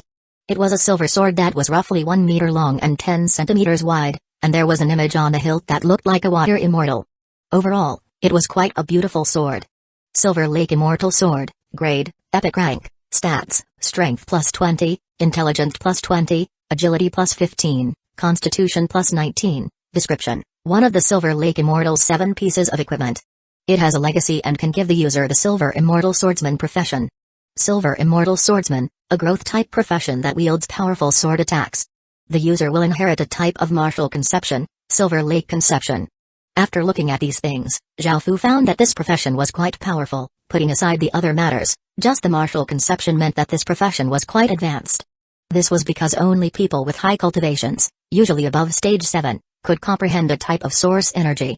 The Silver Immortal Swordsman could directly inherit the Silver Lake Conception and wouldn't require one to comprehend a martial conception by oneself in order to grasp such power.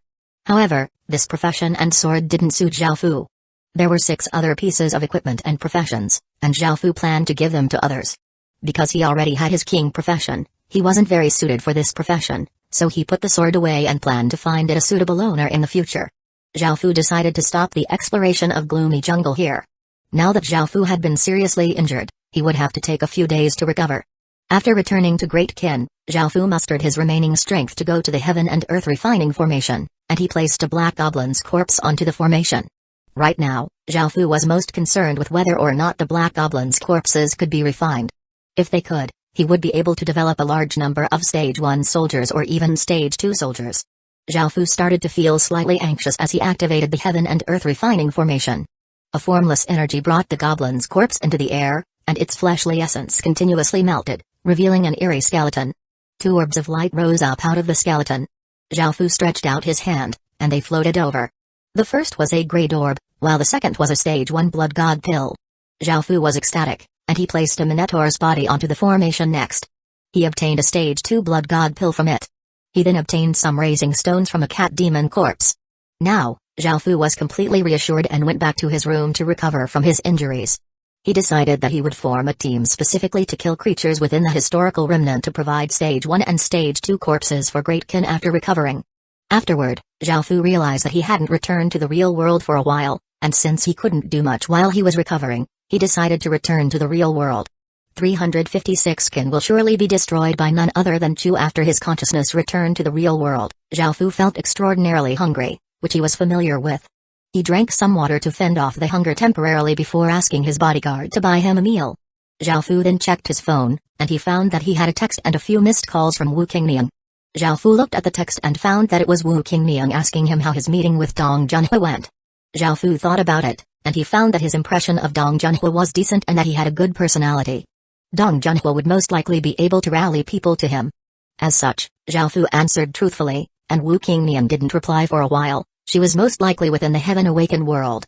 Soon, the bodyguard returned with food, and Zhao Fu ate as he went through the Heaven Awakened world forum. A lot had happened recently, making the forum seem quite chaotic, and more conflict had erupted between historical figures and their descendants. The historical figures were all loyal to their lieges, and it was only natural that they would want their descendants and families to also be loyal. However, times had changed, and no one was rigidly loyal. Some historical figures had even been persecuted by their lords, such as Beiqi and Shang Yang. It was unlikely that their descendants would want to serve Great Qin, and they may perhaps even hate Great Qin or want to avoid it. The one that was affected the most was Great Ming, which had less well-known generals than the other dynasties. The descendants most likely hated Great Ming as well because the great ancestor Zhu Yuanzhang had killed almost all of his meritorious subjects. Some people had been extremely pitiful, they had been extremely loyal to him but died horrible deaths. Each dynasty had rulers who had executed meritorious subjects, but Great Ming was the worst of them all. Moreover, these descendants were mostly talented people, but because of what had happened in history, they had to be careful. Zhao Fu saw a lot of information like this on the Heaven Awakened World Forum, and Zhao Fu discovered some information about Meng Tian's descendants. In the end, Zhao Fu decided to leave them to their own designs. There was something else that caused Zhao Fu to frown: the descendants of the overlord of Western Chu, Xiang Yu. Out of all of the historical figures, the one that Zhao Fu hated the most was Xiang Yu. In actuality, Zhao Fu himself didn't have any antagonistic feelings towards Xiang Yu. After all, they were from different times, and there was nothing between them personally. In fact, to some, Xiang Yu was a hero and worshipped by many. However, the hatred Zhao Fu felt towards Xiang Yu went to his bones. You destroyed Great Qin, killed 200,000 of Great Qin's soldiers, destroyed a Peng Palace, and slaughtered my people. Back then, the prophecy became true: though Chu has but 3 clans, Qin will surely be destroyed by none other than Chu. This time, Great Qin will definitely destroy Chu, and I'll spare no one from the Xiang family, whether they're male, female, young, or old. Zhao Fu's gaze was incredibly cold and his body gave off a chilling intent. This wasn't intentional on his part, he felt no personal hatred towards Xiang Yu, but because of Great Qin's legacy, his hatred towards Xiang Yu ran deep into his bones and heart. This wasn't something that he would let go of until one of them was dead. After looking at the information about Xiang Yu's descendant, all of Zhao Fu's blood seemed to be boiling, and hatred seeped out from his heart. The state of Chu had obtained a lot of fate because Great Qin's demise was mostly because of Xiang Yu, while Liu Bei had simply reaped what he had sown. Xiang Yu had been a great general and quite adept at leading his army. He was fairly famous even among the famed generals of China, but he had been obstinate, self-opinionated, arrogant, and indecisive. He was a good general but couldn't be a good king. As such, he had walked down the path of overlords and lost to Liu Bei's path of kings. At first, Xiang Yu's descendant hadn't dared to reveal anything about himself, as he knew that there were 2 empires out to kill him. It was not just the Great Qin Empire but also the Great Han Empire. Now that 2 of the 5 great dynasties wanted to kill him, it was only natural that he didn't dare to reveal anything about himself. Now that he had suddenly destroyed a few large families in his area and become the most powerful faction in the region, news about him had started to spread. Zhao Fu had a look at the region and found that it was quite far away from Great Qin, so he would have to wait for a while before engaging in a massive battle. Zhao Fu felt quite confident, but because he was sure that Xiang Yu's descendant was quite capable, he still felt a bit of pressure. The next piece of news surprised Zhao Fu. It was a person called Gu Qinying. That person had obtained the favor of a city lord, and he had been chosen to be the city lord's son-in-law, making him the next city lord. Zhao Fu couldn't believe such a thing was possible. Gu Qinying was quite lucky to have obtained a system main city for free, and so early at that. With a system main city backing him, his future would be limitless. It was also said that the city lord's daughter was as beautiful as a goddess, and she was one of the most beautiful women around. Zhao Fu wondered what the city lord had seen in Gu Qinying, and it wasn't a big deal that Gu Qinying's information had been exposed. He had joined up with the legatee and received protection, otherwise, he would have died when his information was revealed. This piece of news made countless people feel envious. Not only did he have a beautiful wife, but he also had a system main city. Zhao Fu couldn't help but smile. He wasn't envious but rather quite amused. Next was an ancient beauties ranking created by someone. It was a ranking for beautiful women, and most had devastatingly beautiful looks. Apart from being beautiful, the other requirement was that they had to be the descendant of an ancient beauty. Ranked first was Nu Lu, who was the descendant of Nua. She was described as a kind beauty who gave off a motherly air. Ranked second was Daf, who was the descendant of Dag. She was described as an enchantingly beautiful woman who could bewilder the masses. Ranked third was Wu Qingnian, who was the descendant of Wu Zishan. She was described as a domineering beauty who had an overbearing and invincible air. Ranked fourth as Shi Yuan, who was the descendant of Zishi. She was described as a weak beauty who gave off a frail air and made others want to protect her. Ranked fifth was Yang Yuan, who was the descendant of Yang Gaifai. She was described as a voluptuous beauty who had a seductive figure that could cause any man to burn with lust. Ranked sixth was Wang Zhe, who was the descendant of Wang Zhaojun. She was described as a wise and understanding beauty. She was definitely someone who would make a good and kind wife and mother. Ranked seventh was Du Ziu, who was the descendant of Dai Outjan. She was described as the most beautiful beauty, and it was to the point that her beauty could move one's soul. Ranked eighth was Zhao Hanayu, who was the descendant of Zhao Fian. She was described as the dancing beauty. She could perform dances that could captivate countless people. Ranked ninth was Bao King, who was the descendant of Basi. She was described as a beauty with the most beautiful smile. A single one of her smiles could cause the destruction of a city. Ranked 10th was Fengshu, who was the descendant of Feng Xiolian. She was described as a pampered beauty and had a pampered and noble air about her. 357 Eastern King. There were about 100 or so people on the Ancient Beauties rankings, and Zhaofu only looked at the first 10 or so. These women had inherited their ancestors' genes, and all of them were exceptional beauties, most of whom excelled at something. However, the Ancient Beauties ranking only had people from China. Moreover, there were women whose looks weren't inferior to those on the list, such as the star Su Yuan. Out of the top 10 people, Zhaofu only recognized Wu Qingnian. With her looks, she did indeed deserve to be ranked third. Zhaofu didn't spend much time reading through the Ancient Beauties ranking, and he soon moved on to other things. He took a look at the Heaven's Pride rankings. The top rankings didn't change much, while the latter rankings constantly changed. Of course, the person who hung at the top was Great Qin's legatee. Zhaofu wasn't too surprised by this. He knew what sort of position Great Qin held in everyone's hearts at this point. He decided that he would act more low profile in the future and not draw as much attention to himself. Zhaofu also saw another piece of news that was quite surprising. There had been a few successful coups d'état staged in a few small countries, making the real world seem like it was filled with a dangerous aura. Moreover, the number one country in the real world, America, didn't have any legacies because it was a relatively new nation. Even though it was powerful in the real world, it was quite weak in the Heaven Awakened world, so America targeted the Native Americans. The Native Americans had quite a few legacies, but most of them had been taken by America. History had repeated itself, with one side oppressing the other. Zhaofu was quite concerned about this, and he read more into it before he continued to look at some other things. After finishing his food, he returned to the Heaven Awakened world. After returning to the Heaven Awakened world, his body had slightly recovered. Great Qin's population was now at 650,000, and its military had swelled to 120,000 soldiers. Most of the new soldiers were orcs. After all, now that Great Qin had obtained an extra 220,000 people, Zhaofu had to put them to work. The orcs were powerfully built and stronger than humans, and they were quite ferocious, making them good soldiers. It was a pity that only 50,000 or so soldiers had stage 1 or above cultivation out of the 120,000 soldiers. All of the blood god pills from before had been given to those soldiers, so the lowest cultivations were around tier 0 level 7. However, they had no more blood god pills. As for all of Zhaofu's generals and commanders, they had broken through to stage 2 because of the stage 2 blood god pills from the Minotaurs. Only after his soldiers' cultivations were higher would Zhaofu be able to start acting against Heavenstone City. He had never forgotten about the grudge from that day. He was determined to take down Heavenstone City and kill that city lord and that young lord. Zhaofu felt that he had enough soldiers. However, most of their cultivations were a bit lacking, so Heavenstone City's matter would have to wait for now. Now, the most important matter for Great Qin was obtaining more blood god pills. The Historical Remnant Exploration Team, which had 1,500 soldiers, had been created, and the command medallions had been prepared. The goblins within the Historical Remnant were already a threat, and the stage 2 cat demons and minotaurs were even more dangerous. They would be quite difficult for his soldiers to deal with. If Zhaofu was with them, he would be able to guarantee a low number of injuries or casualties. If it was anyone else, there might be many injuries or casualties.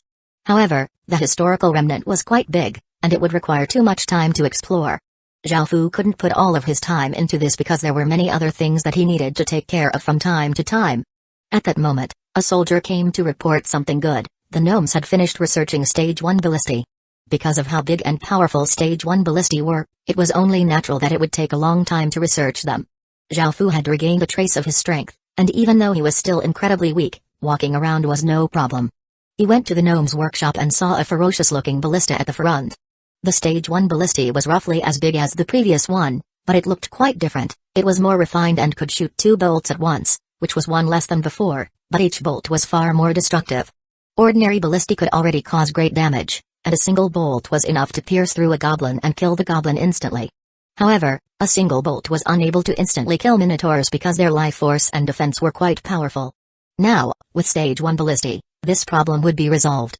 Stage 1 ballistae would be enough to kill minotaurs as long as they didn't move around too much. Stage 1 ballistae required secret silver rank material to create every part, including the body, the bowstring, arrow shafts, and arrowheads. Only then would the Stage 1 ballistae be able to unleash their true power. Fortunately, secret silver rank material was nothing to Great Qin. Zhaofu immediately gave the order to mass-produce the Stage 1 ballistae, and he asked the gnomes to research even more powerful ballistae.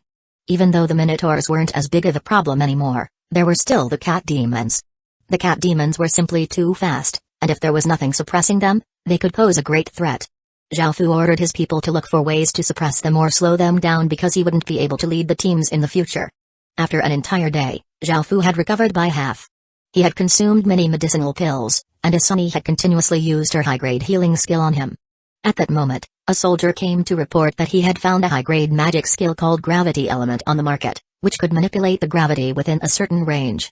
It could be used to increase the gravity within an area, suppressing the cat demons and reducing the need for Zhao Fu to personally lead the exploration team. This skill was quite rare and expensive, but Zhao Fu still decided to buy it. Soon, the historical remnant exploration team set off.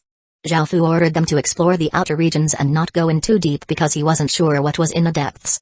He felt that it would be fairly dangerous, so he would take a look himself when he had the opportunity in the future. "Your Majesty, this subordinate has captured a wild boar king," a soldier respectfully reported as he half knelt. When he heard this, Zhao Fu smiled and ordered the soldier to show him. They arrived at an open area that had a massive wooden cage. Inside it was a 150-kilogram boar restlessly charging at the cage, trying to escape. Zhao Fu looked at the wild boar king and found that its stats weren't very high. It only had stage 1 strength, which wasn't very strong. As such, Zhao Fu took out the golden king's crown. Even though this king's crown was quite beautiful, it was a Western-style crown. As an Eastern king, Zhao Fu was reluctant about wearing it, but Eastern-style crowns weren't suited for battle. As such, Zhao Fu decided to not put on the crown if he wasn't fighting. 358 king creatures. Zhao Fu held the king's crown with one hand and pointed with his other hand as a sharp black sword light shot into the wild boar king's head. Immediately, the wild boar king's massive body powerlessly crashed to the ground, and blood quickly flowed out of a hole as wide as a finger in its head. At the same time, the king's crown in Zhao Fu's hand gave off a formless energy that covered the wild boar king's corpse. A blood-red translucent string floated out of the wild boar king's body and was absorbed into the king's crown. Zhao Fu immediately felt a slight change within the king's crown. Even though this change was quite small, it was enough to slightly restore the king's crown. That blood-red string-like thing had most likely been King Zora. Now that Zhao Fu had so many soldiers, he didn't need to go out to look for king creatures by himself. He could order them to bring back such creatures and then kill them himself. This way, he wouldn't have to waste any time on this matter. As such, Zhao Fu ordered his soldiers to continue bringing such creatures back. Afterward, Zhao Fu took one of his hobgoblins to a large empty space before giving him the Dark Silver City Creation Stone and asking him to establish the village. The hobgoblin obeyed and pressed the dark silver cube against the ground. A dark silver wave of light rippled out, after which a few ruined buildings slowly appeared. Before, this village had been an advanced village, but because it had been relocated, it had become a basic village again. The ruined buildings needed to be restored, and after making the hobgoblin the village chief, Zhao Fu went to the barracks. Zhao Fu was quite surprised to find that there wasn't a single profession change stone steel in the barracks, so he took out 4 profession change stone steels and placed them there. The 4 profession change stone steels shined with light before fusing with the barracks, and Zhao Fu received a system announcement that he could now develop soldiers of those 4 professions. There were only 100 spots for the Goblin Club Wielders, 30 for the Goblin Rock Throwers, 10 for the Hobgoblins, and 2 for the Blue-Red Goblins. The 4 professions were very limited, and even though the numbers were quite low right now, the profession change stone steels could be leveled up together with the village. As the village leveled up, the number of positions for each of the professions would also increase. Out of the 4 professions, Zhao Fu only cared about the Hobgoblin and Blue-Red Goblin professions. The Goblin Club Wielders and Goblin Rock Throwers were simply too weak. The Hobgoblins could use different types of weapons, and it was a good melee-type profession. The Blue-Red Goblins were a magic profession, which was fairly rare in the Heaven Awakened world. Zhao Fu had always wanted to create a team of mages. After looking at the Goblin Village's information, Zhao Fu moved some goblins from the other villages to here and had them change professions. Zhao Fu then sent out these new soldiers to hunt for king creatures. Not only would they be able to obtain experience point from killing creatures, leveling up the village, but they would also be a great help because they were fairly strong. At that moment, Go Binglin came up and cupped his hands before saying, "Your Majesty, this subordinate has something to report." When he heard this, Zhao Fu motioned for Binglin to speak. However, just as Go Binglin was about to speak, Zhao Fu sensed something, and his expression became serious as he raised his head. A black star had appeared in the sky, giving off a powerful cross-shaped light. It was quite abnormal for a black star to appear in the blue sky because this was a general star, the Army Destroyer Star. At that moment, it wasn't just Zhao Fu but all of the legatees, various espers, ability users, and ordinary people in China who noticed the Army Destroyer Star in the sky. The Army Destroyer Star gave off a powerful black light and an immense air of conquering. Just the pressure it gave off made it impossible not to notice. The Army Destroyer Star was something usually only top-grade generals could unlock. What's more, this wasn't a general star returning but entering one's life. Someone with a great general fate had just been born. Within a mountain village, a fairly honest-looking young man anxiously paced about within a room while a woman's pained cries rang out. A middle-aged woman said, "Dickon, just a bit longer. The child's about to come out." These were all ordinary people who wouldn't attract a lot of attention. The entire room was filled with a black aura, a type of black fiendish aura, that brought with it a dense air of conquering. It was like the aura of an army of millions of people, and even the small creatures within 10,000 meters were scared into running away. The black star in the sky continuously gave off a brilliant black starlight, causing the wind and clouds to stir as a child came into this world. The moment that the child was born, a black pillar of starlight descended from the sky and shined on the newly born child. Countless black ores flooded into the child's body, causing it to shine with a black light. Of course, ordinary people were unable to see any of this.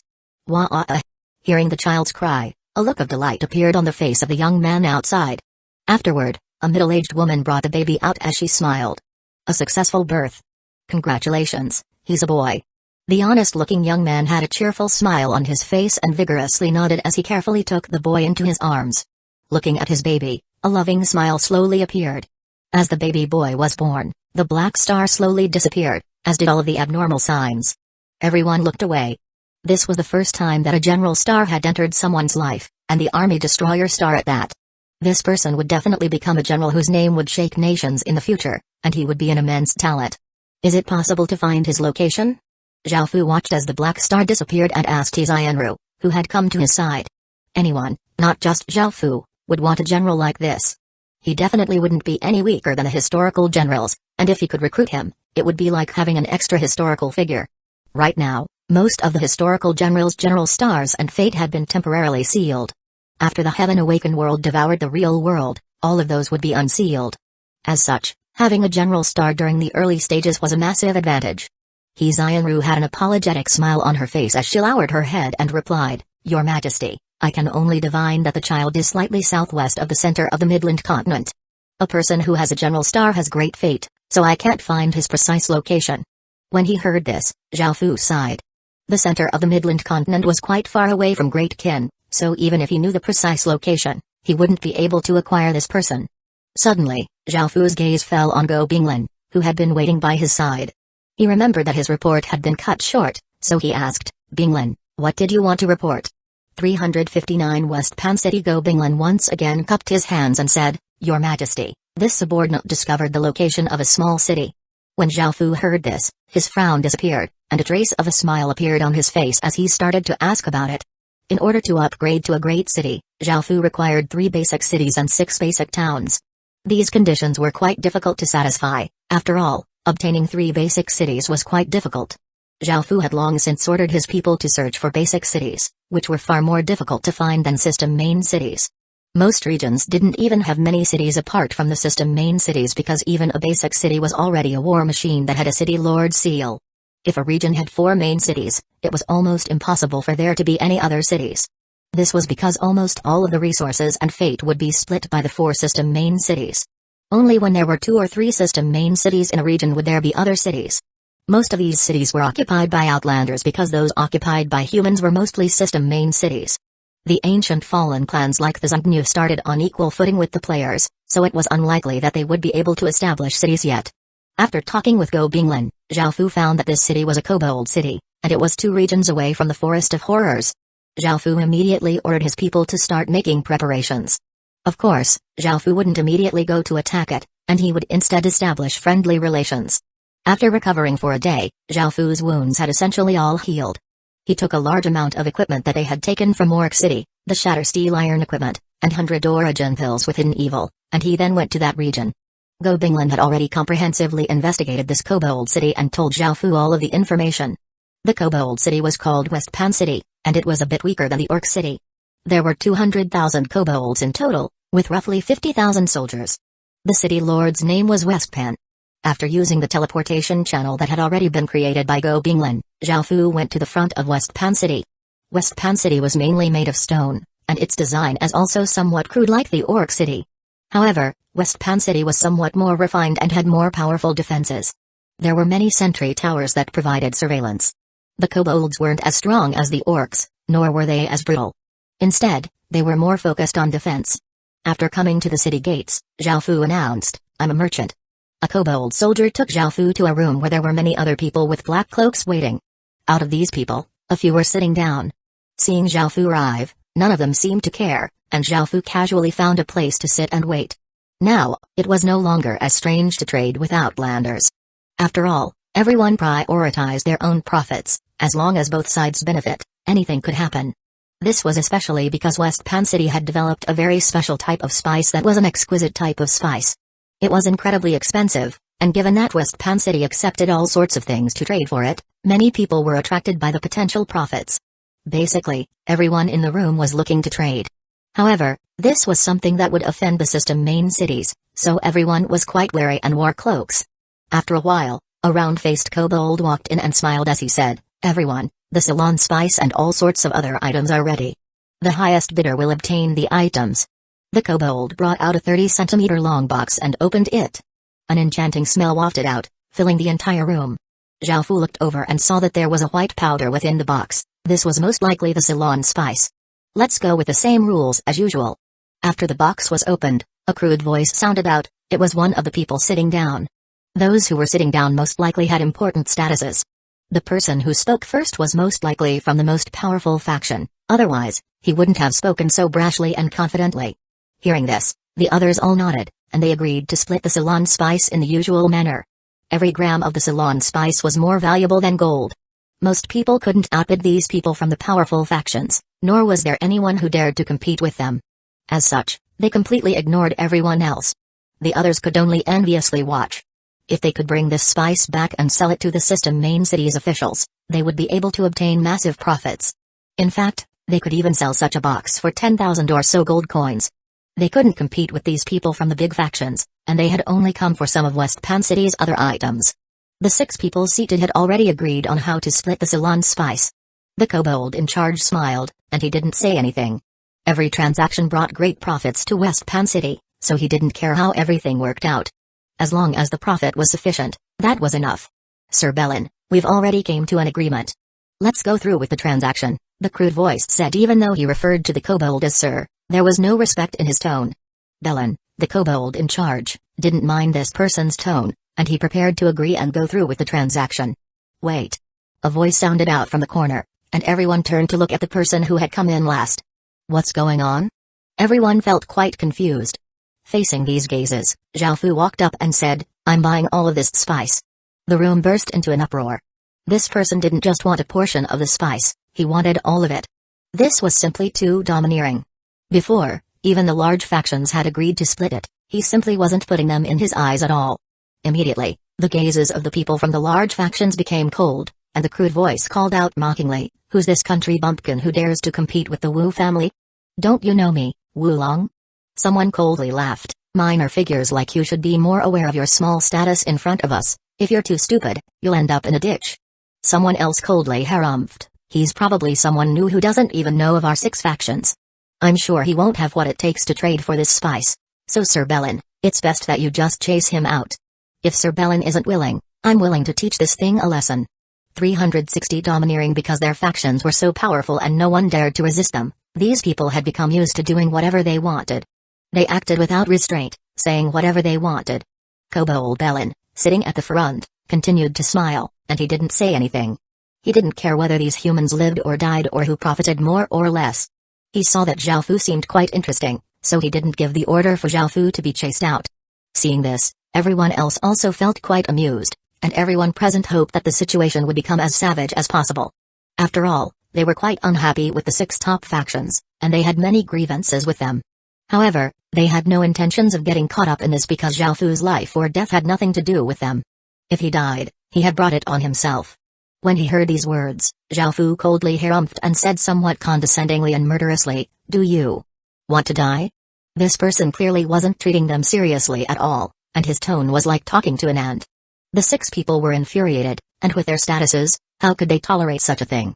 They simultaneously stood up, wanting to kill this arrogant person in front of them to relieve their anger.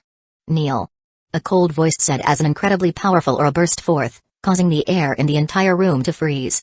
The 6 people felt a boundless power weigh down on them, and even despite trying to use all of their power, they were unable to resist at all. Their legs crumpled, and they crashed heavily to their knees. These 6 people only had stage 1 cultivation, and Zhao Fu had killed many people who had acted arrogantly in front of him. If others treated him respectfully and courteously, he would return that. However, if they didn't, there was no need for him to hold back. Facing the terrifying aura that Zhao Fu had released, everyone present felt quite startled. Even though this aura wasn't directed towards them, they could feel how powerful it was, and it was enough to suppress everyone here. Belen also felt quite shocked. He had never thought that Zhao Fu would be strong enough to rival a stage 3 expert. In actuality, Zhao Fu hadn't used his full strength because he was as strong as a stage 4 expert. With the City Lord's seal, most people here would either be killed or heavily wounded just from his aura alone. However, Zhao Fu decided to only reveal a portion of his strength because if he unleashed his full strength, he would alert the kobolds. That wasn't why he had come here. The 6 people kneeling had never thought that Zhao Fu would be so strong. Now that they were all kneeling in front of him, these arrogant people felt like dying. This humiliation was something that would stay with them for the rest of their lives, and they would never be able to forget it. Og!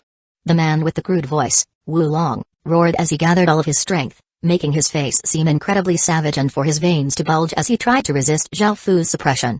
Zhao Fu coldly harumphed, and the pressure bearing down on Wu Long became 4 times heavier. Crack! The sound of bones breaking rang out as Wu Long screamed. The bones in his legs had been broken, and he lay on the ground, vengefully glaring at Zhao Fu. For you to humiliate me like this today, I'll definitely make you suffer a terrible death in the future.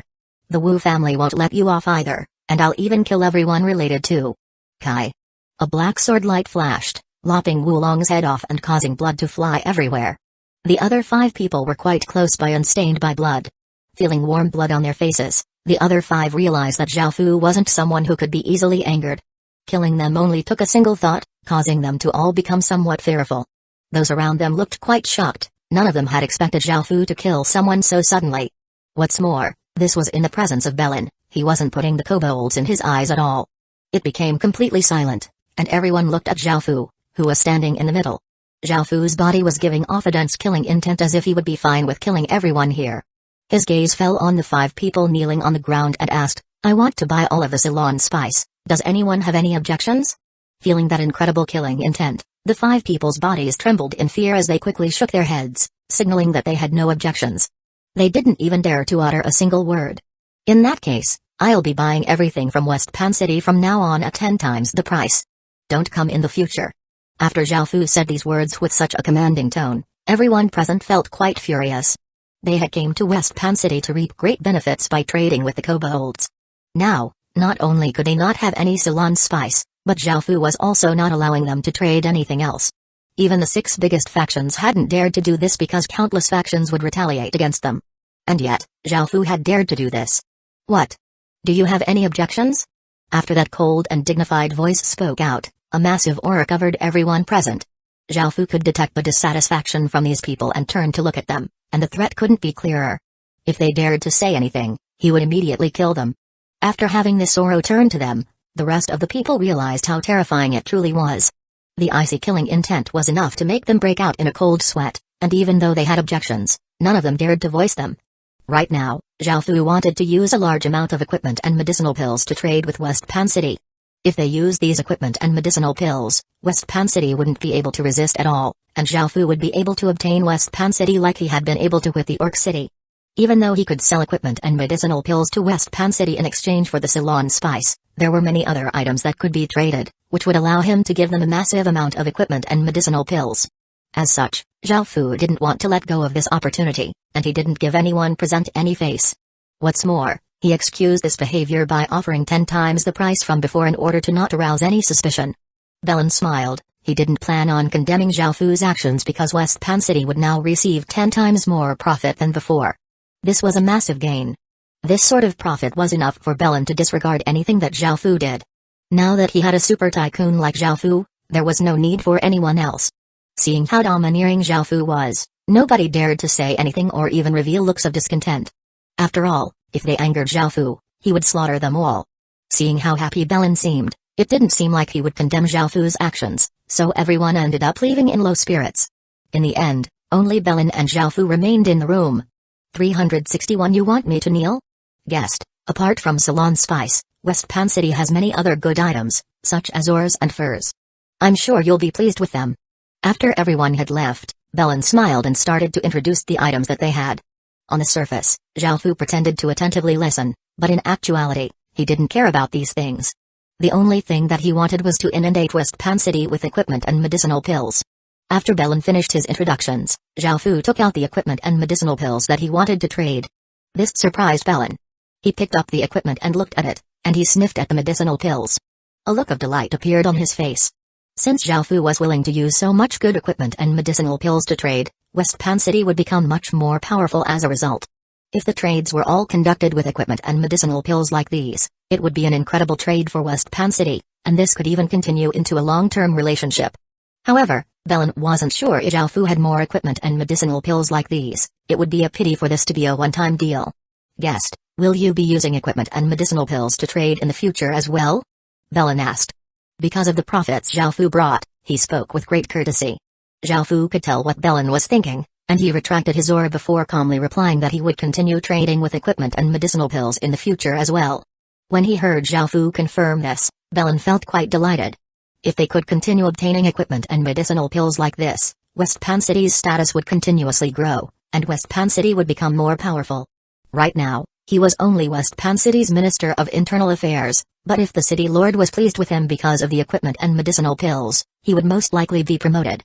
Belen inwardly rejoiced. All of this was because the humans were so greedy and competitive, resulting in the stupid tycoon being willing to pay 10 times the price from before. Sir Belen, I also need some slaves of any race.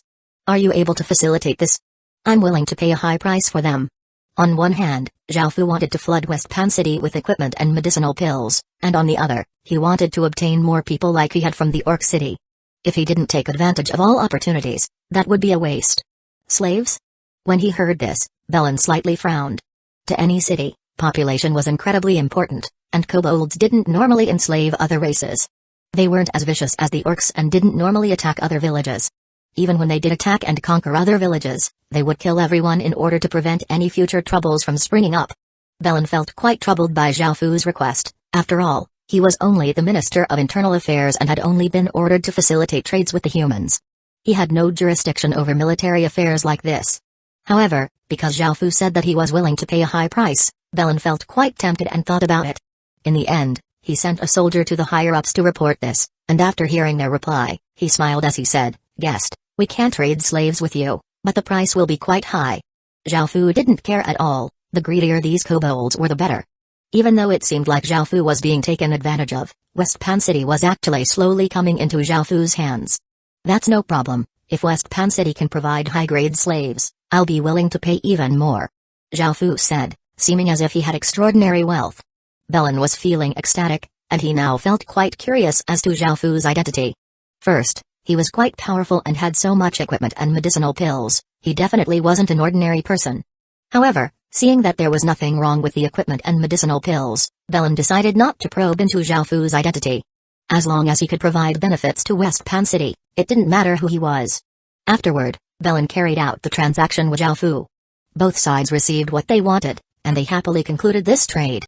Elsewhere, the various factions angrily returned to their headquarters, feeling incredibly infuriated that Zhao Fu had taken all of the benefits for himself.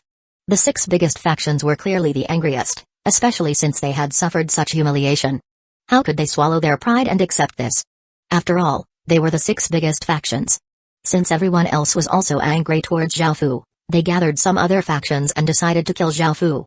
In total, they had gathered 10,000 or so people, and all of them had decent strength. Since that person was so strong, would he still be so domineering in the face of so many people? This time, they wanted to see his true strength. Ideally, they would have him kneel down and beg for forgiveness before they killed him. Perhaps he had many good things on him, otherwise, he wouldn't be able to purchase everything for 10 times the previous price. What's more, the profits he would gain would be quite small. After concluding the transaction, Zhao Fu left West Pan City and flew towards the place where his teleportation channel was. He couldn't establish it too close to West Pan City, or it would be detected easily. As such, this teleportation channel was 10 or so kilometers away. However, when Zhao Fu was halfway there, countless arrows suddenly started flying at him. Seeing so many arrows, Zhao Fu felt quite surprised and immediately used his king's domain to block some of the arrows. Because there were simply too many arrows, Zhao Fu was forced down to the ground. Following this, a sea of people rushed out of the forest around them and surrounded Zhao Fu. There were at least 10,000 people, but Zhao Fu's expression didn't change much. At that moment, the leaders of the 6 biggest factions walked out and evilly looked at Zhao Fu. One of them loudly laughed and said, "You dared to kill someone from the Wu family. Today, you're bound to die. If you kowtow to me, I'll let you die a decent death at least." "That's right. If you kneel and call me Granddaddy, we'll leave you a complete corpse. Don't think that you're invincible just because you're strong. We have over 10,000 people, and all of them are fairly strong. You'd best think this through," another person coldly called out. "Exactly.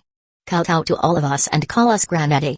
This is your punishment for acting so arrogantly before." Everyone else laughed. Zhao Fu stood his ground, a cold look in his eyes. Even though there were 10,000 or so people in front of him, most of their cultivations hadn't broken through to stage 1 yet, so he could deal with them. If he used his City Lord Seal's power, not a single person here would be able to stop him. In fact, Zhao Fu could even kill everyone here. However, dealing with 10,000 or so people would be quite troublesome, and what's more, they were quite close to West Pan City. If Zhao Fu used his City Lord Seal, West Pan City's City Lord would definitely detect this. However, Zhao Fu had other ways to deal with them, so he didn't fear these 10,000 people. "You want me to kneel?" Zhao Fu started to laugh. "You think a group of trash like you can defeat me? I didn't even go to make trouble for you, yet now you've come to find me? You're seeking death. 362 What did you want me to call you? You." Hearing that Zhao Fu dared to say such words when facing so many people, such as calling them trash, everyone felt incredibly furious. They raised their various weapons and rushed over, wanting to turn Zhao Fu into meat paste. The scene of 10,000 people charging was quite impressive, but at that moment, Zhao Fu's body suddenly disappeared. This caused everyone to pause in surprise. How had this person suddenly disappeared?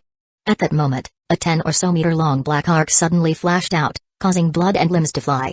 30 or so people instantly died, and their bodies fell to the ground with shocked expressions on their faces. None of them had realized what had happened before dying. This sudden attack shocked everyone, but before they could respond, another 2 sharp arcs of light flashed out, killing more than 100 people. Not a single person could retaliate before their bodies were essentially split in 2. This strange and terrifying scene made everyone start to feel scared, and they started to retreat. At that moment, another black arc of light flashed out, lopping off dozens of heads. The wounds were incredibly clean, and dozens of corpses fell to the ground. This scene scared many people to the point that their legs became weak. However, someone yelled, "He can use some method to become invisible. Everyone, be careful." Zhao Fu had used the Stealther's powers, and even if they knew about the invisibility, they still had no power to stop him. As such, the massacre continued. Black arcs of light continuously swept out, cutting people's bodies in half. Some people shot arrows towards where the attacks came from, but they couldn't keep up with Zhao Fu's speed. Zhao Fu didn't remain in the same area, he moved around like a ghost, mercilessly hunting them down. More and more corpses fell to the ground, and a gory smell spread out. The aura of death covered everyone here, and now, the situation was reversed. The thousands of people were scared of Zhao Fu. At that moment, someone yelled out, "Everyone, quickly form groups with shields on the outside and protect those who can attack." People immediately started to form groups with shields on the outside, and the archers within drew their bows and warily looked around, preparing to attack. This sort of method may have worked against normal people, but it was wholly ineffective against Zhao Fu. After all, Zhao Fu's own strength was equivalent to that of a stage 4 expert, and it was incredibly easy for him to deal with these people, who weren't even at stage 1. A massive ray of black sword light suddenly appeared, as did Zhao Fu's body, in front of a group of hundreds of people. Boom! A massive explosion sounded out as the black sword light instantly obliterated the shields and continued onwards into the crowd of people. Countless people's bodies were blown to bits by the sword light, causing blood and bits of flesh to fly everywhere, creating a gory scene. In just an instant, hundreds of people had died, making the atmosphere incredibly terrifying. This completely annihilated any hope that the others had. The difference in strength was simply too overwhelming. They had nothing that they could do about Zhao Fu's invisibility, and because he was monstrously strong, they could only start running away in fear. Seeing the countless people running away, a cold smile appeared on Zhao Fu's face, and he looked at the 6 leaders. His body blurred before he appeared in front of them and coldly laughed as he asked, "Didn't you want me to kneel?" Seeing that Zhao Fu had suddenly appeared before them, the 6 leaders cried out, "He's appeared.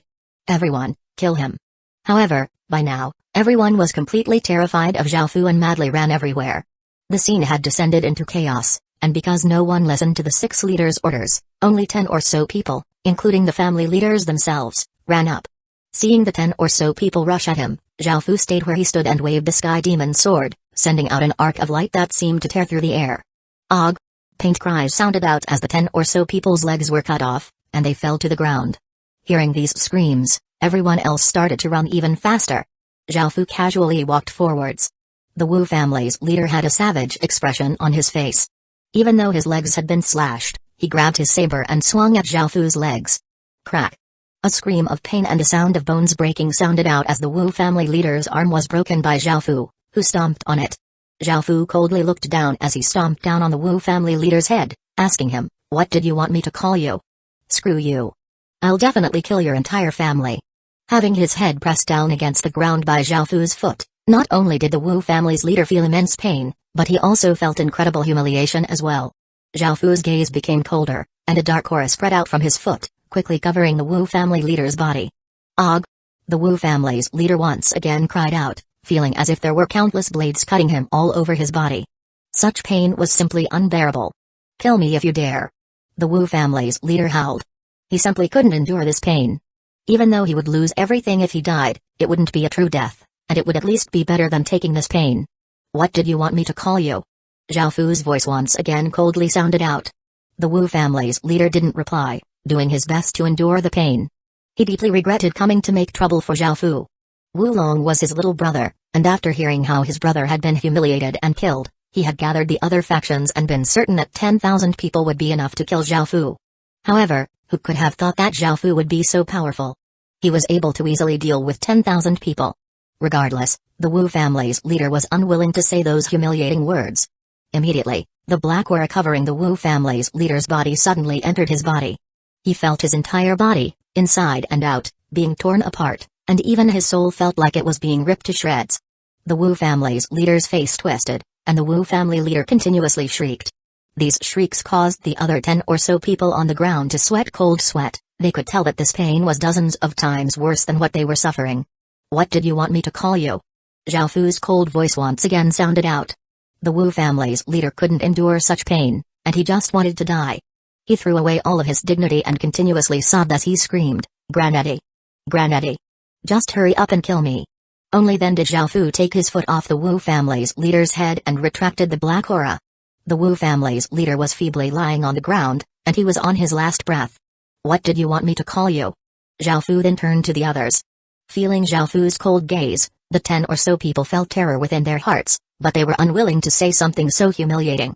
Zhao Fu stepped out, and 10 or so streams of black aura came out of his foot, entering their bodies. Screams continuously sounded out until some people caved in and called him Granddaddy in the end.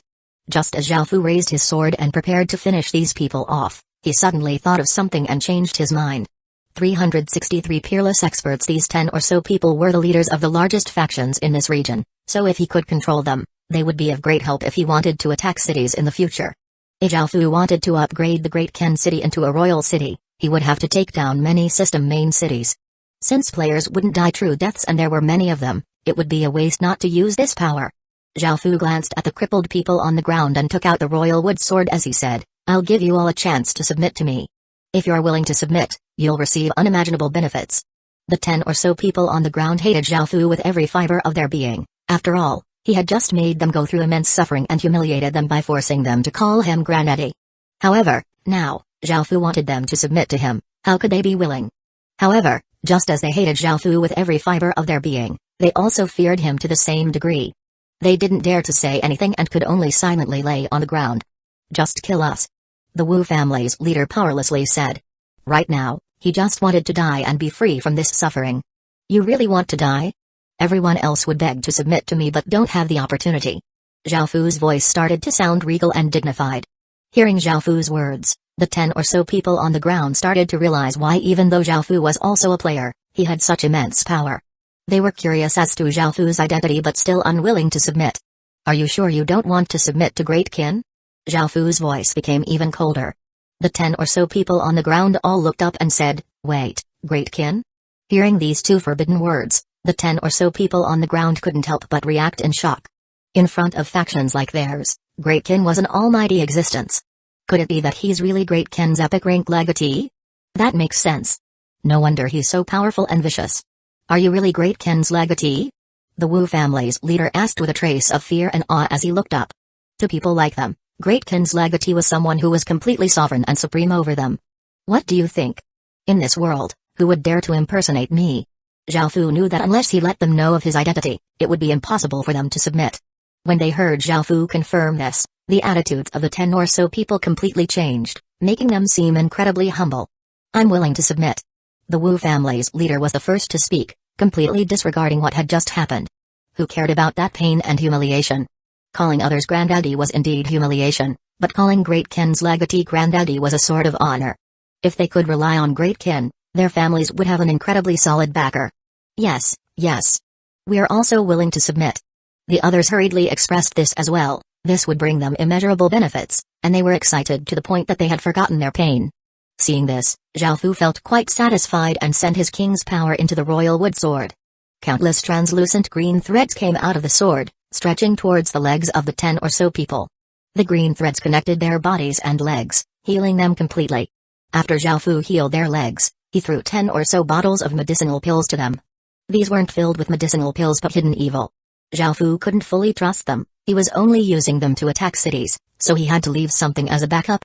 The 10 or so people could guess that there was something wrong with these medicinal pills, but they still swallowed them. They knew that after what had just happened, it would be difficult for them to earn Great Kin's legatee's trust. Since they wanted to obtain Zhao Fu's protection, they had to pay a price for it. You can all leave now. I'll contact you if there's anything. Seeing them obediently swallow the hidden evil pills, Zhao Fu allowed them to leave. Because he had used all of the equipment and medicinal pills he had brought to trade with West Pan City, he was unable to give them any benefits just yet. Following this, he turned into a ray of light and disappeared over the horizon. The 10 or so people were incredibly excited and returned to their factions. When their subordinates saw them return, they felt quite shocked. They had all heard that the army of 10,000 had been scared into running and that their leader's legs had been cut off. However, they looked completely fine and even quite excited. Afterward, the 10 or so people told their core members about joining Great Kin, causing the factions to feel incredibly joyful. Great Kin was an existence that reigned far above them, and joining Great Kin would bring them unimaginable benefits. In actuality, Zhao Fu just announced that he was Great Kin's legatee. He would be able to gather a massive number of people to him. However, it was difficult to control too many people, and it would be impossible to make sure that everyone was truly loyal. After returning to Great Kin, Zhao Fu took care of some other matters. Now, Great Kin had returned to a period of steady development, and what they lacked most was time. Most of the things that they wanted to do required a lot of time.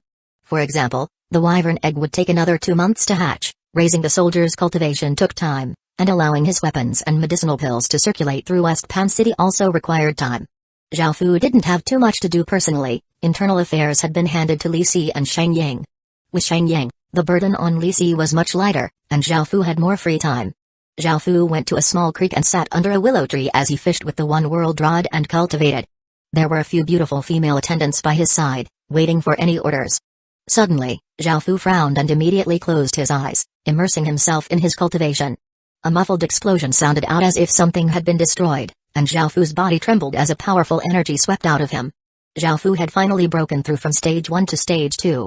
He continued training for a while and studied his cultivation before taking out a blood god pill and consuming it. This was a stage 3 blood god pill that required a stage 3 corpse to refine. After consuming the blood god pill, a massive wave of cultivation energy spread out within Zhao Fu's body, and Zhao Fu quickly refined this energy. At the same time, Zhao Fu's cultivation rapidly increased, Tier 2 Level 1, Tier 2 Level 2, Tier 2 Level 3. In the end, Zhao Fu's cultivation rose to Tier 2 Level 4. The blood god pill's effects were quite extraordinary, allowing him to increase his cultivation to Tier 2 Level 4 instantly. Now, Zhao Fu needed to continue cultivating by himself. This was because blood god pills of each stage could only be used once by each person. If they could continuously use blood god pills, Zhao Fu would be able to create an army of peerless experts. Zhao Fu breathed out a breath of impure air and opened his eyes. It was already night, and the attendants had lit lanterns. At that moment, there seemed to be something tugging at the fishing line. Zhao Fu raised a rod, and a small silverfish appeared before him. It looked quite rare. Your Majesty, this subordinate has something to report. Wang Ergu, who had been waiting by the side, walked up and cupped his hands. Zhao Fu nodded, and after listening to what Wang Ergu had to say, a look of delight appeared on his face. He put away the one-world rod and stood up because the news was regarding a town. 364 Greatkin setting up this town wasn't in the Forest of Horrors but in a neighboring region, 100 Bamboo. Greatkin got the news from a player. This player had been lost for a few days, and he had been attracted over by a massive noise. He had followed that noise and discovered the town. The massive noise was from the village leveling up into a town. Afterward, the player returned to his system main city and sold the location of this town for a high price. The location of any villages or towns in the wilderness was very valuable, and many factions would spend a large amount of money to purchase such information. If they could take down that village or town, they would be able to obtain population, resources, and money. All of these were massive benefits. However, because this person had already sold this information to many large factions, Zhao Fu had to quickly gather his soldiers. If a few large factions banded together, it would be quite easy for them to take down this town. After all, it had just leveled up into a town, and whether it was regarding population or defense, it was weaker than a normal town. Most large factions had tens of thousands of people, and if they joined together, it would be impossible for the town to defend against 60,000 to 70,000 soldiers. There were only 20,000 or so people in this town, and it only had 4,000 soldiers. Adding on the fact that the town walls hadn't been built yet, it would be quite easy to take down this town. Right now, the most important thing was speed and dealing with those large factions. How long has it been? Zhao Fu understood the gravity of the situation, and his one-world rod turned into the royal wood sword as he started walking towards the city hall. Wang Ergu followed behind him and replied, "Your Majesty, it has been about 1 hour since we received this information. The other factions most likely received the information at the same time as us. Which factions did that person sell the information to? Do you know where those factions are based? And apart from those large factions, did that person tell anyone else about this?" Zhao Fu rapidly asked a few questions as he walked. Wang Ergu followed behind Zhao Fu as the female attendants followed behind both of them. Wang Ergu told Zhao Fu that the person had sold this information to 4 large factions. 3 of them were at one system main city, and the remaining one was at another system main city. He also told Zhao Fu that he had already sent people to find out the location of their headquarters. Moreover, the person who sold this information already escaped back to the real world. This subordinate has already ordered people to wait where he disappeared. Once he appears, we'll either restrain him or kill him to prevent him from leaking this information. Hearing this, Zhao Fu nodded and ordered, "Gather all the soldiers and summon the members of Eternal Night." "Yes, Your Majesty." Wang Ergu obeyed and quickly left to carry out Zhao Fu's orders. After receiving their orders, the generals and commanders quickly returned, as did the members of Eternal Night. Eternal Night was comprised mainly of assassins, and it was a department that Zhao Fu had established early on. Apart from collecting intelligence, it also carried out assassinations. After nurturing Eternal Night for so long, it was time to put those assassins to use. On an empty piece of land, torches burned brightly, illuminating the surroundings. There were about 6,000 people gathered there, and they wore black hoods and gave off strange auras. There were 12 people standing in front of this massive crowd. They were the 12 legatees of the assassin legacy.